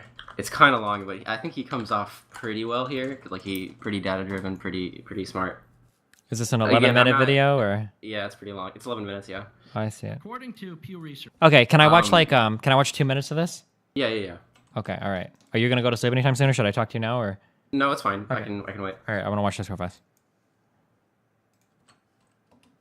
Things that I wanted to share with you. According to Pew Research, the net worth of white families in 2013 was $141,000. For black families, it was $11,000, even less than the $19,000 it was in 2007. According to economist Edward Wolf of the University of New York, excluding vehicles and other durables, the median black family worth is just $1,700, while 40% of black families have zero or negative wealth. White family worth, in terms of financial worth, is 69 times more than that of black families. Given this disparity, how can you argue that racism is not a driving factor in income inequality? Because it has nothing to do with race and everything to do with culture. And when you have a culture that doesn't... You know what? Explain to me. You explain to me why black kids aren't graduating high school. Explain that one to me. Explain to me why black kids are shooting each other in rates significantly higher than whites are shooting each other. Explain. Why? Yeah, but why is the culture fucked? Explain to me why 13% of the population is responsible for 50% of the murder. Explain to me why the number of black kids in prison, not for innocent reasons, not for walking down the street and getting pulled into a prison, is so high. Why? I mean, if you have a group of people that are disproportionately affected by negative socioeconomic conditions and live in some of the shittiest areas of the country, why do you think they would be disproportionately contribute to crime? I don't know, dude. What do you think? Like, what? Because of the culture? What does that even mean? Because black people have... Explain, if it has nothing to do with culture, explain to me why the single motherhood rate in the black community jumped from 20% to 70% in the same course of time that the civil rights movement has made such tremendous strides. Is America more racist now than it was in 1960? And if it is, please explain to me how that happened. So what do I think those riots are? I think they're depravity, I think they're thugs, and I think if you really want to make a difference, Thurgood Marshall, who grew up just 2 blocks from there, did such a thing, who was a contemporary of Martin Luther King. Wait, so you're not allowed to riot at all because you think every single rioter is a thug? Do you think the Civil Rights Act and all of that shit would have been as effective without the fucking marches? Like, what do you mean? Like, Now I'd like to skip over to Dr. Seacrest. I look at the Baltimore uprisings as more than just riots, right? I hate the idea when you say thugs and riots, right? White people riot as well. When y'all win Super Bowls 2 years in a row, y'all get off the hook. Don't make it seem like it's just Baltimore getting upset. So my 30-second answer is I feel the frustration of what's happening in the community, and I think it's a symptom. The uprisings are a symptom of a pressure that's been unaddressed for too long. I'm offended by the language of uprising applied to people who are breaking into other black people's stores and looting them. This is a lack of values, and people who holy shit! So every single person that riots because of some perceived racial injustice is somebody that breaks into somebody's stores? Why? Never mind. Nope. I think this guy's a fucking idiot. All right, I'm here. What's up, buddy? Okay, let's just talk about what you want to talk about. Yeah. Okay. Okay. Let me start off by saying I'm not a Trump supporter anymore. I don't believe me, dude. I slander the fuck out of you, trying to slander my good I do. name, All right, go ahead, buddy. But I don't know why we started talking about Ben Shapiro. I think he's interesting. I don't buy into like the typical conservative memes that he sells, but he's pretty interesting, and I think he's like one of the better young conservatives to like listen to if you want to like know. Yeah, I guess if you compare him to like somebody like Milo, he's right up there, dude. He's real fucking good. Okay. No. I think like if you like he was able to like so there's like a lot of what he's saying like was pretty memey, but some of it was true. So no, but the problem is when you take these extremist fucking positions and you act so fucking self-righteous about it, it's like you're not interested in having a real conversation. So like somebody comes up to me and they say something like somebody goes, it's not fair that black people experience like a disproportionate amount of racism, and then or something like institutional racism, and then you're like, last time when I went to school, I was discriminated against because I was white, and I know a black person who got the same score as me, and they got the position and I didn't, and that's bullshit, and I'm offended that you would even imply that it's impossible for me to, like that kind of shit. It's like, okay, dude, calm the fuck down. Like that seems like the kind of person that he is. And between the ultra emotional argument that he tried to use on the abortion thing, and then between that, every single person that riots is a thug, and every single uprising is just people trying to break into people's stores and shit. Like that's pretty fucking like you're being pretty hyperbolic at that point. In the rest of the video, he goes on to like describe how between like 1960 and now, like the situation of black people in America has gotten like a lot worse, and like since civil rights have gotten a lot better, there has to be something more like a more external factor than just like they're in a fucked position. Oh, sure, yeah, sure, I definitely. Trying to make. Yeah, that's definitely a good question. Yeah, because there are a lot of parts of the black community that are more fucked than they were in the '60s. But sure. And I mean, he tries to, since he's a conservative, he'll say, well, welfare kind of took away the incentives of like the family, and instead the incentive was set up in such a way that it incentivized relying on welfare instead of like working. Since if you're uneducated and you work for $10 an hour, like you're making the same amount of money that you would just working on or just being on welfare. So it created like a perverse incentive system. Or at least that's the argument he would make. But, sure, I know because I took a high school economics class, so I know the maximum extent of every single piece of economics knowledge that every Econ 101 ultra like supply and demand conservative will say.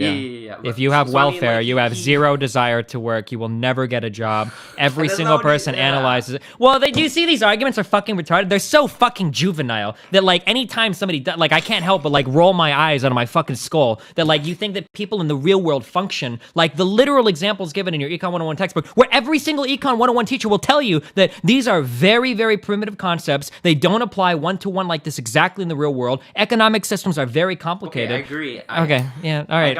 I'm we don't just even trying talk to, about. Yeah, I understand. I'm trying to give you his like position. Yeah, like, but all you're doing is making me think he's a fucking retarded. It's like the supply side fucking Republican memes. They're like, well, if we just give business a ton of money, then they're gonna hire a ton of employees because that's where all the extra money goes. Like, it's fucking retarded as fuck. Those are his memes. Those are like that's like how he would. Yeah, like the standard idiotic. Okay, I got it. He's not as like retarded as like at first. I mean, I don't know. This sounds pretty fucking retarded, but okay, dude. Okay. And on Milo, real quick, because I actually Oh, find Milo God. very, very interesting. Because, Oh, do you like Milo? Did you like that scam that he tried to set up in the Donald subreddit? Were you a fan of that?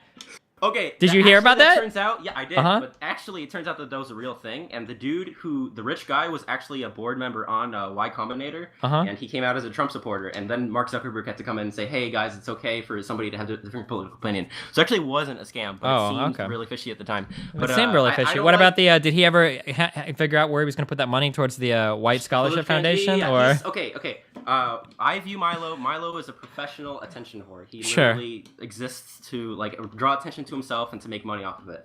But I think he serves a good purpose. I don't agree with like 90% of what he says, but I think he serves a good purpose as like a to counterweight misdirect to, like, conservative conservative arguments? No. Are you You're a conservative guy, aren't you? You voted for Aleppo dude? Well, okay, I voted for the Weed Man because I think the system is like really broken. And Okay, I this don't is support the two-party. Okay, as system somebody the way it that is right now. led a relatively successful Eve Corporation, okay, let me tell you something, okay. It is very important in a political system that both sides have good representation. Otherwise, we pull off too far to one side. Yes, I right. agree. So where are the sane conservative right people that can anchor arguments and pull us into because right now, right, as much as I seem like a socialist warrior libcog, the country seems like it's about to pull off really fucking far in that left direction. We're probably getting a Democrat president. We're probably getting 2 to 4 more Supreme justices or Supreme Court justices from Hillary, right? We're probably going to get we could get a Democrat Senate, maybe a Democrat House, probably not, but a Democratic Senate is possible. It's like a 50-50 draw on like 538, right? So we're pulling off in this direction. Where are the anchors on the right to make it so that we don't run off in this insane liberal direction? There are no anchors because when you look, you have people like Sean Hannity, you've got people like fucking for the older people, you've got the Rush Limbaughs, the Glenn Becks, the Michael Savages, and then for the younger people, you've got the InfoWars dude, that crazy fuck, you've got the fucking Milos, you got this Ben Shapiro dude. Where are the sane conservatives that can have grounded, rooted arguments that can give us a good conservative base to keep us somewhere in the land of sanity? There are people like Paul Ryan, people like Mark Rubio who were rejected by the base, and I think the reason that they were rejected is because I think there is a very huge like anti-establishment mood right now, both on the right and the left. And I think on the right, it actually succeeded by they succeeded by putting up Trump. But I agree that Rubio is pretty decent. Paul Ryan, I think, is okay, except he's like a massive cuck with no backbone. Although I understand he's in a really difficult position. Yeah, it seems like every week he's talking about like Trump is the worst guy ever, but I'm still endorsing him, guys. I'm sorry. Like I don't know. No, but yeah, I fuck, dude. Rubio was, yeah. Okay, so I think what you're seeing now is just a reaction. Like you see it on the left too. Like a lot of people are really dislike the system as it is right now. Both Hillary is like the most unpopular candidate in history, except for Trump, who is even more unpopular than her. I think it's just a general. There's just a general anti-establishment right now, and I think Milo is important because he serves as like a counterweight to like the really far crazy left people. Because I think but the problem is, it seems like right now the mainstream, if you look at Hillary from just a policy perspective, it's like you're at least rooted in reality, right? I disagree with probably her form. If she wants to continue this weird Syrian shit, I'm not really a big fan of like instigating the Russian bear. But for the most part, like most of her policies are kind of grounded in reality. So at least like you have a good working point, right? If you wanted to throw up right people to argue against a Hillary Clinton policy above him, you can argue in the realm of reality. And then you look at the Trump. The global warming is a big meme. Vaccinations are a big meme. Everything, build fucking walls everywhere. Like, get rid of all fucking global trade. Like, you are not in reality. There's no representation on the right in the mainstream to ground us in any kind of real plan. Even his fucking VP candidate, the Mike Pence dude, is a fucking subhuman piece of shit. The most insane evangelical Indiana fucking piece of shit in the universe, right? Well, you know why you picked him, right? Like, to try to draw on the evangelicals and be scared away with his sure, yeah, but Yep. Okay, I agree, but I think I think I actually, when I was a Trump supporter, I supported Trump pretty heavily during the primaries because Yeah, I know. I was a pretty anti. Yeah, I came on and but mainly because like the anti-establishment thing, and I really disliked the way the two-party system was operating, and I really wanted Trump to like not be a retard, but I guess he couldn't handle that. So I guess we're probably gonna be stuck with Hillary if these. You've kept up to date on like the shit that's happened in the past few days, right? With like Donna Brazil and all the rest of those leaks. Yeah. I'm not sure at this point if it matters, because I feel like people have already made their mind up on the email stuff, unless the FBI makes another announcement. But the polls are actually like tightening again. Like, well, the polls were starting close. to tighten. Like I think they were within 3 points before the email stuff broke. But yeah, I mean, if anything, the email stuff will make it tighten even more. But sure. Well, yeah. Well, okay. So let me just finish my point on Milo. I think I think like for too long, especially like on college campuses, there's been I think the reason why shit has gotten so crazy on college campuses is because conservatives have kind of just given up and like not really tried to engage. And I guess this kind of applies in like politics in general also. So I think now you just are left with people on the left and they just kind of reinforce their own opinions and it becomes an echo chamber. Yeah, and no, it definitely does. What happens on fucking college campuses is the most hugbox, retarded fucking social justice warrior bullshit in the fucking universe. It's fucking disgusting. I don't disagree with that at all. But the problem is, like, if a college is doing that and they're like, oh, Destiny, okay, well, what are you gonna do about it? Who are you gonna give us to present an alternate side? And I'm like, well, I can bring in Milo, the self-hating gay who runs around parading himself as he is self-hating dog. He said if he could be straight, he would be straight just because of okay, but think about it. He said he would be straight because being straight is superior to being gay. Because of the discrimination that gay people face. That was his reasoning. You know that if he wasn't gay, he wouldn't even have a career. No one would even give a fuck about him, right? That's like his whole shtick. He acknowledges that. Yeah, sure, yeah, I know. It's like Sky Williams being fucking straight and white. Like no one would even fucking know who the fuck he is, right? Like yeah, I agree. But I mean I don't like hold Milo up as like a fucking like a policy wonk or like somebody you should take seriously. I just think but it just sucks that that's the only person that you could put up to like I personally I think hug boxes are always negative even when they're on the left or whatever. I don't know, some people think it's super like I think what happens on college campuses is fucking stupid. Even for somebody as extreme as Milo, I don't think anybody should ever be excluded from speaking at a fucking public college that's paid for with public taxpayer money. I don't think you should be able to exclude somebody from speaking, right? And the people that show up to protest and make noise are fucking like little fucking whiny children, okay? However, like, fuck, dude, you can't find somebody better than fucking Milo to represent the right? There has to be somebody more sane that can represent a fiscally conservative position because there are legitimate arguments to be made over there by somebody that doesn't run around in a bus with the word faggot on it. Like, there's gotta be somebody better than that, you know? I think after this election, there's going to be like a realignment, hopefully, and maybe the there has to be a schism. There has to be like a separation, right? A whole bunch of people in the Republican Party have to leave. But like, what is that? Where does that leave the Republican Party? 13 million people voted for Trump through the primaries. The Republican Party can't bleed that many people. That leaves the Democrats in power for the next fucking generation. Like. Well, I think the Democrats themselves are splintering themselves. You have like the Hillary center-left people, and then you have like the progressives, like the far-left people, and like you're already starting to see friction between those two. But here's the problem. With the Democratic Party right now, you have friction, but I think after the election, I think that more or less the people can kind of coalesce. Because right now the disagreements on the Democrat side have to do with corruption and not policy, right? Hillary Clinton... I don't... For the most part, like if you're arguing over somebody who believes in like $10 an hour minimum wage versus somebody who believes in $15 an hour minimum wage. Like, that's one thing, right? Other than foreign policy, it came out in, like, the leaks that Hillary actually is still opposed to, like, marijuana legalization, which is, like, a huge... Yeah, because she's old and fucking stupid or whatever, sure. Yeah. But that's, like, an old person problem. But like, I still feel like, in general, Democrats can coalesce around some... Like, Hillary is never going to question abortion, right? Hillary is never going to question gay marriage, right? Like, some kind of, like, really... I mean, even on those issues, though, it took her so... She only changed her position because she had to. Because she only does whatever is politically popular. But I'm just saying that right now, you know that she's never going to touch those things, right? Yeah. Right. Whereas like on the right, what core values can you say that all Republicans gather around? Because no social issues at all. Because there are Republicans that believe, there are conservatives that believe in like I think we should have a smaller government that are okay with people smoking marijuana and being gay and believe in climate change. Like there are these people, these sane Republicans that exist, but they have no voice in the Republican Party. And then the rest of it is just arguing over how extreme are we going to be. Like, are we going to deport the Mexicans by shipping them over in trucks? Or are we going to launch them over in catapults. Like, these are the arguments that you're having right now with the extremist fucking Republican Party. Like, it's insane. And like, I feel like after this election, like, after this election, when Trump will probably lose, he could win, but say Trump loses this election, where do the Republicans go from here? Who do they gather around?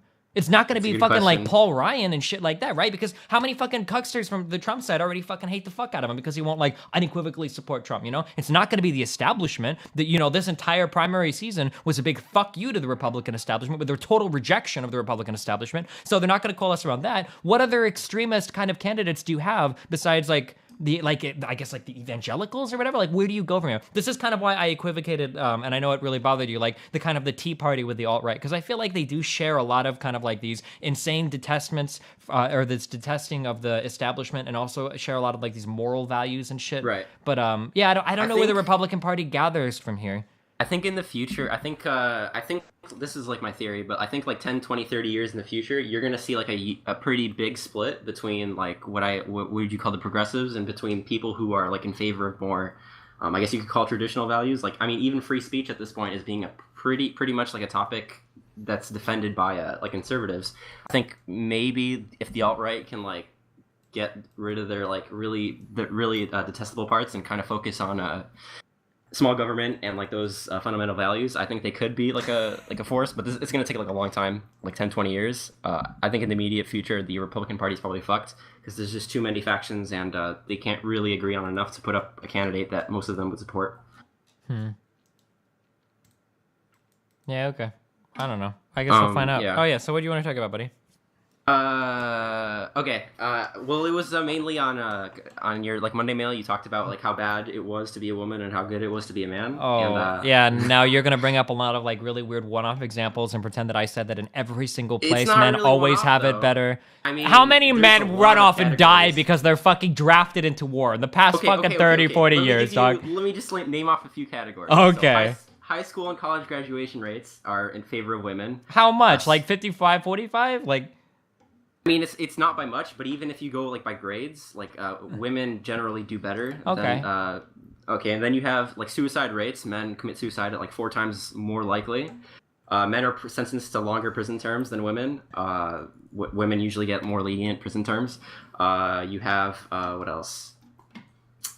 What else do I have here? Actually, like things like circumcision. abuse. We got that. Somebody in the chat. Somebody brought up in chat. About that shit. I mean, that's the thing. Yeah, well... I think like 90% of women are awarded custody in custody battles. Yeah, the custody, alimony, and like divorce laws generally are pretty much skewed to women. So I think my general point is I don't think like the sexes are that like I don't think it's that advantageous to be a man in like 2016 than it is to be a woman. I don't think like there's that much big of a discrepancy. I think there are trade-offs like currently. What else? Even like domestic violence is actually initiated more by women than men, even though obviously a man can do much more damage than a woman can in most cases. But yeah, I guess that was my general point. I think I also think that like socially speaking, it's a lot more in vogue to be like in favor of women's issues. So like look at the wage gap. And even like with shit that's like not really like we agree that like the wage gap it's pretty misleading how Democrats talk about it. Usually they'll say that women make 77 cents on the dollar for every dollar a man makes, even though that's not entirely true because of any number of factors. But it's passed off as if women are doing the exact same work for 77 cents on the dollar. Yeah, I agree. It's presented very poorly. The wage gap is definitely real and it exists and it needs to be talked about. But it's not like a woman literally makes 77% of the wage of a man. Yeah, I understand. Right, but I think if there were if women were killing themselves at 4 times the rate that men were, or if women were getting disproportionately longer sentences than men were, I think we would hear about it a lot more. But I think okay, so like here's kind of like my problem with this approach. Okay, there are a number of areas. I mean, I could start naming off in every way that you're kind of advantaged in being a man over a woman if you wanted to, but I think we kind of know that there are a decent number of social and cultural ways that being a man is superior, right? There are a lot of ways that are present in every single everyday life in terms of where being a man is probably better than being a woman, especially culturally. And there are definitely some ways that women are advantaged, right? I guess in like prison sentencing, and I guess more of them can abuse people or have higher rates of domestic abuse or whatever. But like, if there are some ways that things are like really off balance, like why not try to move closer then on both sides? Why is the I think the assumption? issue Why is is the a lot of assumption that like, feminists- yo, like I think that we need to like bring all these things together? Why it's like, well, no, I don't want to help anything about fucking bringing women up because they have advantages in these areas. Like, well, okay, well, why not try to correct those twos? Or But correct the those issue is a lot of feminist groups like the National Organization of Women lobby directly against like these kinds of reforms because Okay, but do you think that I'm in favor of lobbying against reforms that would balance out my like? point is no, I guess you wouldn't be, but my point is there's a lot of like bullshit on both sides where each kind of group wants to keep their own like advantages that they Yeah, of currently course, have. yeah, and fuck the other group, and yeah, sure, people are fucking Yeah. retarded. I don't disagree with that. Sure. All right. I mean, I guess we agree on most things here then. Okay. Well. Fuck. What else? What else can we talk about? I don't know, dude. What do you think? One of my friends wanted me to bring up Stefan Molyneux. I mean, I tweeted at him. I don't know if he'll. Yeah, oh, I tweeted at the Sargon dude. We were talking on Wednesday. If that makes you happy. Yeah. Are you familiar with? I mean, I don't really watch Sargon, but I can imagine what his views are. Are you familiar with Stefan Molyneux at all? No fucking idea. Okay, well, he's like a anarcho-capitalist guy, and he's very like, and he's also like really into philosophy, and he basically has like his own quasi cult, I guess you could call it, where he basically has like pushed people into like removing or detaching from their families if like any of their families like ever wronged them in any way. He like advocates them to like split off entirely. So I don't know. He's kind of he's definitely like an interesting guy to listen to, but I think definitely do your research into him a little before you talk to him, I guess. Sure. I will. If I even get the opportunity to talk to him. Okay. I guess we could talk about Islam a little bit. Go on to. I'm not. Didn't I respond to you literally 7 times in a row on my subreddit where you kept trying to have a conversation and I said I was not interested? Okay. Can I just like make my case really quickly? Yeah, in all the cases where blah, some bullshit, Islam fucks some shit up and it's worse for everybody, even in cases, yeah, I know. I just think, I think obviously Western imperialism has like a huge effect on like how Islam is practiced in the West today and how it kind of fucked up that region in Yeah, but general. even in cases where variables are controlled for, Islam still makes people worse off than being Christian or whatever. Yeah, Yes. I don't disagree with that. It's probably true. Yes. I don't think all religions are equal. It's probably true. I don't deny that at all. And I don't support like, I think America does like immigration pretty well. Like we are able to, like even the Muslims that are here are pretty much richer and more well educated than like the average population. So I think we do immigration pretty well just because of our like geographical, not only because culturally, but also like our geographical like edge, Mhm. where everybody who wants to come here has to like fly over and can't just like walk Except across. for them fucking Mexicans, but yeah, I know what you mean. But yeah, I mean, Europe's gonna have to get their shit sorted out. They have like a pretty big problem on their hands. Yeah, but I mean, their think borders are all live next to each other and shit, so they're pretty fucked. Yeah, but I think we're pretty cool here in America. Yeah. Trying to think of anything else.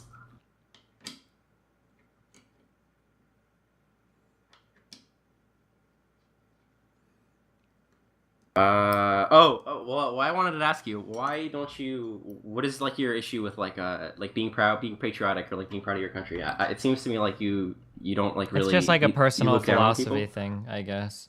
I don't like people that identify hardcore with groups. I look down on people that do that. Maybe that makes me an asshole, but like I like people that are very strong individuals, that have very strong individual beliefs. And anytime I see people that do the hardcore identifying with groups, I feel like as a person, if you imagine a person, you imagine all of their beliefs as a giant collection of boxes and file cabinets, that it's up to you to fill all of those with your own material. You need to figure out what works best for you, and you need to fill all of them with things that make the most sense to you. People that join groups just fill a bunch of it automatically and then don't think about it, and then like that's it. I view people that join groups as being very weak-minded people. That's why I'm an atheist. I think that people who are religious in general are pretty weak-minded people, that they're able to fill all their little morality and ethical cabinets and legal cabinets with everything their religion tells them. People that are super fucking nationalistic can go ahead and circle jerk their country without ever thinking about any policy decisions or whatever, because everything their country does is awesome. People do it with their culture. People do it with their ethnicity. People do it with their family history or whatever. I don't fucking know, dude. But when people get around and they start getting real excited and proud about shit that they had fuck all to do with. If you're sitting here and you have like a fucking Medal of Honor because you lost a leg in Iraq or some shit, and you want to be proud of the United States, like defending its freedoms, then fuck, dude, you have every fucking right. Like, don't let me, like, I can't say fucking shit to you. You were part of that shit, right? You did that. You built that. That's on you. Right. But if you're like some fucking fat motherfucker who's like 42 years old and you've got like you've got like 17 flags in your house and you get outside and you're all fucking patriotic and gung ho about your military and so proud of their man, fuck off. You didn't fucking do shit about that. Like, why you? I mean, I guess you could be happy for it, but I don't know. I feel like I have a negative opinion of people that get like super fucking wound into that super ultra patriotic shit. Like if they haven't really done fuck all to contribute to it. But Okay, I mean, of course, like taking it to the extreme is bad, but don't you see like the value of like, especially in America where we're very diverse culturally, socially, racially, whatever, having like something that like binds us all together as like one people, one group. I mean, I'm not trying to go like super Carl deGrasse, Nielsen, Bill Nye, super nice, kind, whatever, deGrasse Tyson philosophical, but like why can't we like identify like as humans and like each other on that point? Because there's so many less problems that come. Like when I meet people, like I usually like try to evaluate them as a person. Like I very rarely think of somebody like Kelly is British. Like that never crosses my mind. Like Laldemar is American. Like that's like not some shit that I'm fucking concerned with. I don't give a fuck what country you're from or what race you are, what culture you identify. That doesn't tell me anything about you. But when people group people up like that, it's so much easier to hate somebody else. Like, oh, fucking that dude, Romanian? Holy shit. Like, what is his family gypsies? Like, or, you know, this guy's from fucking Lithuania. What did they make like $1 a day over there? Like, I don't give a fuck about those people. Like, why not evaluate people as humans first and then kind of move from there rather than like, oh yeah, that dude, he's American, he's Canadian. He's like, fuck, I don't give a fuck what country these people are from. Like, I think the average person can't really grasp that. I think it's a lot easier for like the average person to say, okay, I'm American. Yeah, I don't disagree with that, but you see the problems that stem from that, right? Where you get into this huge us versus them mentality and how everything kind of gets. I see the problems, but I also see like the upsides. I mean, like okay, for America, for example, like there's a lot to be proud of. I would say like we're probably one of the better countries to live on Earth. Yeah, but why are you proud of that? Well, like our fundamental values, like our Bill of Rights, we have. Like, yeah, but you didn't write that. Why are you so proud of it? Like you just happen to be born here. You got lucky, motherfucker. You won a lottery. Like why are you? I'm asking. Like I'm not trying to like not you specifically. I mean you, but like any person. Like why are you so proud of your Bill of Rights? You weren't alive in 1776 or whatever. Like you would. Because it's still like it's a good thing. It's a good part of our government and it's a good part of our society. And I think it's even though like you didn't have a hand in it, the fact that you like appreciate it and celebrate it. Yeah, but anybody can appreciate it and celebrate it. I'm sure there are other people in other countries that appreciate our constitution. It's the fucking oldest one on the planet that's still in use. Like I'm sure there are people that appreciate it, but like live it though. Yeah, because you got lucky though. You won a lottery and you were born here. Like. I mean, who cares? Like, why are you so excited and proud of it? Like, I don't know. Like, when I think about the things, like, I love the shit that I did in music. I hate to use anecdotal. I love the shit I did in music. I'm proud of what I've built in terms of streaming. I love how much you know about technology and the computers that I've built and everything. Like, that's what I like. Like, for me to, like, think, like, God, I love being American. I was born here, and we got the government and the Constitution and Silicon Valley. Like, I don't know. Like, I didn't fucking do anything with that shit. Why would I be so prideful and proud of it? Like, in life. I think the fact that you did win the lottery, like, you are in a country that's, like, probably one of the best countries to live, and to be proud and to be happy because of that. I don't think there's anything wrong with that, really. No, there's not, but like, but it never stops there. That's my problem. It never stops there. People start to fucking hold it over each other. Like, I'm fucking American. Where the fuck are you from? Like, I'm American. Like, I'm so fucking good. Like, motherfucker, you're lucky. Dude, you didn't do fucking anything to contribute positively to this country. In fact, if you make less than like fucking 30,000 a year or whatever here, you're probably a net drain on the country. And you're sitting here parading over the fact that you won a fucking lottery and were born here over other people that weren't. Like, I don't know. That shit like screams of fucking insecurity and ignorance to me. Right? Like, I don't. Yeah, I mean, I guess, yeah. But, I mean, I think, I think, like, your view is, like, a view that most people, I guess you already said that, like, most people won't really have that view because they want to, like, be part of a group or be part of I know, and I don't mind necessarily people being part of a group, but they use it for so many negative things. Like, when you're in a group, if somebody's not in the group, they're fucking shit, and fuck them, and, like, we're Americans, and we're better than them, and, like, fuck these guys. Like, I hate that.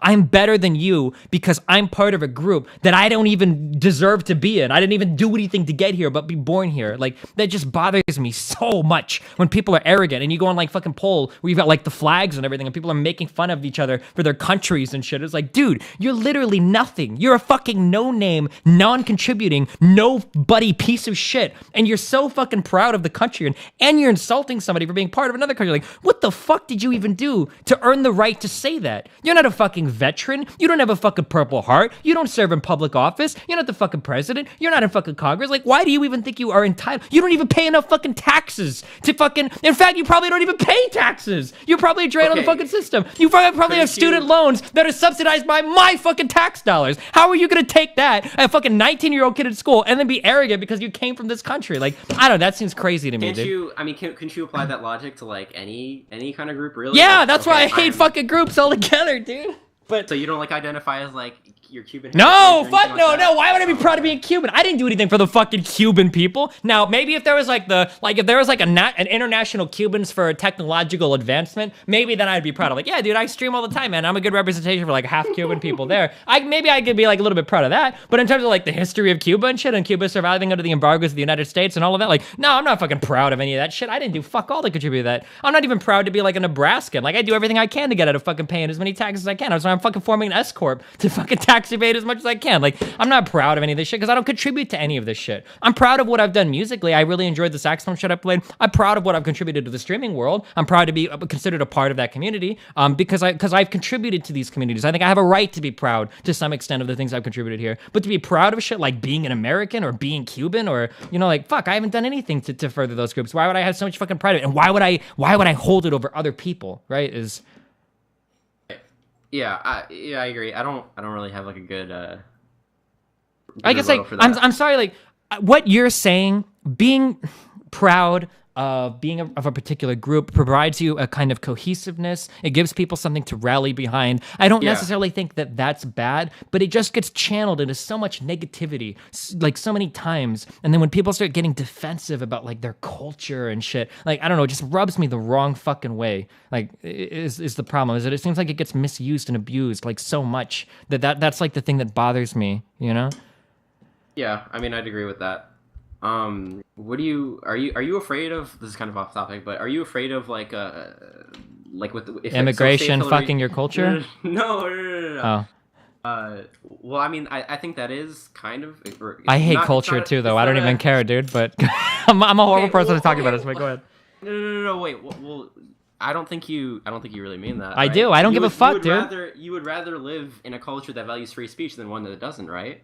Yeah, no. I guess if you talk, I guess when I think of culture, I don't think of like constitutional values. But yeah, if you extended it to that, then I guess you could say sure, yeah. I think when people talk about culture and they're like, oh, like food and fucking customs. I guess when I think like maybe I'm really like a little bit slighted because I grew up being extremist right. But when I think about culture, I think about like Republicans crying that Starbucks removed the Merry Christmas from like the cups of coffee. Yeah, that's right.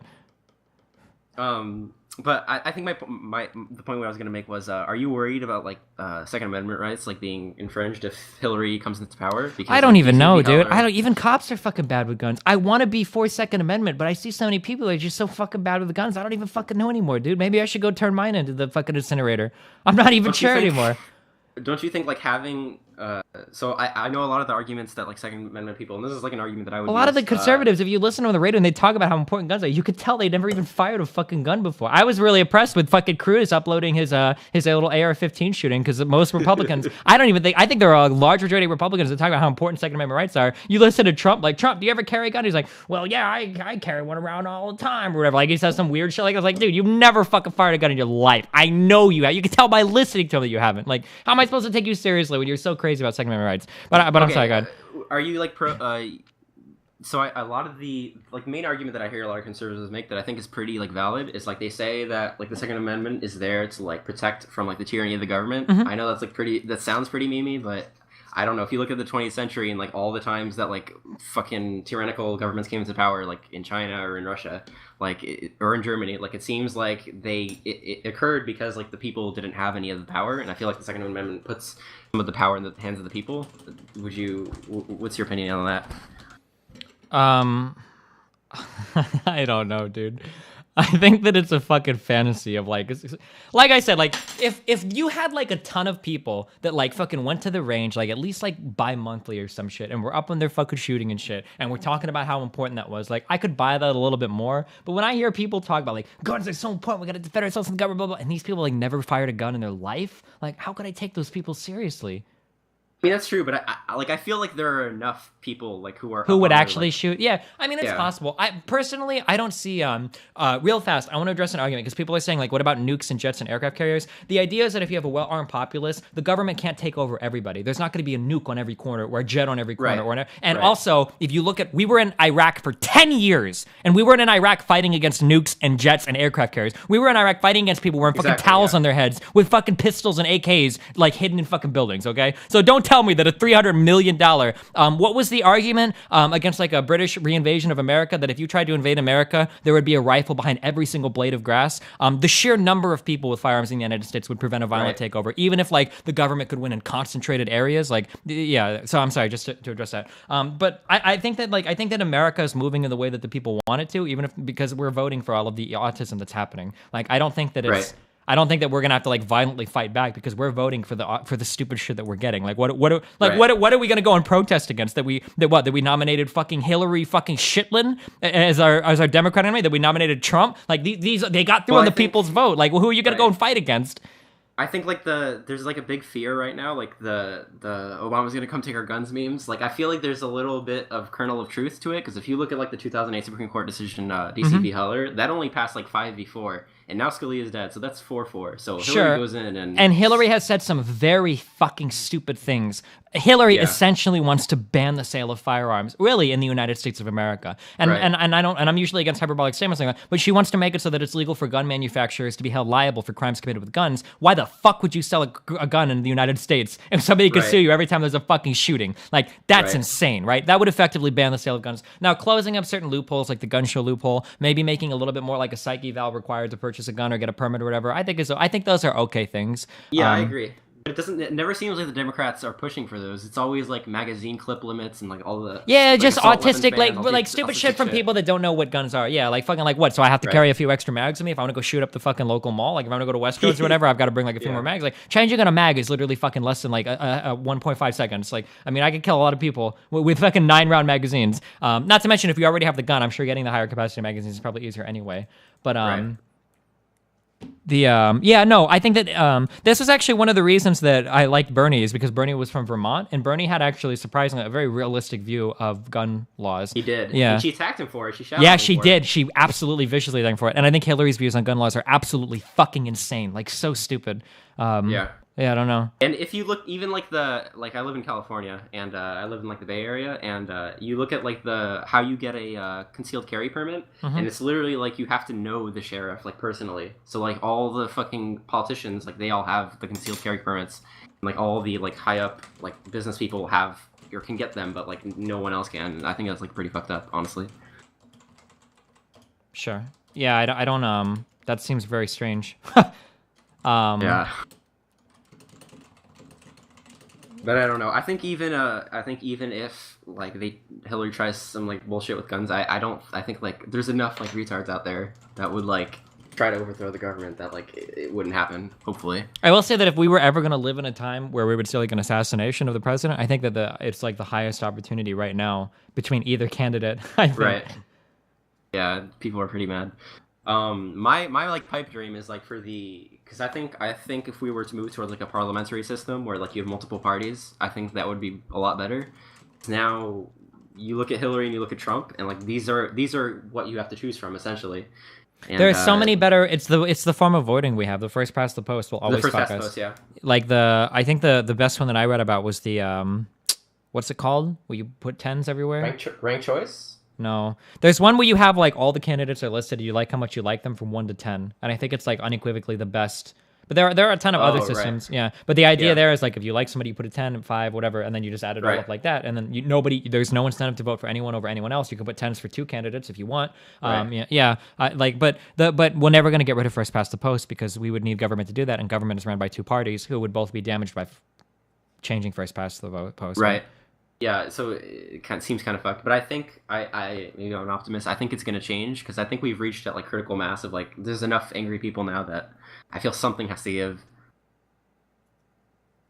But will it? I don't think it will.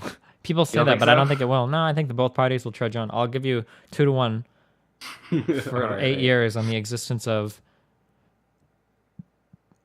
Yeah, I mean that's possible.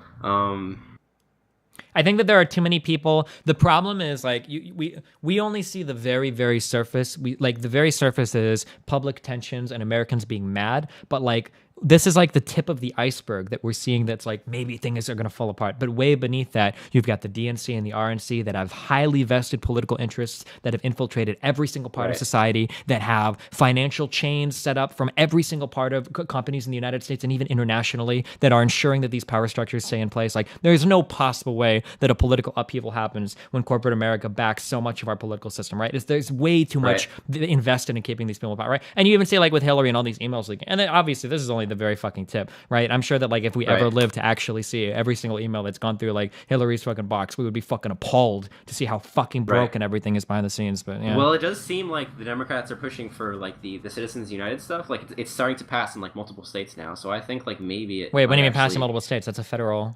It's up on state ballots in Oh, California this year. So then if somebody level. disagrees, there would have to go back to the Supreme Court or whatever. Well, I think it's. I think one of the ways to amend the Constitution, I think they're trying to amend the Constitution directly, like without state going through the Supreme constitutions, Court. or no, like the national Constitution. Oh, you would have to 38 hold states- like a national well, whatever. no, just 38 states have to pass it, and then and it's already starting to happen. One sec, let me pull up this article. Wait, a third? I don't know. This is really weird. There's like two ways to do it. One is to have like a national amendment convention or whatever, right? And then if 38 states pass it, you can actually get it added to the. Is that actually true? Has that ever happened before? I don't think it's ever happened before. They tried to do it with the Equal Rights Amendment, but that never passed. Was that for gay shit?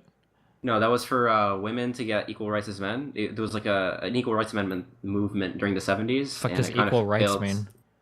Like, basically it would make women equal to men in like every way. How are they gonna like testosterone injections, or are men gonna start giving birth to? We're gonna inject uteruses? No, fuck me. Okay, sure. Here, I'll link it.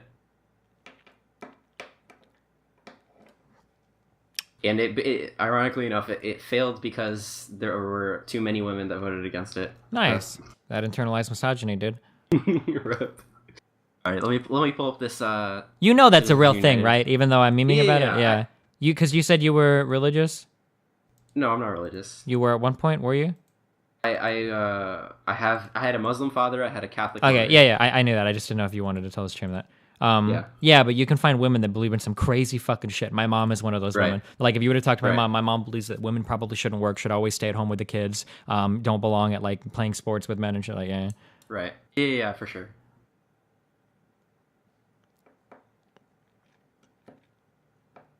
Here's the Citizens United ballots in California right now. Let me see like the logistics of how they're trying to pass this. Looks like for now they're doing it at the state level.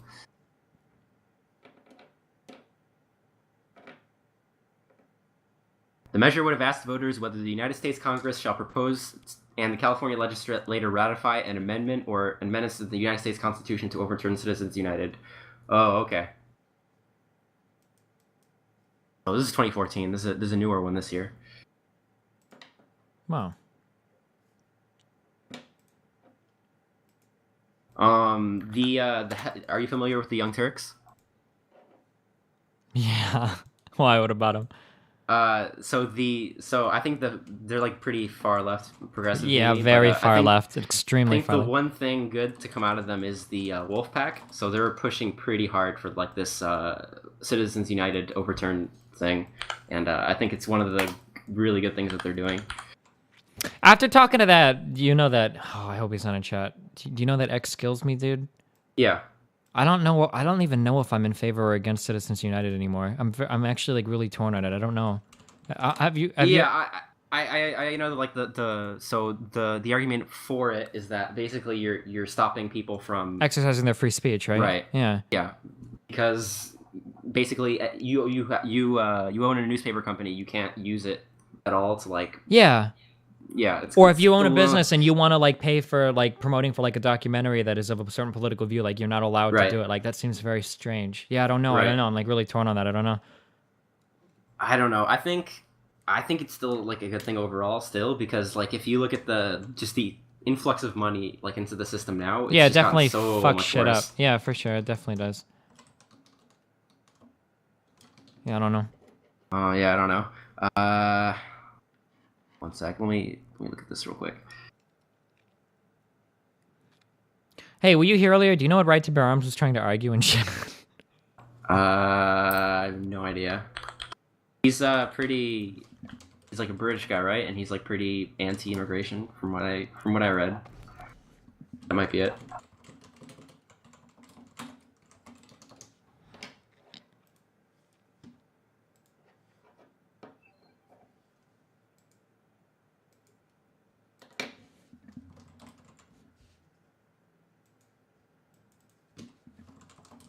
Okay, so basically they're doing it at the state level to basically say if this were put up to an amendment, would we vote yes or no?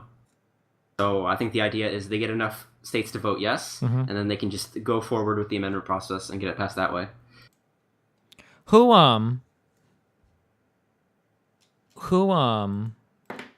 votes on that then? Like, it's a state level ballot. So for this one, voters in California. So it's just it would be popular voters in every state. Yes. Okay, and then is every state weighted equally? 36 states or whatever, is that? Yeah, 38 states. 38 states? Each Gotcha. state is one, yeah. Ooh. That would be pretty, yeah, because there's a lot of Republican states, even though the population is about equal. Yeah, but the states aren't even close. States. I've seen the distribution of the House of Representatives. Yeah. Trust me.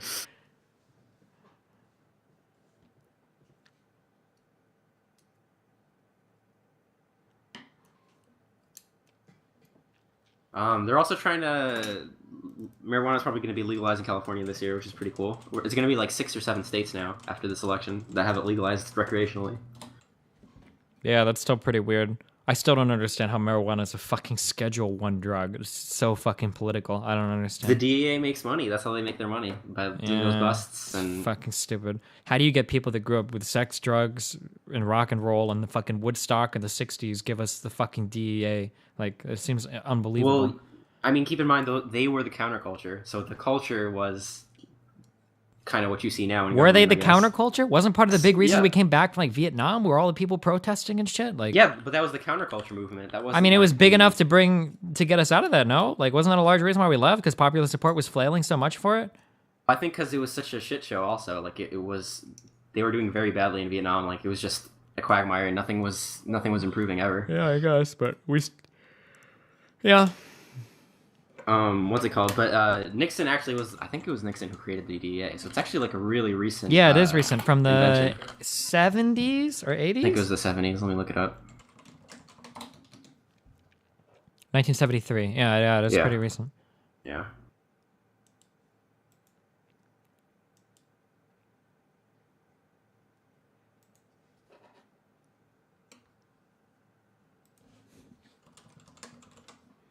Schedule 1 simply means that it has no accepted medical value. First of all, even that's not true, but no, something being Schedule 1 is more than that. It's, if I read you what it means to be a Schedule 1 drug, marijuana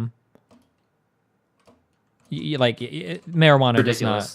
Like even heroin, I think even heroin is like Schedule 2 because there's like applications for opiates. Okay, this is what a Schedule 1 drug are: those that have the following things. The drug or other substance has a high potential for abuse. Probably not marijuana, I don't think. A high potential for abuse. Not really, sounds no. kind of like an addictive substance, but the drug or other substance has no currently accepted medical use and treatments in the United States. I guess it depends on where we're at for marijuana treatments, like if they're FDA approved or whatever, I'm not sure. And there is a lack of accepted safety for use of the drug or other substance under medical supervision. Like, I think you have a really hard time.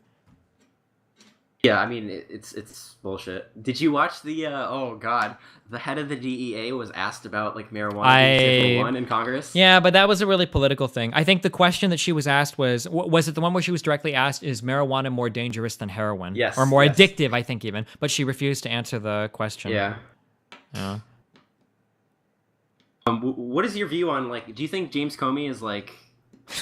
I don't even, dude. That's some crazy fucking memes, dude. Because in July, the Democrats were all saying, "Oh my God, Comey is such a man of principle. Now everybody is 180. Now all of the Hillary exactly. shills are like, Comey's the most partisan fucking cuck piece of shit ever. And now all the Trumpers are like, Comey is standing up for what's right. He's a fucking god. Yeah. I don't know. What he did was actually insanely unprecedented. I don't know if you read Eric Holder, the previous attorney general, wrote an article about how the FBI is so absolutely, like, two things. One, FBI is never supposed to comment on an ongoing investigation, ever. And then two, FBI is not supposed to release any crazy groundbreaking shit like this that's close to an election because it sets a bad precedent for the FBI controlling the American elections. So, yeah, I don't know what's going on with all that shit. For them to release that, and they haven't even read the emails yet because they just got the subpoena to start to go through and search them. Like, yeah, I don't know. That was really bizarre. I don't know. Yeah, I think what happened was it was gonna get so apparently there's like a huge like mutiny within the FBI and like somebody was gonna leak it if Comey didn't come out and say something. Nah, I mean I've heard some shit like that from that fat fuck Kim.com, and I think I've heard people saying things about like, oh, like there was a bunch of shit that was gonna be leaked, so Comey had to do it. Like, I'm not sure how much I believe that. I don't know. There's also the conspiracy theory that the Democrats are like setting up Trump to like say Comey's a swell guy, and then they're gonna drop some shit on Trump about like his ties with Russia. Maybe. Apparently, I feel like if they were dropping, already did. Look at this. They already did. FBI inquiry into ex-Trump campaign manager's foreign ties. The Paul Manafort guy. Yeah, that guy. Ooh, that's the shit that he was involved in Yugoslavia. Was it? No, it was Ukraine. Ukraine, yeah. Yeah, it was Ukraine. Very, very sketchy, right? You heard about the ledger shit they found? Yep. Did you hear that I think That's why he built... That's why he yeah. Well, they say that it was because of political disagreements with Trump came up, but yeah, I think it was. Because Paul Manafort was actually trying to pull the campaign back to a more less extreme point of view. But there was I think that like for all the political work that his company billed to this guy, for like it was like 12 or 18 months of work, they billed like $40,000 for like political work, and then they found that ledger where he had been paid some millions. You know, it was just handwritten, not like a massive proof, but like his connection with that shit, and the person that he was supporting, I wish I could remember the name or whatever, was obviously he was a very pro Putin, like Putin installed one of Roger Stone. No. He was supporting this guy in the Ukrainian election. I think he ultimately lost. Yeah, he was. Yeah, I think I know who you're talking about. I don't know him by name though. Yeah, but yeah, I don't know. That's some memes.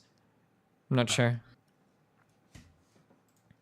I don't know, dude. This election has been so crazy, and then like the whole thing with Anthony Weiner being the one that like caused this whole thing to like reopen in the first place. It just seems so fucking ridiculous. How bizarre. Like, this is literally, like, there are so many things that have happened where, like, if I'm watching it on, like, Suits or House of Cards, like, I'm rolling my eyes, like, okay, so you're telling me that while they were investigating somebody for sexting a 15-year-old, they found relevant, pertinent evidence to a different investigation completely, and we're like, come on, like, there's no way, like, that's so fucking bizarre. Like, yeah, it's been fucking ridiculous. Yeah, holy shit, dude, what a fucking meme. And then you heard about Donna Brazil leaking the debate questions ahead of time to Hillary, right? Yep, because she was like, because she worked for CNN or whatever, right? Yeah. Or she was like, pretty memey, pretty fucking memey, and she resigned, right? Yep. I think she resigned from CNN, but I think she's still involved with like the Clinton campaign. Oh, maybe she'll get awarded a position like that, Debbie. Yep, like Debbie Wasserman's also. As much as I hate Trump, like, it's fun because for me, this is both a win-win and a lose-lose election, because watching the Democrats lose after putting up Hillary would be so fucking sweet. Like, have you ever been to the Hillary Clinton subreddit? You want to see some smug motherfuckers, dude? Yeah, I read that sub. Oh, man, dude. Watching those guys, all the fucking Bernie bros would come out of the woodwork, like, making fun of them. Like, there would be so many Hillary shills on fucking Suicide Watch. Like, holy shit. And they would 100% have fucking earned it, too. They earned that. Both sides are working so hard. They're going to blame the Bernie people if they do lose. Yeah, sure, they probably will, sure. But I mean, like, I think both sides are working so hard to earn a lot. Like, both sides, could you imagine, dude? Bernie on the Democrat side is like a guaranteed fucking win. Without the baggage, like, it's a guaranteed win. For sure. It's a guaranteed win. And Rubio on the Republican side, socialism stuff though. Compared to fucking Trump. Here's what I'm saying. With Bernie, this is what happens with Bernie, okay? Everybody, all of the Democrats are never voting Trump. You acknowledge that, right? Right. Never voting Trump, right? With Bernie there. And there are a lot of independents who would definitely go Bernie over fucking Trump, right? It's an easy election, right? And then on the Republican side, I think Rubio is an easy win over Hillary. It's not even close. Oh, yeah, for sure, No for sure. Republican is voting for Hillary. It's not even close. No Republican is voting for Hillary ever, right? No Republican will vote over fucking Rubio. And I think that there are a lot of independents that fucking hate Hillary. Both of these candidates are in record numbers of unfavorables, right? Rubio is an easy fucking, he doesn't have to fucking campaign. A young Cuban guy who speaks fluent fucking Spanish, who has decent positions on foreign policy and immigration, like Rubio is a shoo-in. Like both parties had the opportunity to put up a candidate that would have had the easiest time in the general. But yeah, I don't know. I can be sympathetic to the Republicans a little bit because they kind of got their like party hijacked. But I mean, the Democrats kind of deserve it because they pushed really hard for Hillary. Yeah, and then now like the more shit that you see coming out about how fucking rigged the whole game was. Yep. The super delegates were just the tip of the ice memes. In like the few months ago, everybody was calling like the Bernie people like conspiracy theorists for like saying, "Oh wow, you think it's rigged? Wow, okay." It's pretty sad that like all of the conspiracy theorist memes have been even more extreme than we thought. Like going back like 10 years, like I don't know, how old are you? I'm 22. Oh, okay. Well, I mean, you're not that much younger. Like a long time ago, like there were a lot of people that had crazy fucking memes about how the NSA is like listening to all of our conversations, blah blah. And like, dude, you guys are fucking like, come on, like, and even I was one of those people, like, you're fucking crazy. Dude. Like, there's no way that they even have the men. Like, do you think anybody would honestly do this shit? And then like it comes out that like everything is not only are the conspiracy theorists vindicated, it's so much worse than we thought. Like even countries like Germany are like, dog, why the fuck are you spying on us? We're your fucking ally. Like even other countries are like, holy shit, this is some fucking crazy shit. America's got some crazy technological bullshit going on.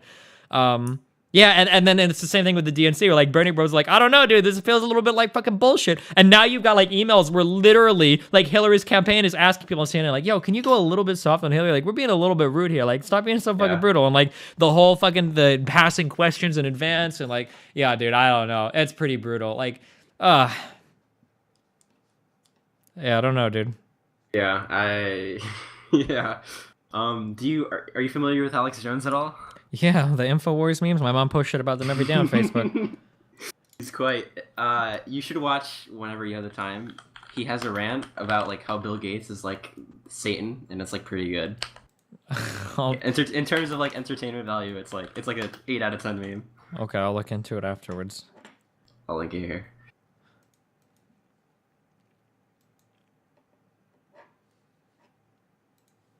Alex Jones, I feel like, is a crazier version of Rush Limbaugh. Oh yeah, he's really crazy, and apparently it's not an act. Joe No, Rogan is apparently everybody friends that's with him. ever come out of places like that, like anybody that used to work for Fox News or whatever, I've never seen anybody ever say that this is an act. Like most people are like, yeah, the people here, because you have to genuinely believe in a lot of that in order to like, you can't fake something like that every single Right. fucking day. Like you can't do it. Like you have to believe in the mission to some extent. Yeah. But yeah, I linked it in chat, linked it in TeamSpeak. It's really fucking funny. But I mean, yeah, like even like some of the stuff that like Alex Jones has said did kind of turn out to be true, which is pretty fucking scary. I mean, he's still like a nutcase, but it's pretty fucked that like we live in an age where like some of that is possible.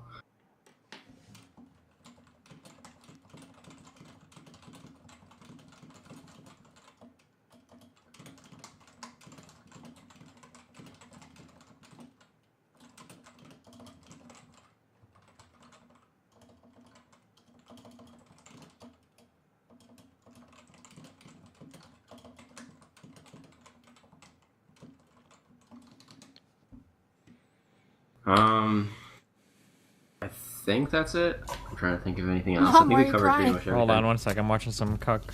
I got to vote for a woman for president. You're gonna make me cry. Mom, why are you crying? Oh, my woman feels. Rip.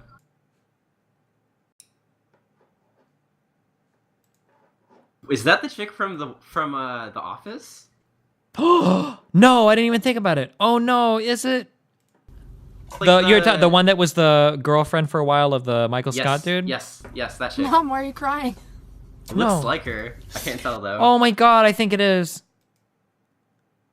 No way, is it? No, I don't think it is. Never mind. I hope not. Maybe, I don't know.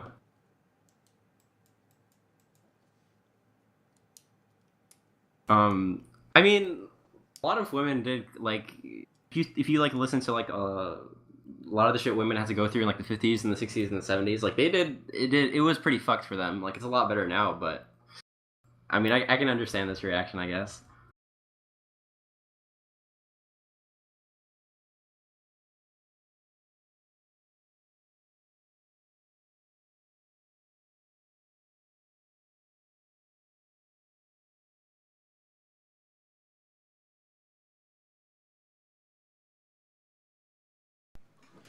All right, sorry, my mic disconnected. You know why she's so happy, right? Because she's voting for a woman Yep, president? because she's part of a group, dude. I told you. Part of a group, man. Okay, you got me. Yep. The woman group.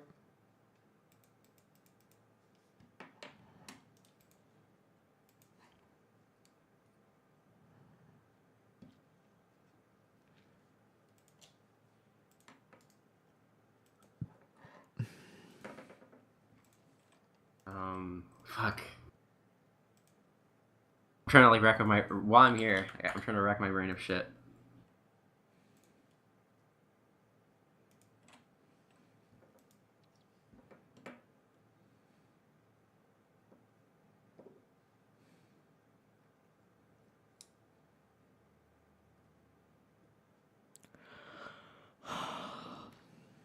Your son is a cool. Oh, he's wearing that Ninjago Lego shit. It's pretty cool. Wait, where did you see that? Facebook or Twitter? Which one? Nathan has his costume. He was like dressed up as like a Ninjago dude. He looks like a Lego man. Oh.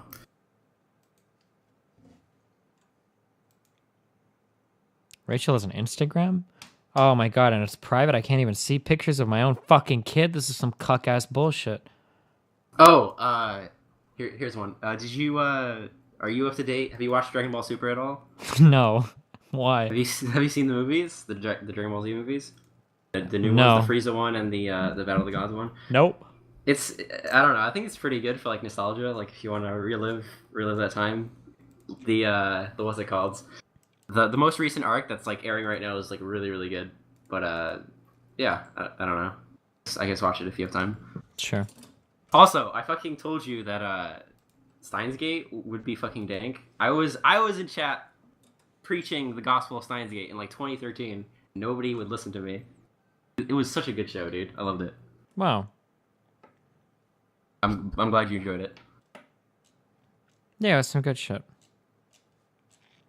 I think that's it. I'm gonna go now. All right, well, I love you, buddy. Yep. Have fun. Be careful. Yep. I'll see you later. I'll see you later. My favorite Trumple. Fuck off.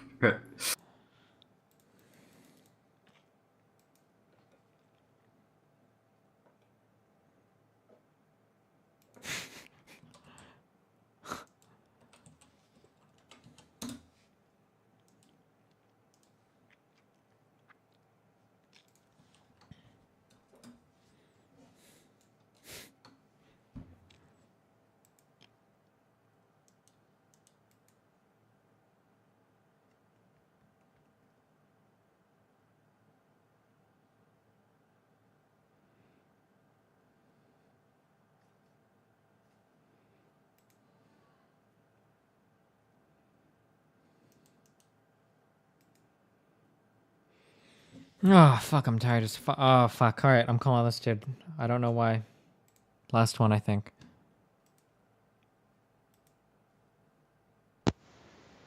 Holy shit. All right, dude, you made it. Whew.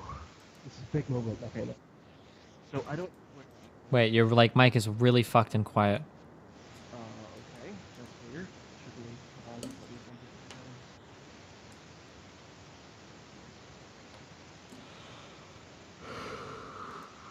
Ah.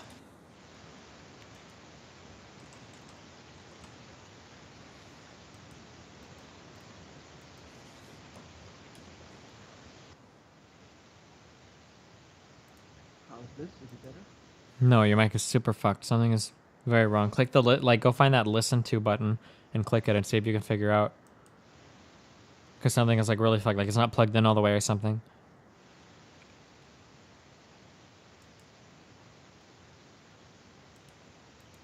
Oh, well, shoot. I'll be right back, I guess. Okay.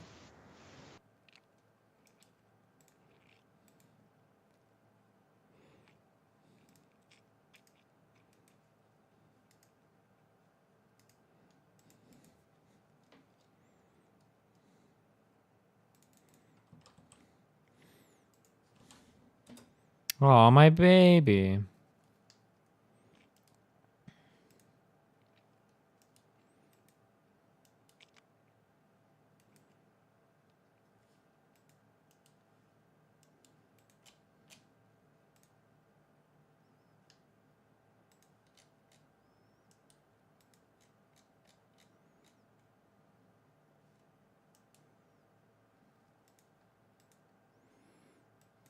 To defeat them. People that are ignorant send me emails and say, why are you trying to scare people? I'm not trying to scare somebody. If I tell my kids, don't go out in the highway, there's cars will run you over and kill you. I'm not trying to scare them. I'm telling them about a reality that's there. I believe from history and my own gut instinct that if I go ahead and lay it out, all out here, what we're really facing, you've got courage and you've got will, and you're going to get angry and stop caring. It begins with not caring about what your slack-jawed, knuckle-dragging, cowardly, pseudo-tough guy, football-watching neighbor thinks. Okay? That's where it begins. It begins with not caring what happens to your individual person. And when you have that attitude, then the enemy doesn't have anything over you anymore. Stop being gelded, domesticated garbage. Stop being weak. And when you see a threat coming down on you, deal with it. Become a human again. Stop being weak. We got a bunch of criminals coming down on us. God. Ugh. Murdering scum. I want to get humanity awake. I want to get our forces up. And then I want to bring these people to justice, and you know what I mean. You know what I mean. Jesus fucking Christ.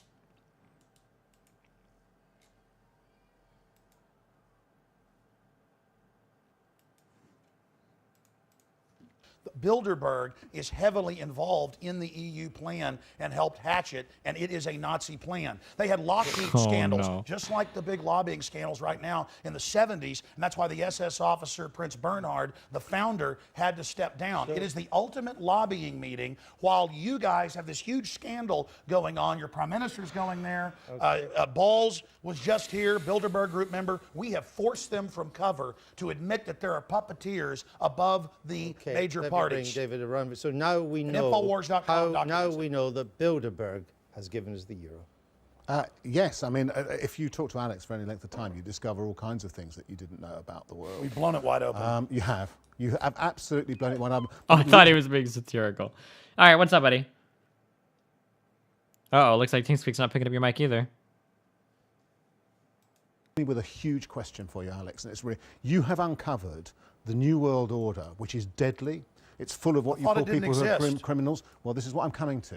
It's full of criminals, etc., who seek to run the world and will kill anybody who gets in their way. And you are almost, have been, a lone crusader powering against them. So how come? How am I alive? How are you still alive? Why am I alive? No, which is yes. Listen, why am I alive? Which is the explanation? One, they don't exist. Or two, you're part of the conspiracy. No, let me tell you a story.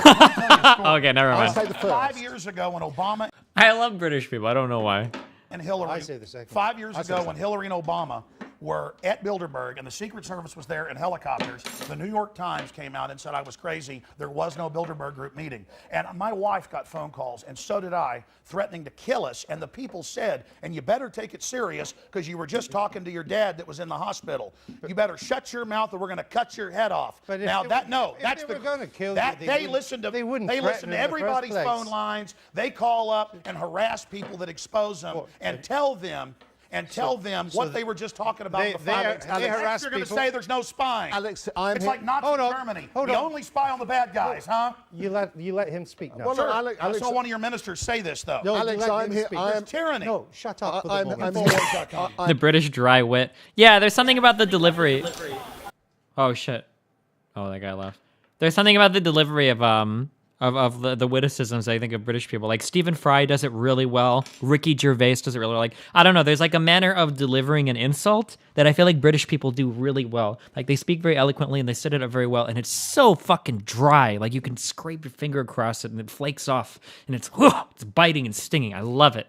I'm here to testify that your head was not cut off. Ladies and gentlemen, if they kill me, it turns me into a martyr. it puts big exclamation points on the end of what I've said, and I have put out a lot of information. There's millions of others that are exposing it, and look. Nitz, why would I ever have a conversation with you when you're so emotionally invested in your position? Wait, did this guy log off, or do you think he DC'd? Did I just get cucked? Bring me in, fam. Come in, Mr. Moon. I don't even know what the fuck you want to talk about. I'm in TeamSpeak, dog. I'm just sitting here on this channel. We have mega banks that are getting $85 billion a month of U.S. taxpayer money. Most of it goes to Europe and England. British taxpayers, EU taxpayers have to pay to these mega bankers. They're in there setting this up. It's come out. And then the media distracts you with, look at a guy that talked to a lobbyist when the real lobbyist is going on. Listen, you're not going to dominate this. He gets to speak to, it's not your own radio show. Should we be worried about Bildergroup at all? It's it's mildly interesting, the Bilderberg Group, and it feels, doesn't it, when you were talking about it in the film. Did he really finish another game in like 20 minutes? To the era when you couldn't, when you couldn't even admit in Parliament that there was a. Hey, what's up, buddy? God damn it! What the fuck do you want? Listen, can you explain to me why you're not voting? Because I don't. Hold on. No, listen. If you're gonna sit on for months Uh-huh. and bitch and whine about the political process or whatever, why don't you go vote to change it, dude? It takes 30 minutes. What? Because how is my one vote going to change anything? Yeah, I don't believe. Listen, if my problem, no, stop. If my fundamental problem with American democracy was that I don't believe that enough intelligent people voted, then I would be a total hypocrite to not go and vote. That's not my problem. My problem is I think that the majority of the people in America are stupid and uneducated about these specific issues. So me running out and voting, or even me getting everybody that I think agrees with me running out and voting, doesn't fix the problem. I think that democracy is fundamentally broken because most people are incapable of making these kinds of decisions because they don't want to read on the issues or be educated about anything. That's my issue. Okay, so it's not because you're lazy, right? If that's what you want to meme about, then yeah, sure, I guess, because I'm lazy. Well, I mean, I'm pretty sure I could do, like, if I really wanted to, I could probably do a donation drive. It's different because you're saying, like, if you're saying, like, no, I'm not going to go vote because I'm going to be lazy, then that's not an excuse. But if you actually have a problem with the people voting and that's, like, the reason or whatever that you're not going to go vote, like, then you have an actual, like, reason instead of you just being lazy. Sure, I mean, I've said this several times on stream. I don't believe that, like, Trump won the Republican primaries with 13 million votes. Hillary won. It's not a clown fiesta. These are the people. It's a joke. It's not a joke. These are the people that were democratically elected to represent both parties in the United States of America government. The Republican Party nominated Donald fucking Trump, who's a fucking lunatic and buffoon, who showed himself to be a lunatic and buffoon during the primary process, and the majority of Americans on the Republican Party thought that that was good, and they nominated him. That's who we have. It's not a big scandal. On the Democrat side of things, we got Hillary Clinton.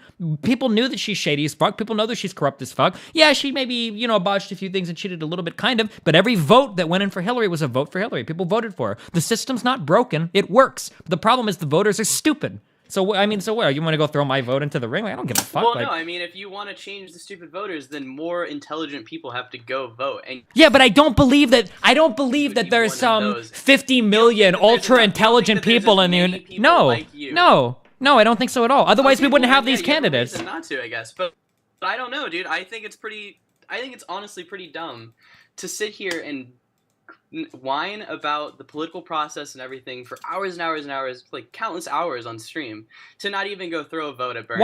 How would throwing a vote and change anything or lend any more credence to any of my arguments? Because it literally shows that you care about your opinion. If you don't care about your opinion enough to go throw a vote towards Bernie, who you support, which is kind of what it sounded like out of everybody, you supported Bernie or Marco Rubio more than everybody.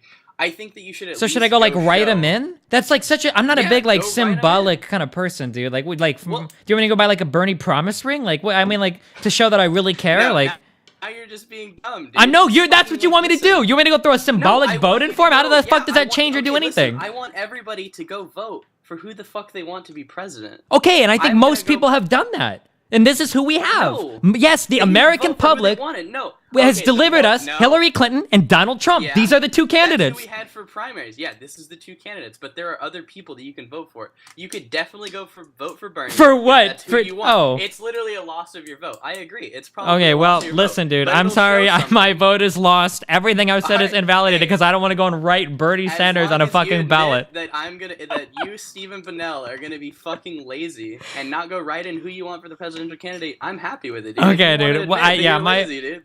That's fine with I me, acknowledge man. that I have the acknowledge capability that to you sway are the lazy. entire U.S. election, That's and I'm gonna not- go fucking no, throw a that's vote in stupid. for fucking Bernie, dude. I'm gonna You do it. have the My power write-in, to go dude. show the There's gonna democratic be like people process. counting, and they're gonna have the camera rolling, and they're gonna pull that bell out, and they're gonna see Bernie. They're like, oh my fucking god, this guy wanted to make a difference. They're gonna start crying a little bit. The whole country is gonna turn around off the back of that fucking vote, dude.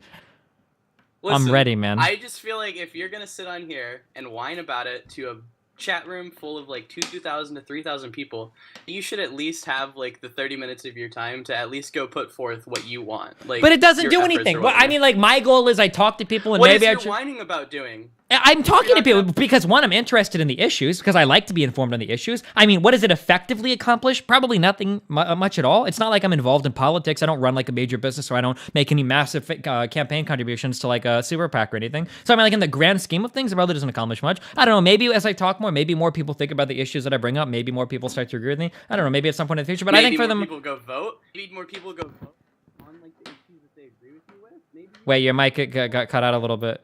Oh, can you hear me? Well, like, it sounds like you bumped something or did something. Oh, 1 sec. All right, test. Yeah, what's up, buddy? Okay.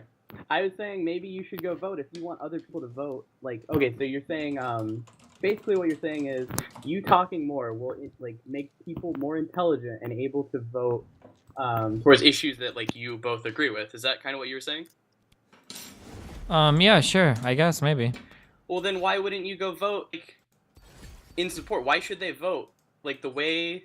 Okay, I guess like why should they vote if you're not gonna vote? Is my question. Dude, I don't think that the general American populace wants anything that I want. So I'm not. I mean, I don't know what you want me to do. Like that's my whole issue is that I believe that we have the candidates right now. Our entire political system is built off of the votes of the majority of population, which I completely and totally disagree with on so many different issues. Like, what, you want me to go throw my vote in to be a memer? Like, I want you to throw your vote in where you actually like care, and it sounded like you cared towards Bernie. So I just wanted. I mean, all I want pretty much is if you're gonna sit on stream and preach to 3,000 people about. I don't understand like where this like this is a huge meme that like none of you guys ever think of. Like you guys are like, well, if you want your opinion to matter, like you can't complain about anything if you don't go vote. Like what is my one vote throwing it in? What does it do? It shows that you actually give a fuck. It shows that. So I have to go and throw a vote in to give a fuck? Nothing else that I say matters. That's the only point of vindication in my entire life. Like nothing else matters unless I go and vote. Like towards the problem. That's what it does. How it doesn't fix anything. It's one meaningless vote thrown in on a mountain of fucking autism. If everybody fucking voted, then there might be actual change. No, because everybody has voted. Dog, this is the problem. Okay, listen. No. In the primaries, not everybody voted. Listen. Okay, so this is what you're saying. You're saying that everybody that voted, the majority of them preferred Trump and Clinton, but there's this massive group of people that would have preferred somebody different, but just they didn't vote. I'm not saying that's what you're implying. You're implying that if we could bring in a lot more people to vote, that somehow it would have changed the distribution of votes. Why are you assuming that? If people were less lazy and went and voted, that actually like there might be some change. Why would there be change? Why are you assuming? This is a statistical analysis error on your part. You're assuming that if you got a massive amount of people to vote that didn't vote, that there would be a different distribution of voters amongst that group. Why are you assuming that? Sure, even if there's not even if there isn't a difference, then I think everybody should still go vote because that's it's like the meme. It's like you're right? Like it's like the one thing like Americans have that a lot of other people don't have, right? It's like the dude, come on, don't be my mom. A lot of people vote in the Western world. Believe it or not, America is not the only democracy, dog. I know that. I get that. But I think like I really do believe that if you're gonna preach for like 3,000 people or whatever, that you think that fucking Hillary should win because Donald Trump is crazy. Listen, what about the fucking Supreme Court? Do you not care about that at all? Yeah, I do a little bit. That's why I like slightly favor Hillary, but... Okay, so you're not afraid at all that Donald Trump could actually win. I know he's losing in every fucking poll and everything, but you don't think that your one vote, even if I guess you were doing dude, I'm so like ambivalent towards both that I don't even fucking know, dude. I guess like the Supreme Court might be the tipping factor for like Hillary, but like I could vote either way come election day, dude. Like I don't even fucking know, man. I mean, like I think what? Why don't you just take the 30 minutes? What's wrong with 30 minutes to toss your support, dude? What's wrong with 30 minutes to go buy a Bernie promise ring? Well, then do it.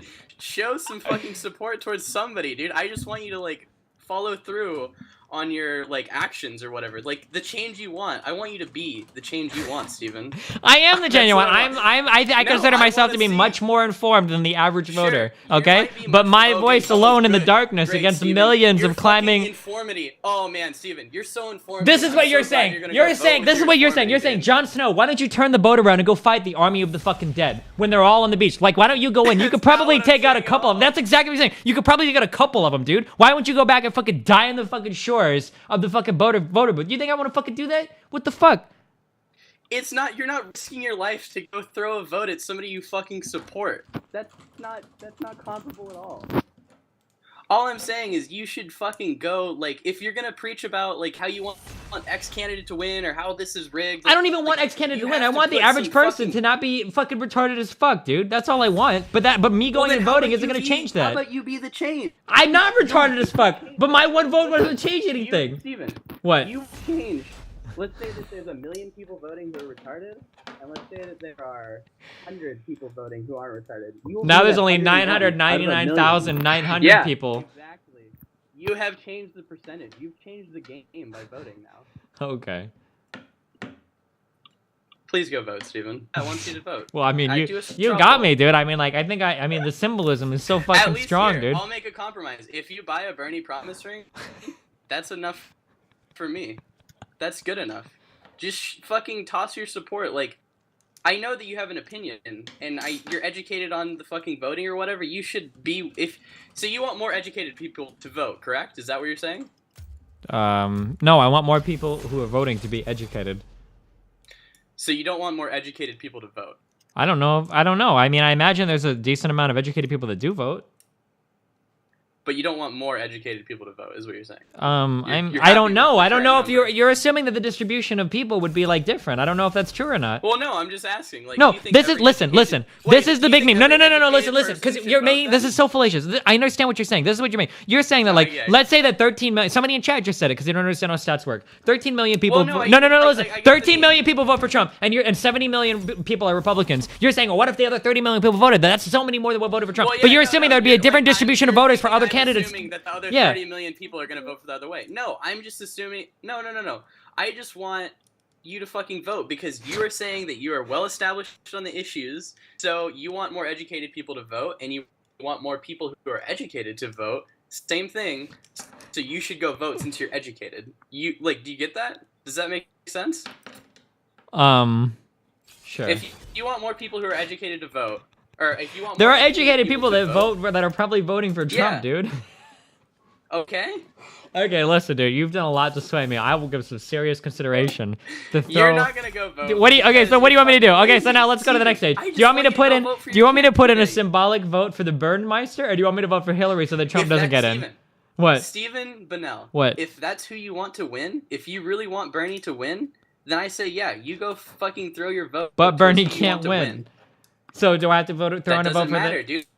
Dude, that's your fucking vote, dude. That's your. I guess I'm not really interested in like the symbolic bullshit. Like I'm more concerned with like reality, like. So in reality, your one vote might not do anything right now. If everybody, it's the meme. It's the literal meme. If everybody didn't fucking vote, if everybody's like, oh, my one vote doesn't matter, then fucking nobody would be voting, right? We could only be so. That's my goal. Listen, Mr. Moon, what my actual goal is to make it so that nobody votes, so that just me and like 20 other dudes can go out and pick the president. That's my actual master plan. But now you fucking revealed it to the whole fucking stream and cucked everything up.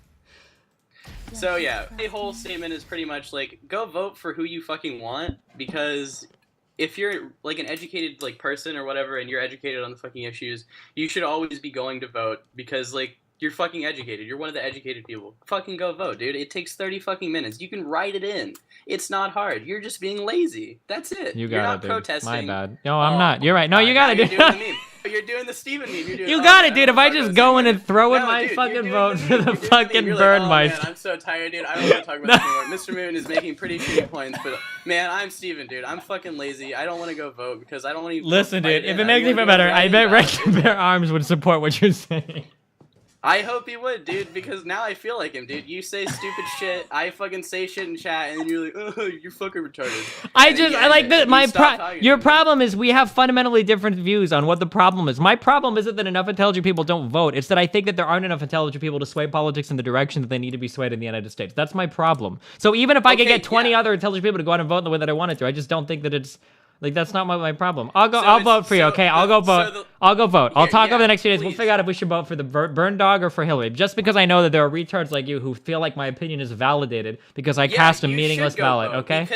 I'll do it just for you, dude. I'm gonna come out of that thing. Dude, I'm gonna take a picture with the... Wait, am I even allowed to register? No, that's not allowed. That's not allowed. No, like with the I voted today sticker. Oh, yeah, that's... But actually, I don't know if I missed voter registration. Look, I might have missed registration, dude. Think of all the people in chat that may have been swayed to go vote. Think of all these intelligent people that you've been preaching at, who now, because I swayed, are going to be like, oh, well, Steven's going to go vote. Okay, but well, I think the deadline is passed to register, dude. If you didn't register, then you should probably fucking off yourself. You fucking... October 28th was the deadline. Listen, then... Why didn't you have this conversation with me sooner, dude? I don't know, dude. In 4 years, you're gonna go vote, right? Yeah, dude. Okay, listen. Right. That next election, dog. That next election, dude. I'll be...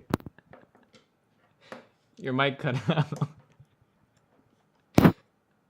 Did my fucking mic... Are you okay, buddy? Alright, is my mic back? Fuck me. Yeah, there you go, dude. Alright, dude. Listen, I'll be here in 4 years. I'll be a media psychologist, PhD. Be here. I'm gonna come in the channel and be like, Steven, you're going to vote, right? You're gonna register. Dude. I'll be on your ass, dude. I'll be ready. Coming, we're gonna dude. go vote I'll in be the there, dude. I'll be ready, man. primaries, dude. I'll be ready, oh, dude. We're gonna go vote in the primaries. We're gonna go fucking vote in everything, dude. It's gonna be the dream. We'll be voting buddies. We'll get the stickers together. It'll be... dude. Alright, Thanks, okay, Racy. we gotta Racy, no problem, dude. You gonna vote? Probably, yeah. There you go, dude. Alright, thanks. Wait, are you good luck, 18? Are guys. you fuckers even allowed to vote? Yeah. I am 19, Steven. Racy is 18. I wasn't talking to you. It's not always about you. Where are you at, Racy? We can hang out. I'm good, dude, but I'm California. Dunebug was voted the president of TeamSpeak. You still have Relatively. faith in the Cool, I'll be there democratic in summer. process. We'll chill, dude. Alright, Steven, go vote. Yep. In I was 4 kidding years. about Good that. luck. Have fun, buddy. Fuck you. You guys had a good fucking conversation. You guys had fun with that? Yeah, alright, dude. Are you ready? Are you excited to win another game? Yeah, dude. 3 in a row? Let's go. Dude, you just won 2 games in like less than 15 minutes. Holy shit. It was absolute domination. Like, I felt so bad for their team. Last game I had a ridiculously good Lee, and I kept lanterning him in. Bot lane got destroyed. Our top lane was like extremely bad. It was just awful for them. And now we got this Draven guy who's an absolute monster at Draven. My mouse isn't working. Oh shit.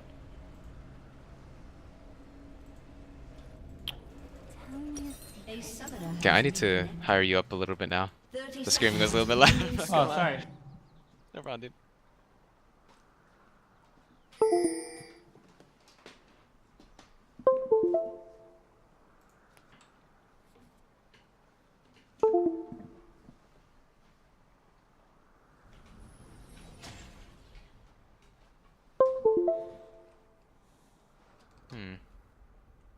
Is it Tyler 1? No, guys, it's not Tyler 1. Okay, dude. Who am I laning Okay, against? dude. Please don't let it be You're playing somebody... against the... Oh, he didn't go cleanse. You're going conk mode, by the way. I told you this. I actually messaged it to you. What, does he do AP damage mostly, or? Yes, mostly AP damage. Yeah, dude, we're rushing that fucking, Abyssal Scepter.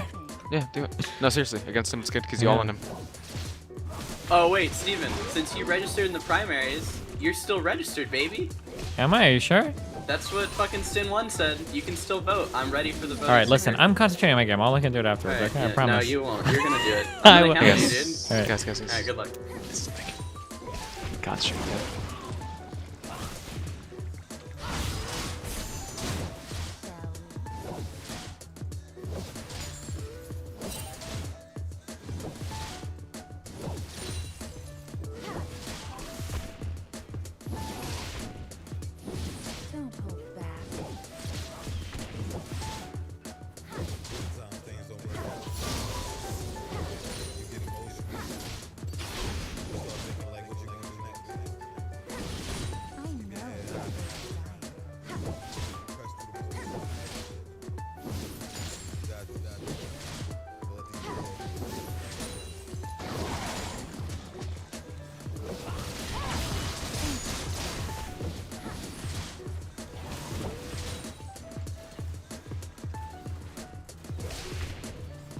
Alright, let's do this shit.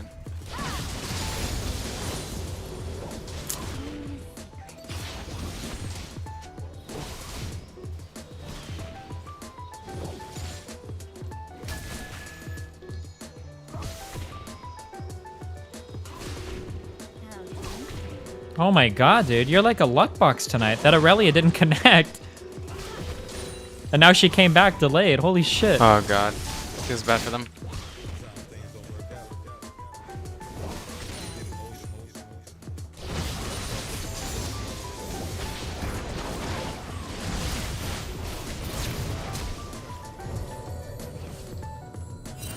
Oh, he's so lucky he had that biscuit.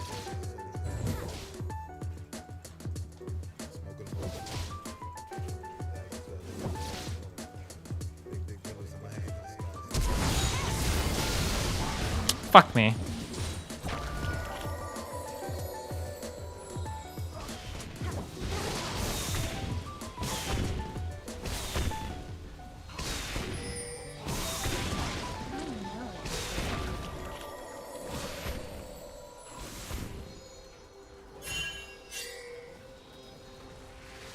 No, I feel like we're a little bit.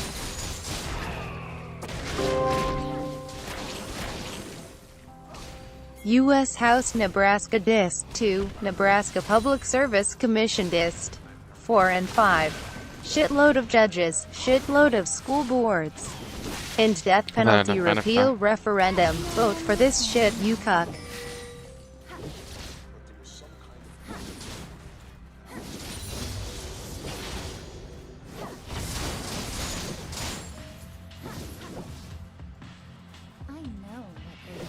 Fuck.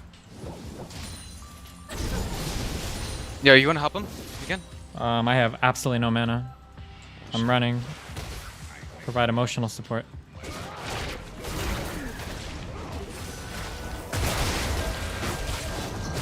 Oh, we got him. Oh my god, the place. You have a charm? No, almost. Now I have it. That's all they have. That's all they have. Caitlyn doesn't have anything. Oh my god. Oh, I lived that. Thank god for the sidestep. Wait, we didn't get Zach? Oh my god. We didn't get Zach, bro?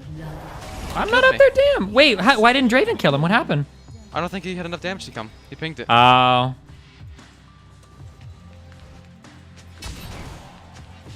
Wow, that sucks. I thought he was dead. Otherwise, I would have lived.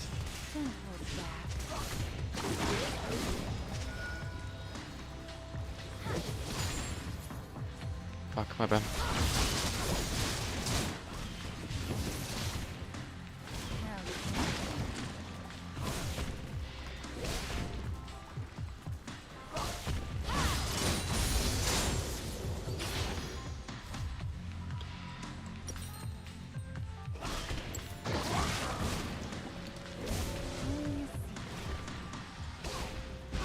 Oh fuck, he already bought.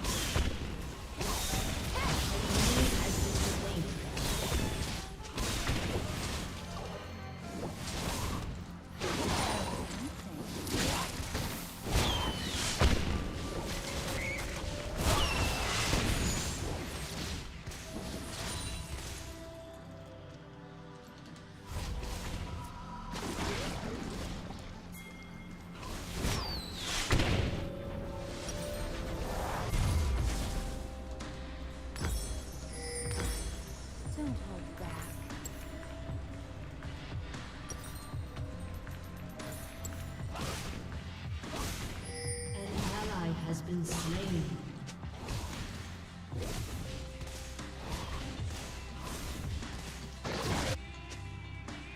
An enemy has been slain.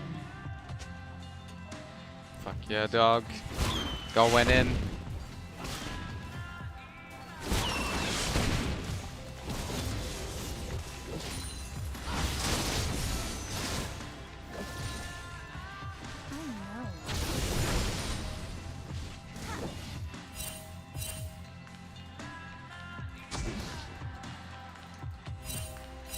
An enemy has been slain. They're mine now. Hey guys, when Ari says they're mine now, what is she referring to? Hey, mid is missing, by the way. He could come running bot. We have 3 bot. I think we're fine right now. Okay, just wondering. Okay, thank you. Zach is top, so. Good call, though. Thanks, so. They want you to dragon. Yeah, I pinged it. I don't know if mind. Rek wants to do Never it or mind. not. Yeah, okay.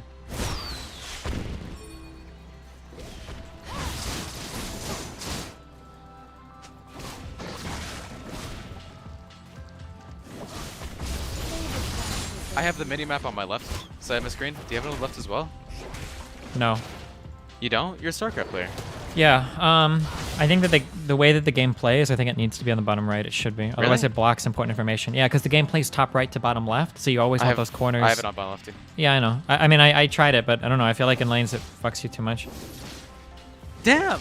Coming from you, dude. The only reason I changed it is because of StarCraft 2. Yeah, I know. Yeah, a lot of people said it took some getting used to it. Originally, I had it changed to the bottom left, but then like I started to notice that in some situations, like I was having to move my camera in ways The thing where if you click minimap, it's cancel. where it moves stuff on the minimap. Yeah, it doesn't move. Oh no, I Like have it says so that it does move. But like I run into yeah, areas that's where why. like I'm trying to run bottom left or bottom right, and I would accidentally click it and like nothing would happen or shit like that. Like I don't know.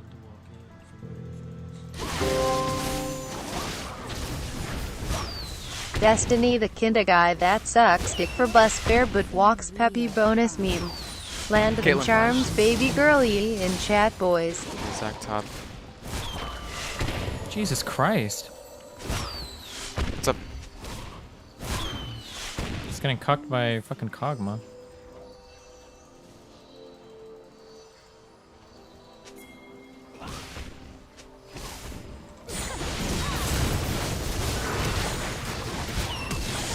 Fuck!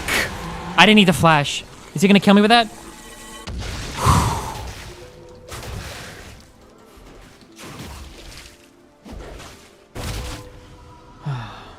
I should have queued to run faster away from it.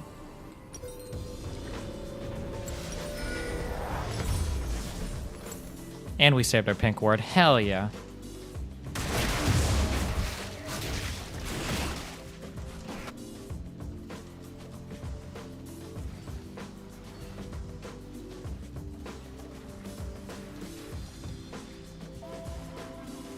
Oh shit, Kyle searched the voter registration base. Apparently I am registered.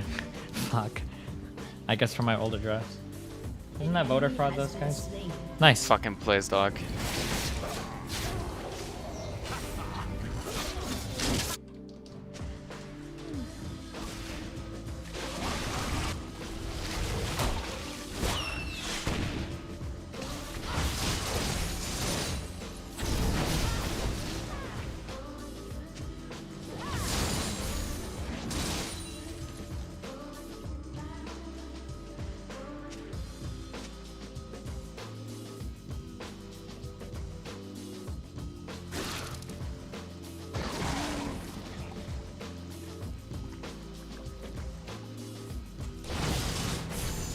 Sometimes it's nice to stream League because I can see like my Destiny, I heard what you said about Milo as well as other right-wing speakers and was not usually, but curious oh, if you're yeah. familiar with Dinesh D'Souza.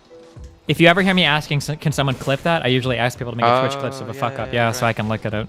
Yeah, yeah, that's definitely nice. Oh shit. Karma. Okay, never mind.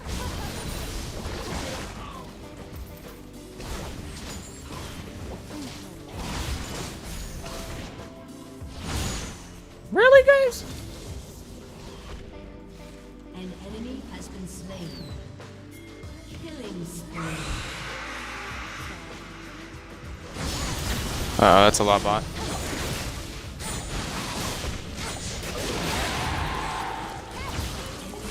My god, he just one-shot with them. These rums. You should go bot, dude. What? I don't have ult or anything. Alright. What? Never mind. Yeah, It's okay, just- I'm like Omen. I just killed Cog. Oh, you did? Okay, good shit. For some reason, I thought like you could help them right there, but Riven completely cleaned up. Oh my god! Oh my god! Holy shit! This is another double. Yeah, dude, it's a double. It's the fucking plays. Holy shit. Shut down. We're in, boys.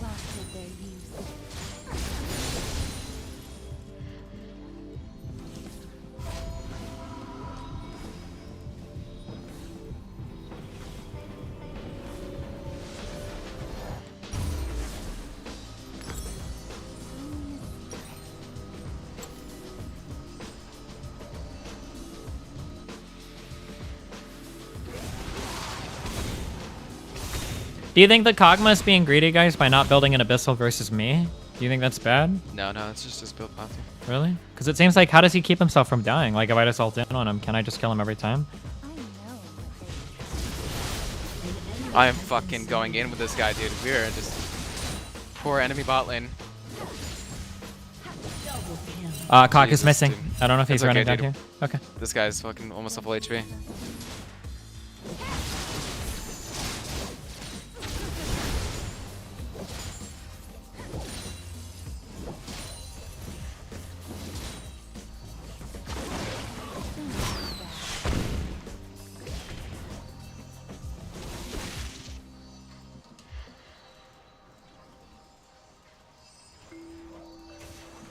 Rampage. Your team has destroyed.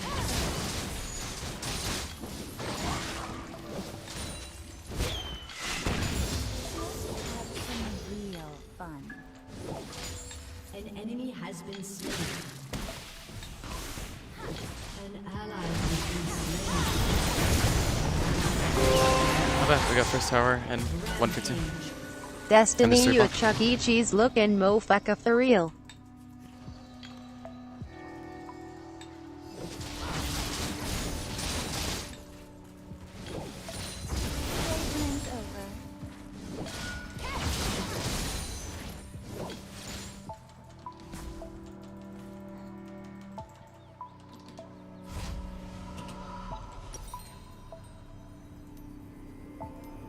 Morello or Luden's next? I didn't get double Doran, so I think I should probably get the Morello. What are you asking? Ma or... No, Morello's or Morello Nomicon or whatever, or Luden's. I think I got the Morello now. Definitely. For the CDR and all that Yeah. shit. Yeah. Yeah, for sure.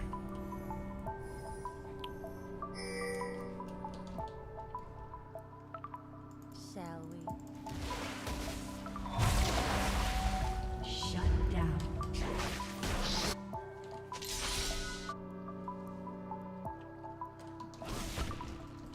Don't hold back.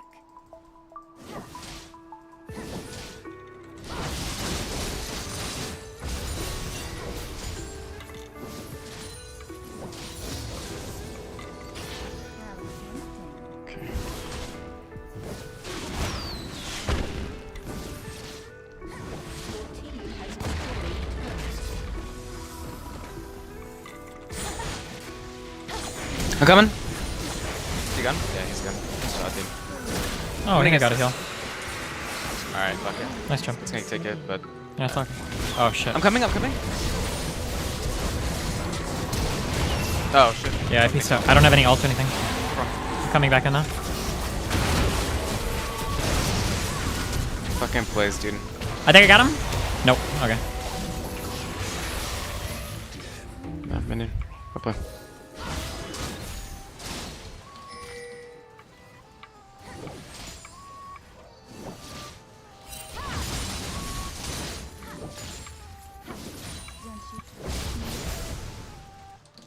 What a brutal game. Holy shit. This is my last fucking game soon. Has destroyed a turret. Yeah, you won both the last two in like 20 or less, right? Like, holy fuck. Or like 25 or less. No one will stand in my way.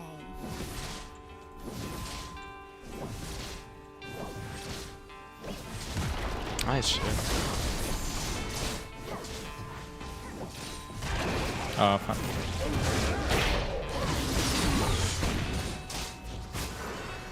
Zach, it doesn't have to be this way.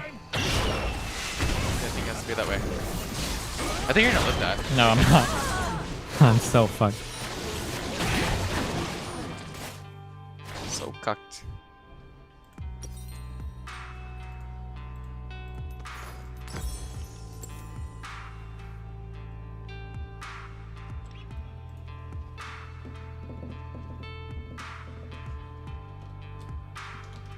Huh.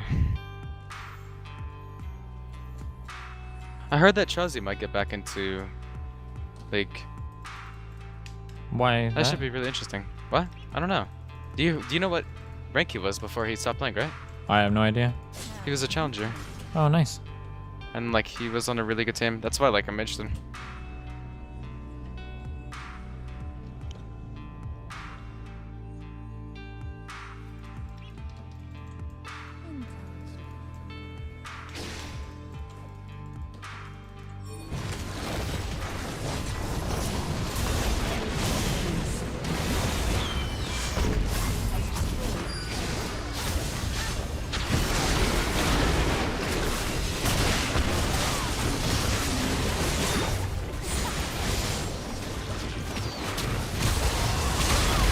Oh no, he missed by the walked in trap.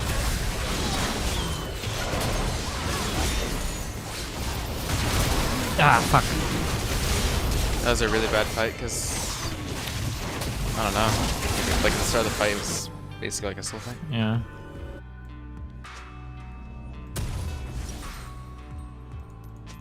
I should have ulted in spot. I think I could have killed the Riven. We have a Riven. You mean Aurelia? Yeah, whatever. Sword bitch.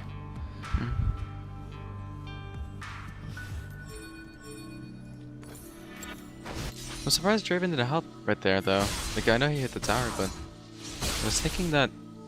Oh, he tried to go in at the start, but he got exhausted out. So. Before I died or after I died? After you died, he ran in, ghost plated after the cog, but then he got exhausted out and threw his ult and then had to back off.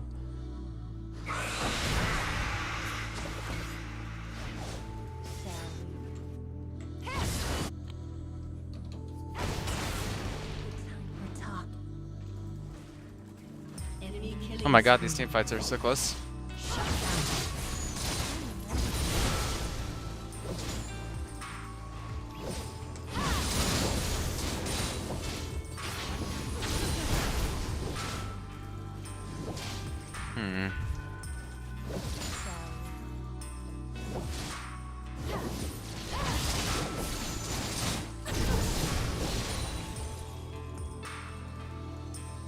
Coming down. Yeah, I didn't realize you weren't there in the team fight. Shit.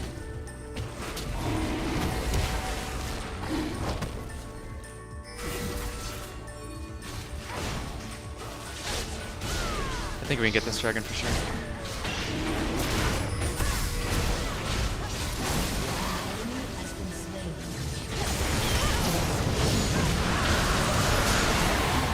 Whoa, do you see this? Whoa, that was weird looking.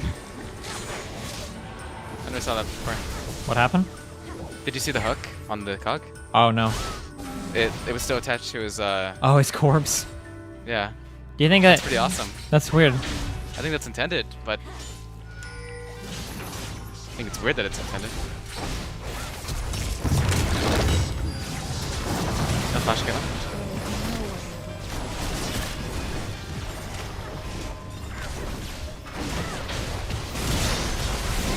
Oh, the minion's in the way. Oh, fuck.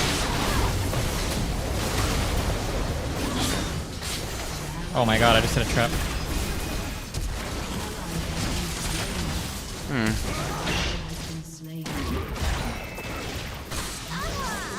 Fuck, I think the diving was bad.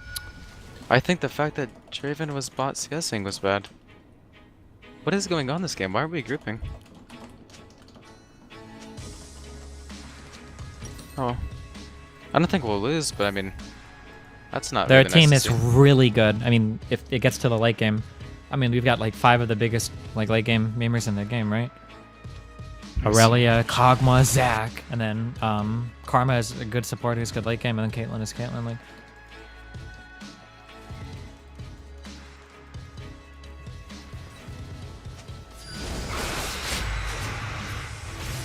Shit, Draven might die here.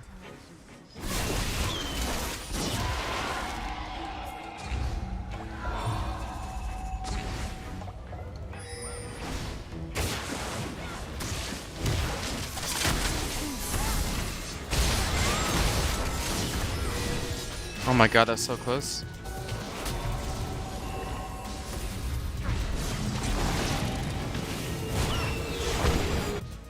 Yeah, that's pretty fucking bad.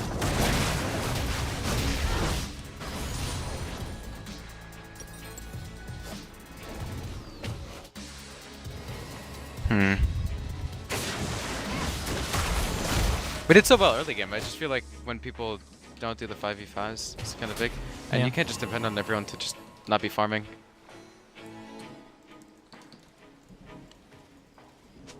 Bot Drake is next.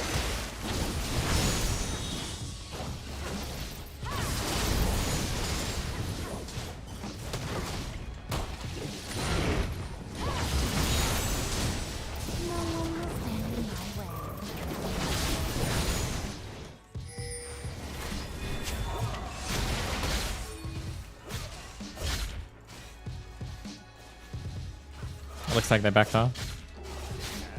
I'm clearing bot right now, so I'm not gonna be with you.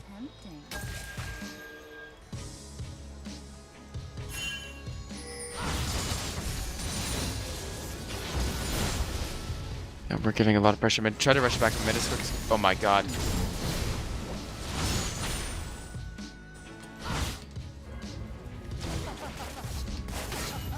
We don't have Riven with us either. Her TP is up, but...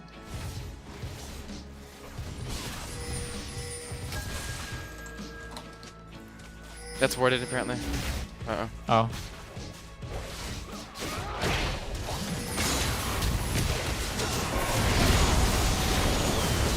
What the heck, man? I got like one shot with the Zac. Whoops.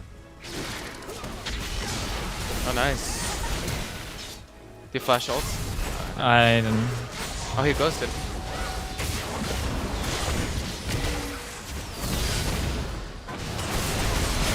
Oh my god, the Zac is taking his first.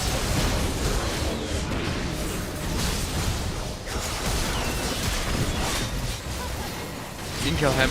Oh, never mind. You get it back up. Oh, shit. That's a shitty way to throw. It's a 3 for nothing. Fuck.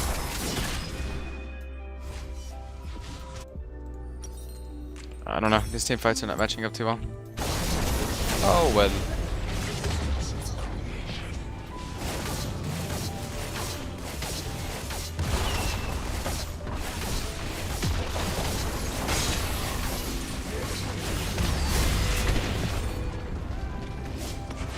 Yeah, I think I need to run around and try to snipe. I don't think I can fight at the front because I'm wasting all of my DPS and everything is like on Zac and fucking Aurelia, which takes me like 20 rotations to kill. As long as you don't ult, right? What do you mean? Did you ult Zac? No, I ulted to go after the cog, but okay. I mean, like, even so, I shouldn't be doing anything up front. I think I should be hiding in the sidelines, waiting to pop out and try to kill, yeah, anybody but Zac and Aurelia. Got it.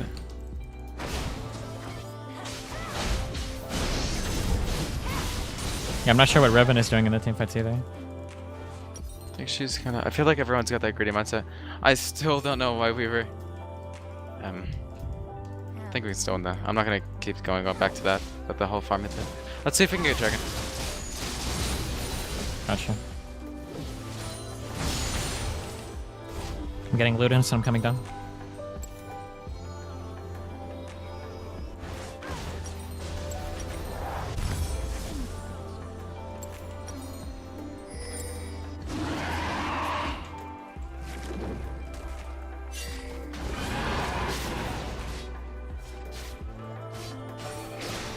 Oh my god, he is so out of position. Did he just flash or like... No. He was just fast memor.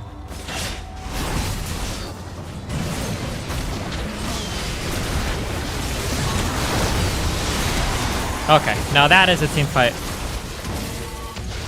Oh my god, fuck the fucking... We should win it anyway. Is it a team fight? Yeah, all the carries are dead. Oh, whoa, okay, I didn't think he was just gonna one-shot him. My fucking god, dude.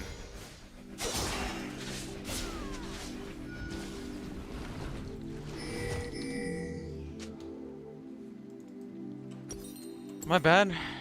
What the hell?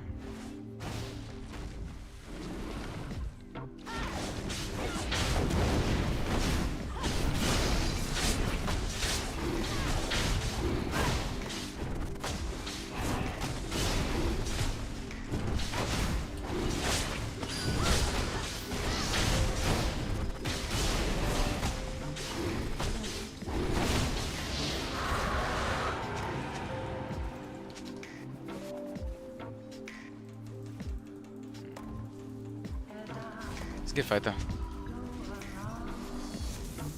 They used a lot on Riven.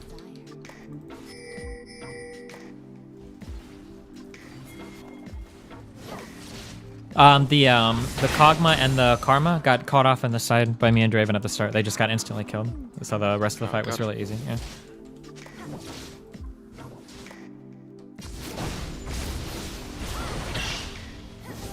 Dude, that Draven build is ridiculous though. Jesus. Oh shit. Oh, lucky. Not good.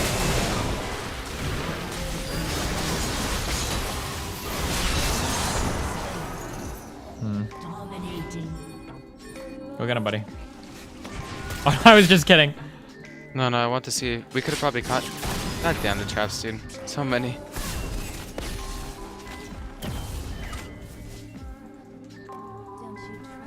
Any words here? No words here.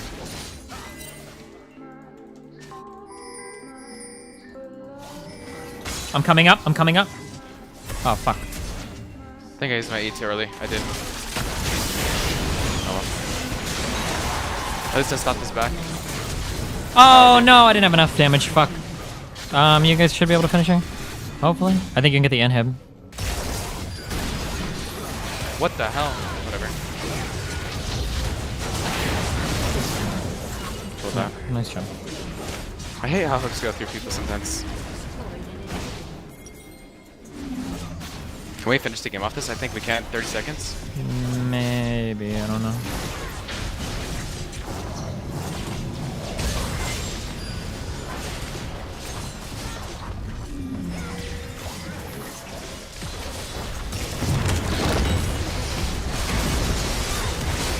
Yeah, we can. Yep.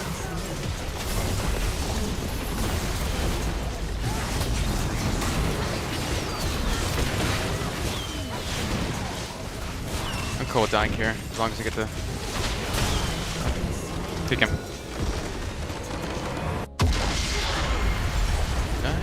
Okay. A lot worse than I thought it would be, but it's better. Yeah.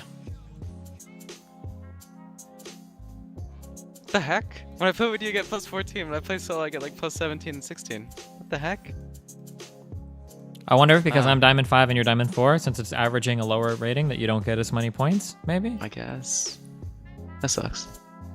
Although That was a harder game than my other two, too. Are you playing another? Or you're gonna stay? What time is it? 12? Do I need sleep? No, is tomorrow Wednesday? Yeah, Tuesday. Oh, fuck. Why? You're right, damn it. I was about to say, if it's Wednesday, then... Oh, yeah. I could just... I don't have to stream, so I can just go sleep all day. Alright, this is our last one if we play one more. Or you can go to sleep. Yeah, I want you to ruin your... I'll play one, fuck it. Okay, last one. No more after this, okay? I care about your sleep schedule. Yeah. At least I don't have to go to the gym tomorrow. Rest day. Fuck him. In Nebraska.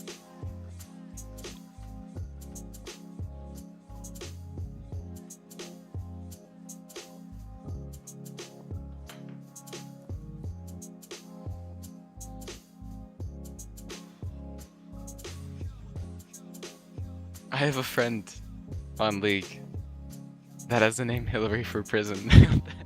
Nice. That's so fucking memey, dude. It's so memey.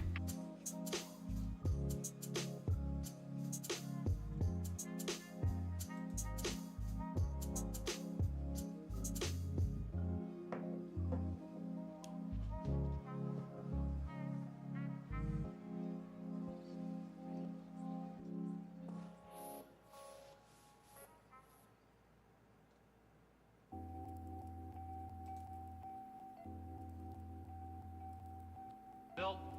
Yeah? I need a vocal mic. I need a mic right here by my mouth. That's a queer place for it. God, that can't you roll out of your ear? So what's with the iCats? I have no fucking idea. I don't know how I got in this or what it even means. Nice. Yeah, I don't know. I must have clicked something on accident. Now it's on my name.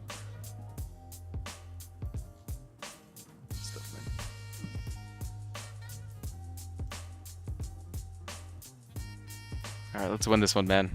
So close. 3 games away from Parmos to Diamond 3. And it's Diamond 2.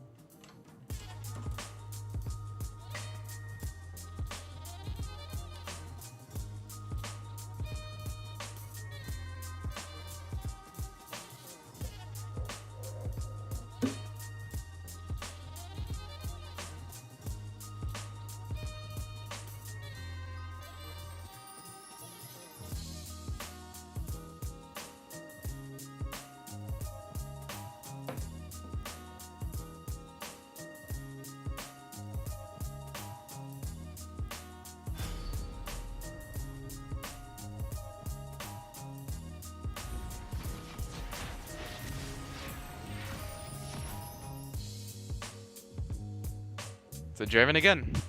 Nice. You cool with mid? Yeah, sure, I guess. Just try If to you don't not want die. to, dude, by all means, you don't have to. No, I mean, I just play safe and don't die. Go.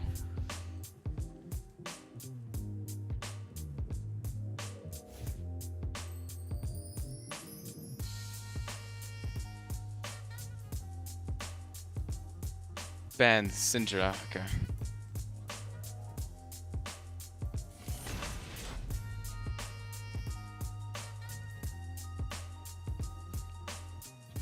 Hey, it's Guy Raz from How I Built This. In this episode, we talked with Jane Werwind of Dermalogica, who went from doing facials at a salon to building one of the leading skincare companies in the world. If you want to check it out, click listen or add to queue. And Jessica, take it away. Support for How I Built This comes from Hyatt Place and Hyatt House Hotels. You've come too far to settle now. John Benjamin is a comedian and voice actor, best known for playing the title roles on the animated series Bob's Burgers and Archer. He's also the voice of a can of vegetables in the movie Wet Hot American Summer. He's been a comedian for more than 20 years. And none of that is why we've invited him on the show. We have him here because of the most Did you public dress up for radio Halloween? reasons. He has Nope, recorded not at all. an experimental jazz album. John Benjamin, welcome to the program. Thank you for having me. You recorded this album with 3 other musicians, a bass player, a drummer, and a saxophonist. I was thinking about You're on dressing up. piano. Yep. Like, And so at I least want us on to listen to some stream, of this. But I mean, I don't have time to plan. Damn, did you go There's to so any- many funny streamers today, though, dude. I don't know if you saw, but there were so many good ones. Yeah, the I'm costumes are on point. There were people doing duo cams with like their, so like girlfriends and wives. Like Mhm. they had like the costumes and the cams. It was pretty cool. This track.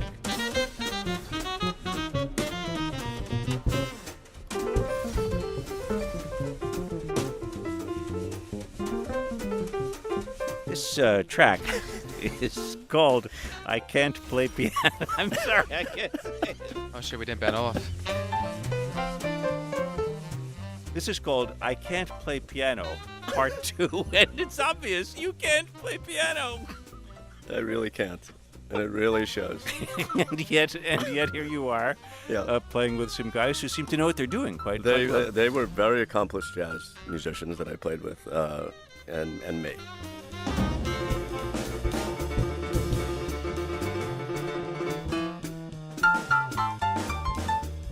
The name of this album is Well, I Should Have, subtitled Learn to Play the Piano. Yeah, it's very literal. Now, you're playing with professional jazz musicians Scott Kreitzer on sax, David Fink on bass, and Jonathan Peretz is playing drums. Was this an act of friendship or just a measure of the jazz economy that you got to do whatever gig comes along? They were very nice to do it, and I'm not sure they realized what they were doing till we got there. And then they were mad, but not mad enough to stop altogether. So they went through with it, and they were great.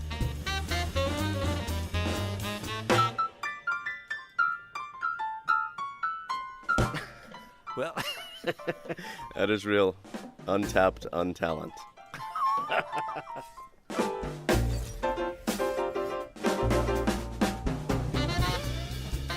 He's good. Yeah, he knows what he's doing, yeah. He really does. Yeah. But that's just not as interesting. You think it lacks the complete sense of freeform surprise that we have Right. when you're actually... He's not taking any risk. He just knows how to do it. How safe to actually... I feel know bad the for instrument. people like that, yeah. Man, we got 3 I really in a row. That's crazy.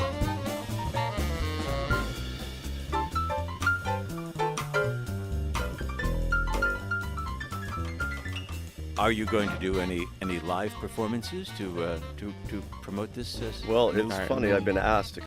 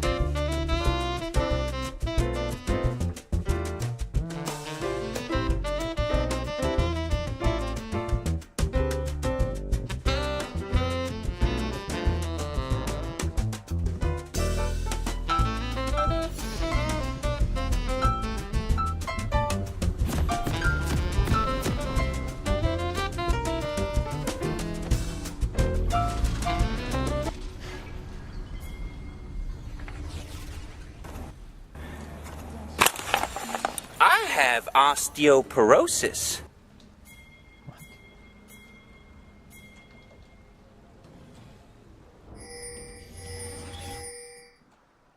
Whoa, we got some memes going on. Hell yeah, dude.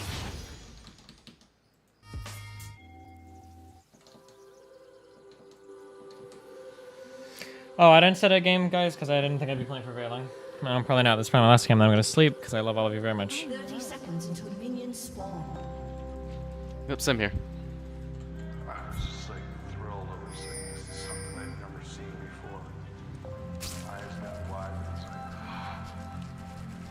Everybody looked like Yo, dude. Fuck me. Wow, Ghost? Yeah, I was gonna fill him.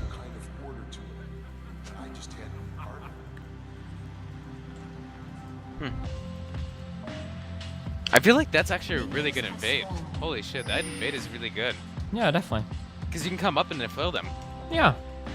It's crazy good, actually. I never even thought about that. People will invade red sometimes, coming up through here and shit.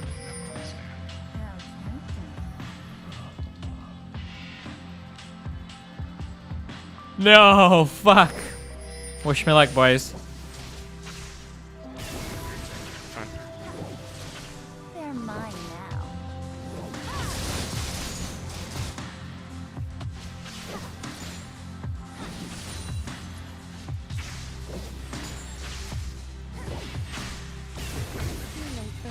Victor, no bully.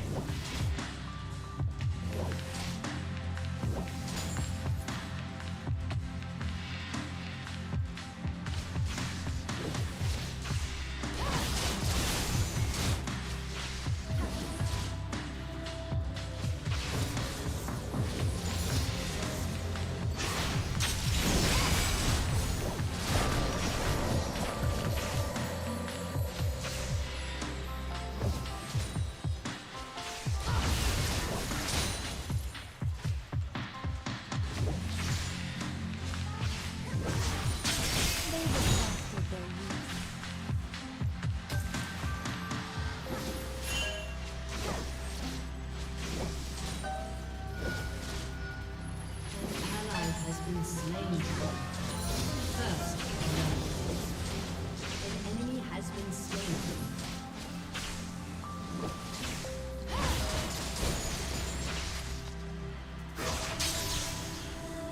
Took too much damage, level 1. Fuck.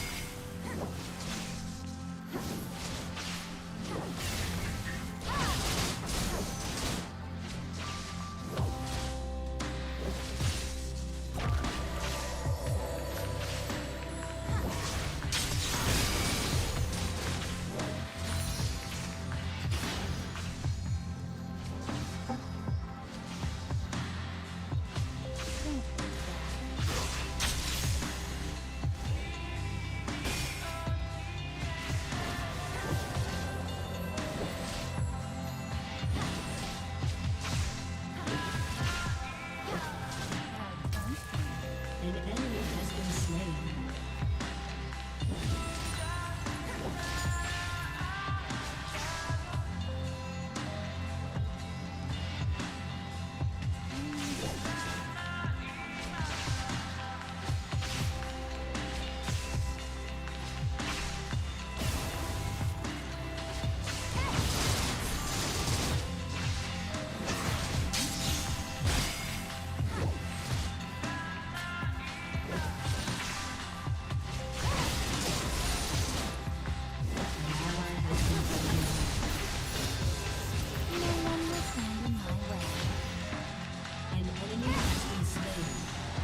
Nice. Yep.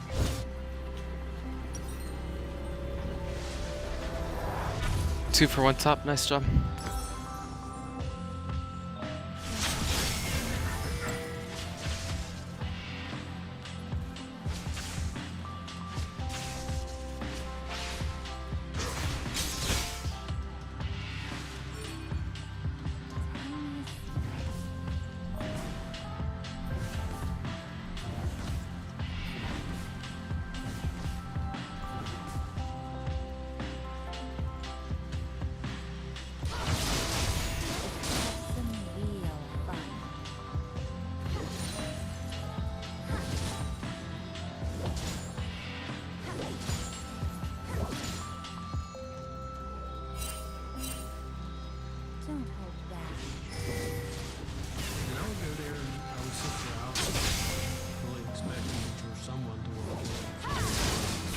Mind helping me?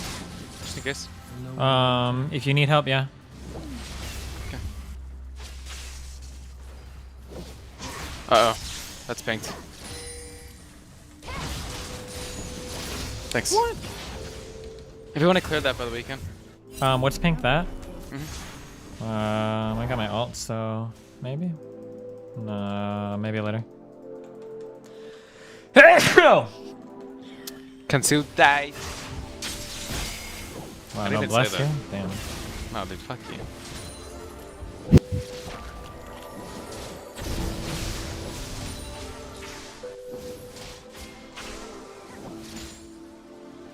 Playtime's over.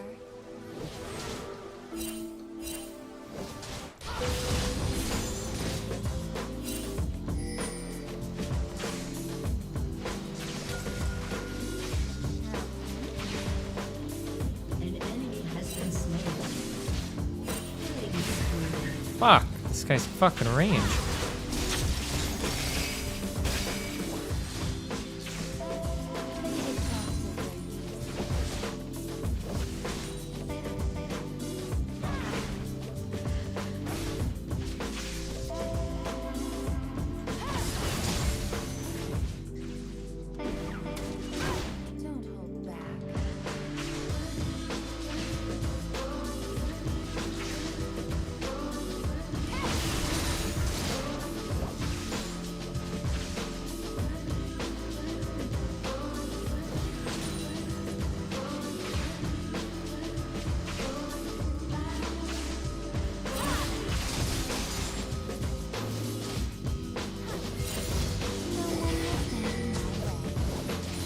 Fuck.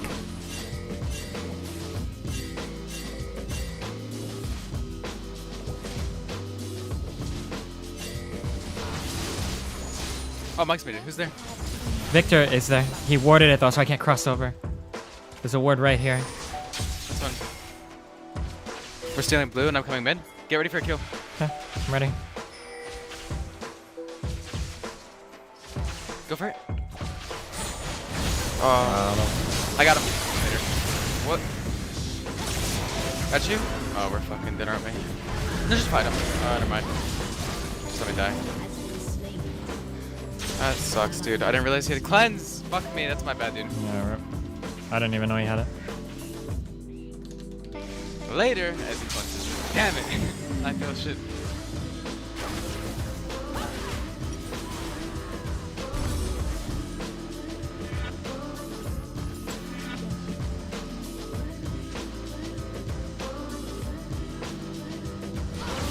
That's my first death. Fuck.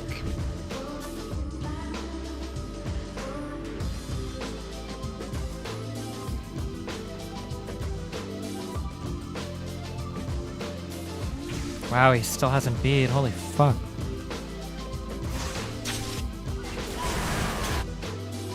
Wait, she stole blue and she's not giving me this one? That's a little greedy. Hmm. Is she at least doing well? She's 3-0, I guess.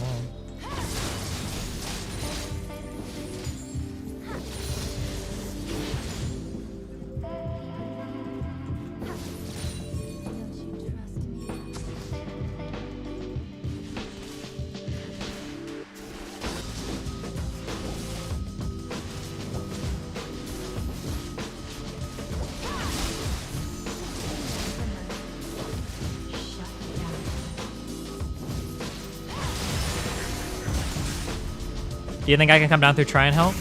Hell yeah. Okay.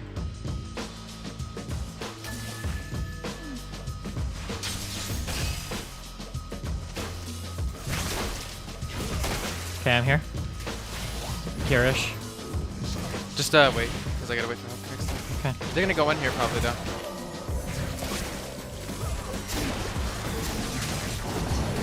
Is this warded here? Yeah, it's worded there. Yeah, okay, I'm just going back one. Alright, man. Good try, I guess. I don't know. We can't get anything off. They're playing way too far back. I don't know if he's missed. It's all good.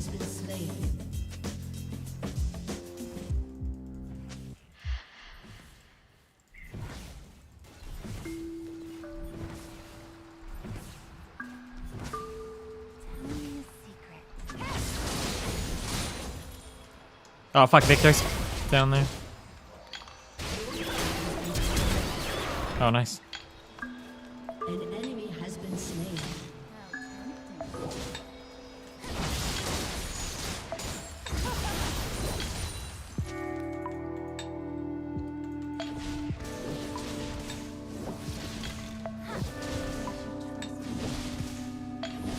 And the exhaust kind of fucked us. Nice.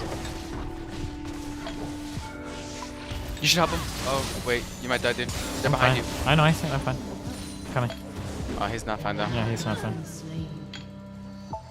I didn't see he was getting fucked. I saw the ribbon.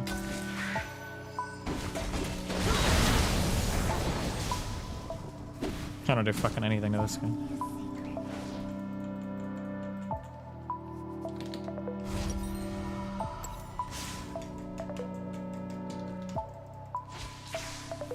I thought Thresh mispronounced that for a second, but then I realized. Let's see how dark. I think he said, let's see how dark can really get. Yeah. That's pretty cool.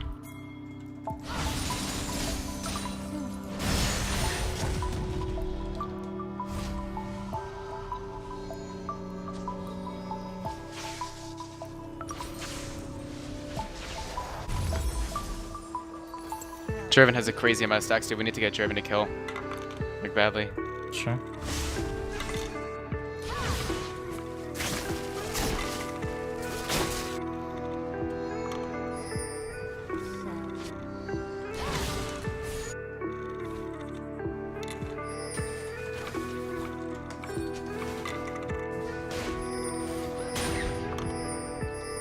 Vi, come on, dude!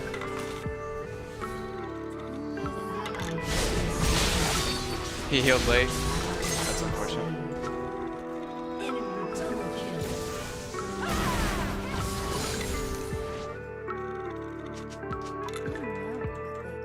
Yeah, that's bad. He healed really, really late. I didn't realize he would heal. Then again, I...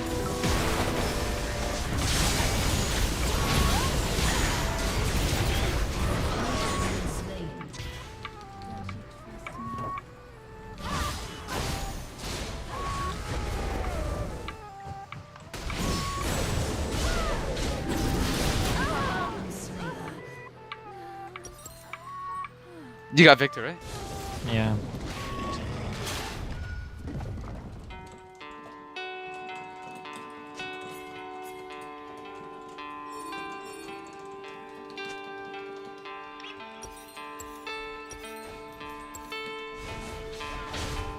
An enemy has been slain.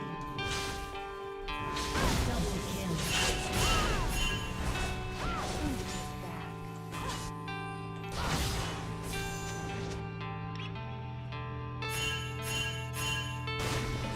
The Vi is like hardcore raging. I don't know why. She totally fucking baited Aurelia into dying earlier. Like she didn't go up and it would have been an easy kill, but she didn't want to because I guess she doesn't like Aurelia. I don't know. I think that giving the Draven one of those massive Yeah, no, would have been big. it doesn't. She's not thinking about the team. She's like a huge fucking rager. Like, it's really dumb.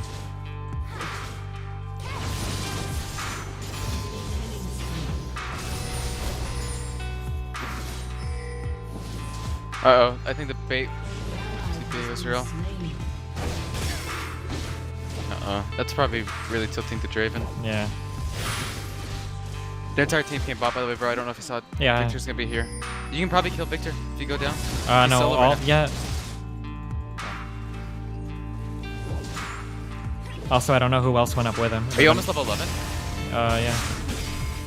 Level 11, you can probably go for a kill. Yeah, I don't know who else is with him. Like, here's Ezreal. No, there's no one else with him, dude. What? Ezreal's right here. I know. Besides, like, Ezreal. I mean, I thought you saw Ezreal. There's no one else with him besides Ezreal. So. Sure. Because Olaf is bot, Onami's bot, and their Riven just backed.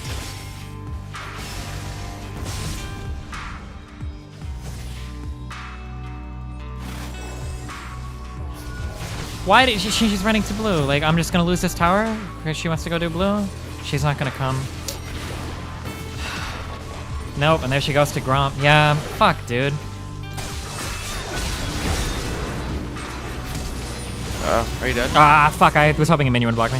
I think you guys can kill him. That's fine. And she runs and suicides to the Riven? Unbelievable, dude.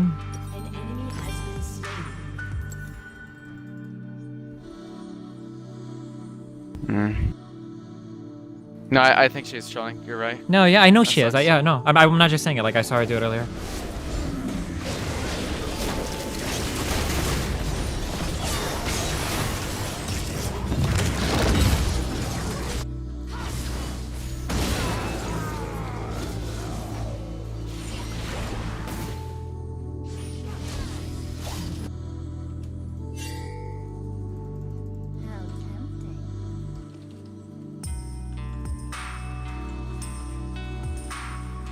Do you guys know if this best alien A was the guy with the dead grandma that I was playing with that one time? Does anybody know what I'm talking about or remember? I don't remember if this is the guy's name or not. I'm curious.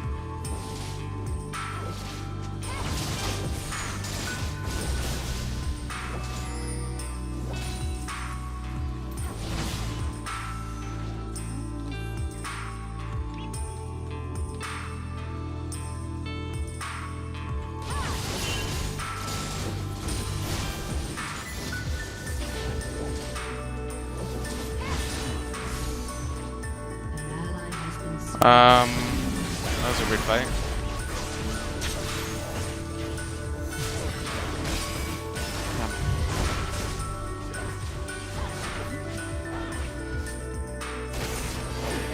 Vi seems so fed, but it's not. Yeah, he's just solo Q hero right now. You guys should help him. I'm fighting Victor. Riven's gonna count in. Alright, lift. Nice. Fuck that shit. Come on. This is the same Riven we had on the last team. He's really, really aggro.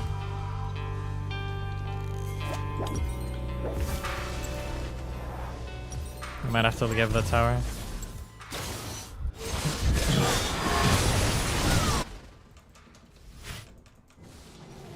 I don't think. Dusty, is it the same guy?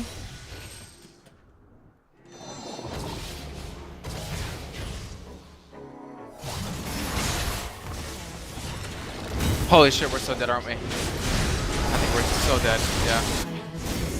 That's a bad flank by a lot for us.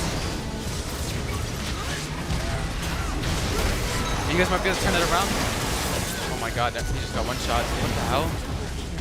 Oh, Vi's all damage? Oh my god. I thought he went attack damage on his fucking red thing too. Jungle item. Jesus Christ, fuck me.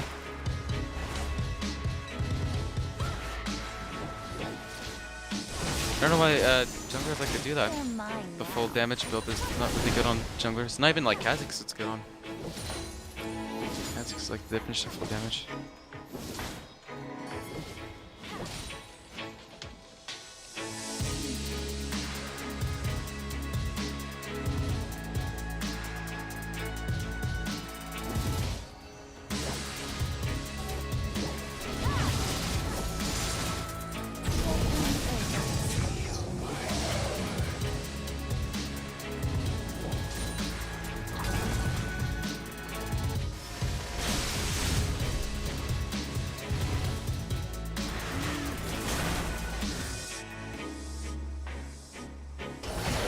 Oof.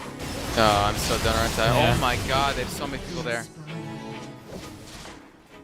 They just had so many ridiculous amount of people there. I had that pink too. That what was even warded there? They had. I don't think they had a ward. I just think they collapsed because maybe they were just all there in time.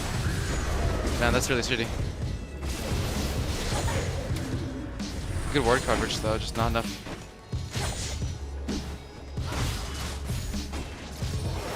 Okay, I'm not gonna go for deep wards anymore. I didn't realize how much pressure we had on this map, and we just don't have any. Yeah. Nice. All our salt is down.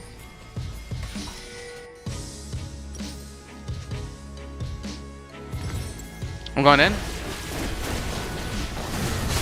Uh-oh. Oh my god, dude, they're so fast, everyone. They're stuck inside the wall. Wait, what? Where's... Oh no. Oh, you got it? Yes! Good turn. Oh my god, he's getting like one shot. Do you have ult soon? Oh no. No. I think we maybe Big Baron plays here?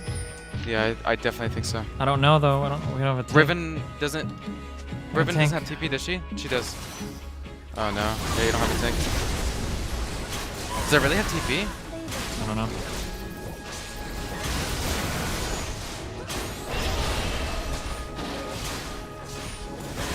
Oh my god, you can charm her. Oh no. I'm coming.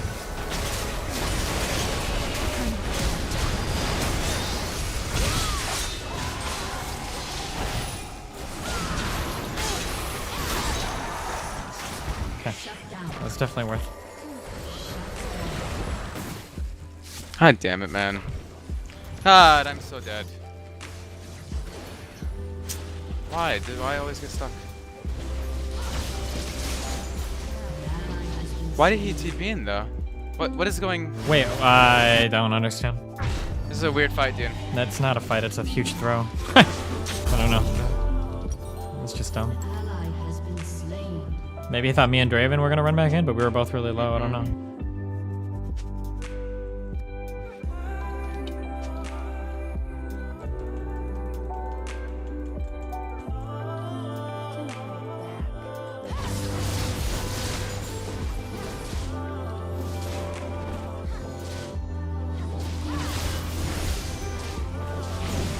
Oh my god, this cock fucking.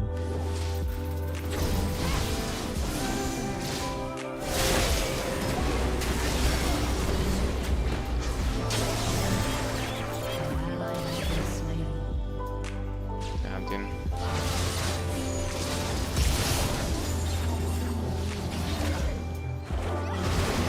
Oh shit.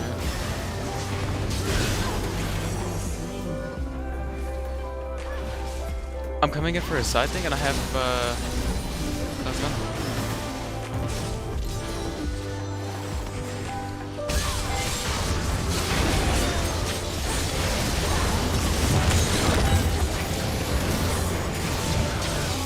I'm too low. Oh, we're dead. I didn't even see the ribbon flank either. Yeah, I didn't either.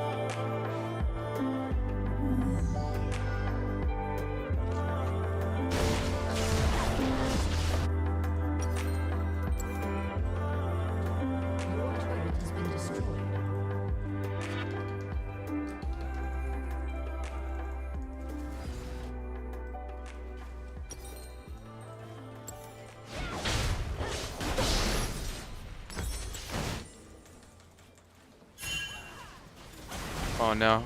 Can he win that? Oh my god.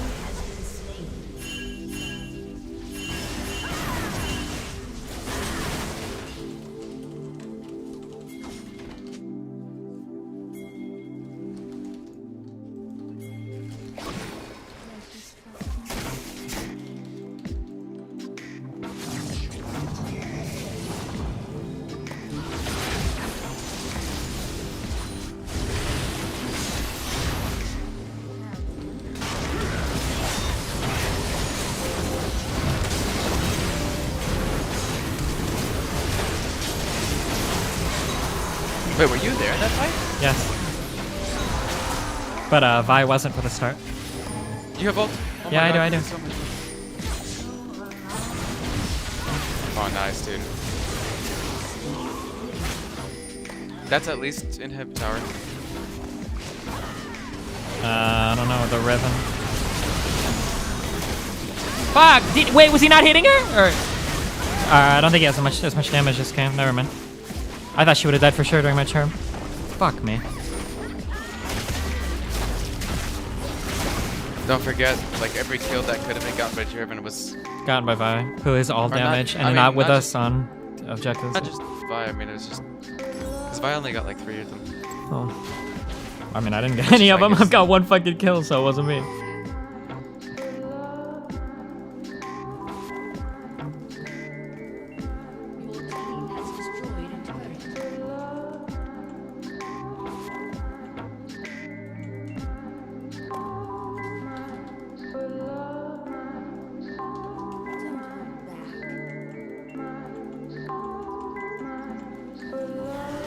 We didn't get in front of Drake at that time. No, we didn't. I should be up here. I forgot. Like, our team doesn't like doing stuff like that.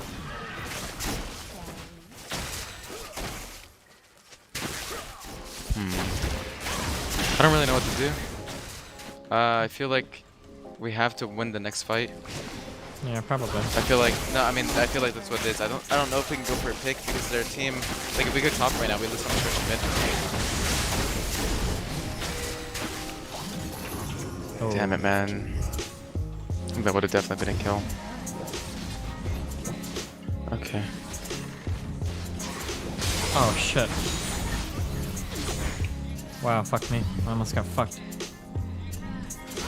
I'm not in there. Me and Draven is not in here either. I wouldn't fight this. But bias.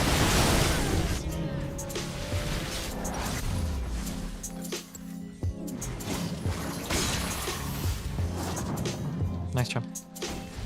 Did you see if Olaf ulted the Vi? I'm not sure. I think he did.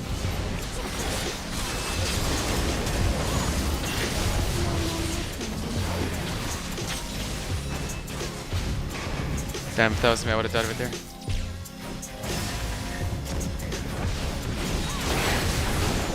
Nice damage. I think Olaf did, yeah. No.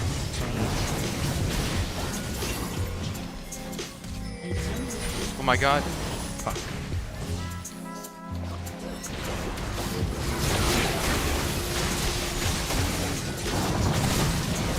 I don't know why we're not going on that. Fuck. That opens well.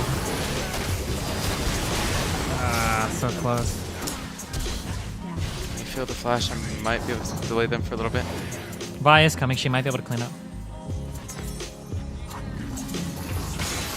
Nice. Yeah, I got Ezreal. God, I don't know where the other carry is though. Uh-oh, there he is. Oh, I'm so fucking dead. I was dead before, I'm so dead now. Jesus.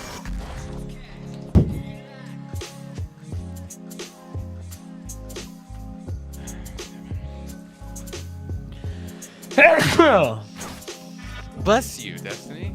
Wow, dude, I'm not even religious. What? I didn't hear what you said, huh? I'm not even religious, dude. It's offensive Dude, as fuck. that's just... Wow, dude, it's a good joke. Oh, look. Baron. Baron. No, the Vi's bot. We're dead. Uh-oh. I think it is. Yeah. But I think the Baron's gone because Vi showed bot. I actually know the Baron's gone.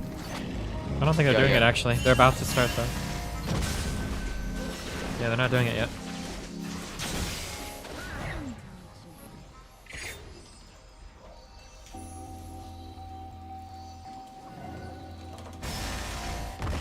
Bill.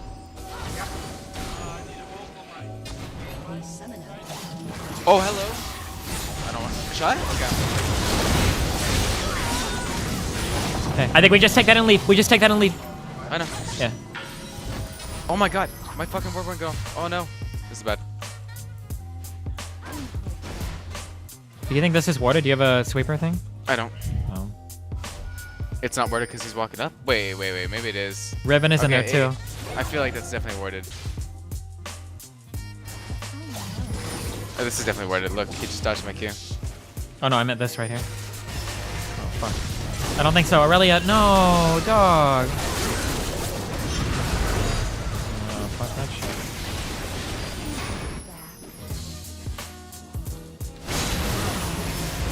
Uh-oh.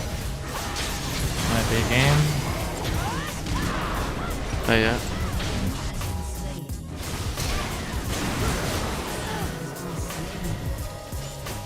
I think you two can hold. Don't hold that though. I think that's gone. Whoa, can you kill her? Oh shit. And the Nami's just coming right here, so... This guy's GA would be so good. No, don't do it. Why?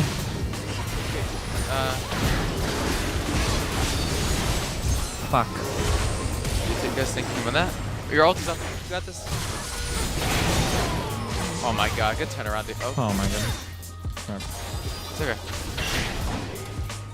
turn around there.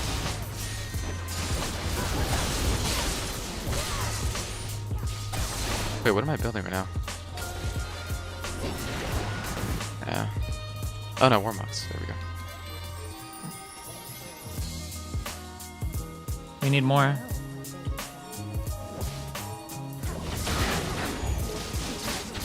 Start it? I don't think we whoops. should start it. I don't think that I really should start it.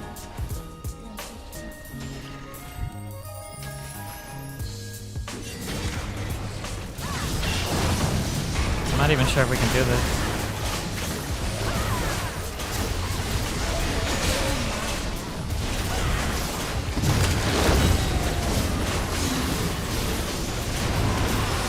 Oh my god, he smited it.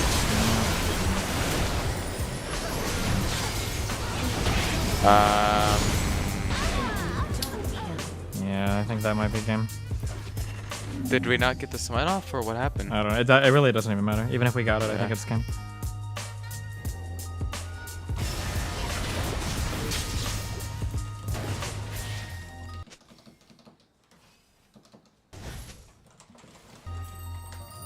Your inhibitor has been destroyed.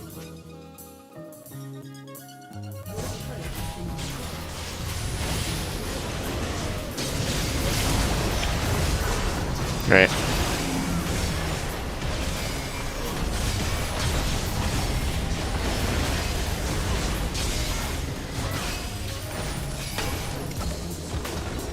Please don't let me lose like 24 LP or something like that, dude. I've won like 5 games in a row. That'd be really shitty. Okay, 20 is not that bad. I can take 20. As long as it's not fucking 24. Should I report or Vi? Yes. What should I even report it for? I don't care. On sportsmanlike conduct, whatever. Just report it for something.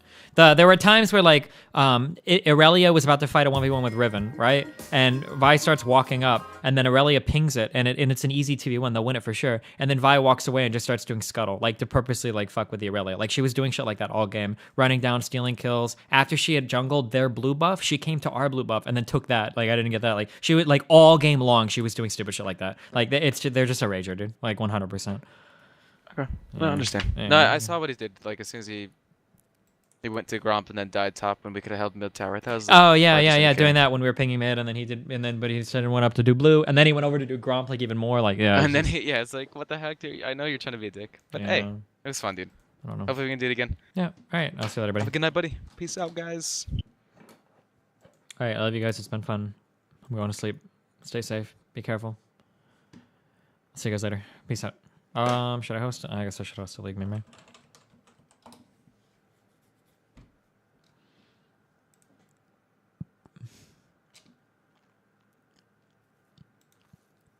I hosted a guy yesterday, right?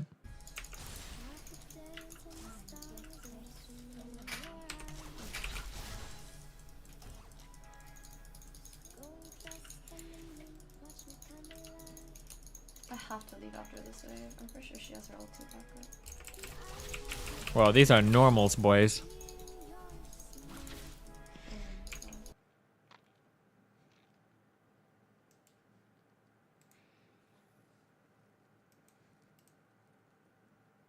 That actually smells like shit, but I want some. It smells like Patton when he comes out from his grass. Yo, boy. What are you doing?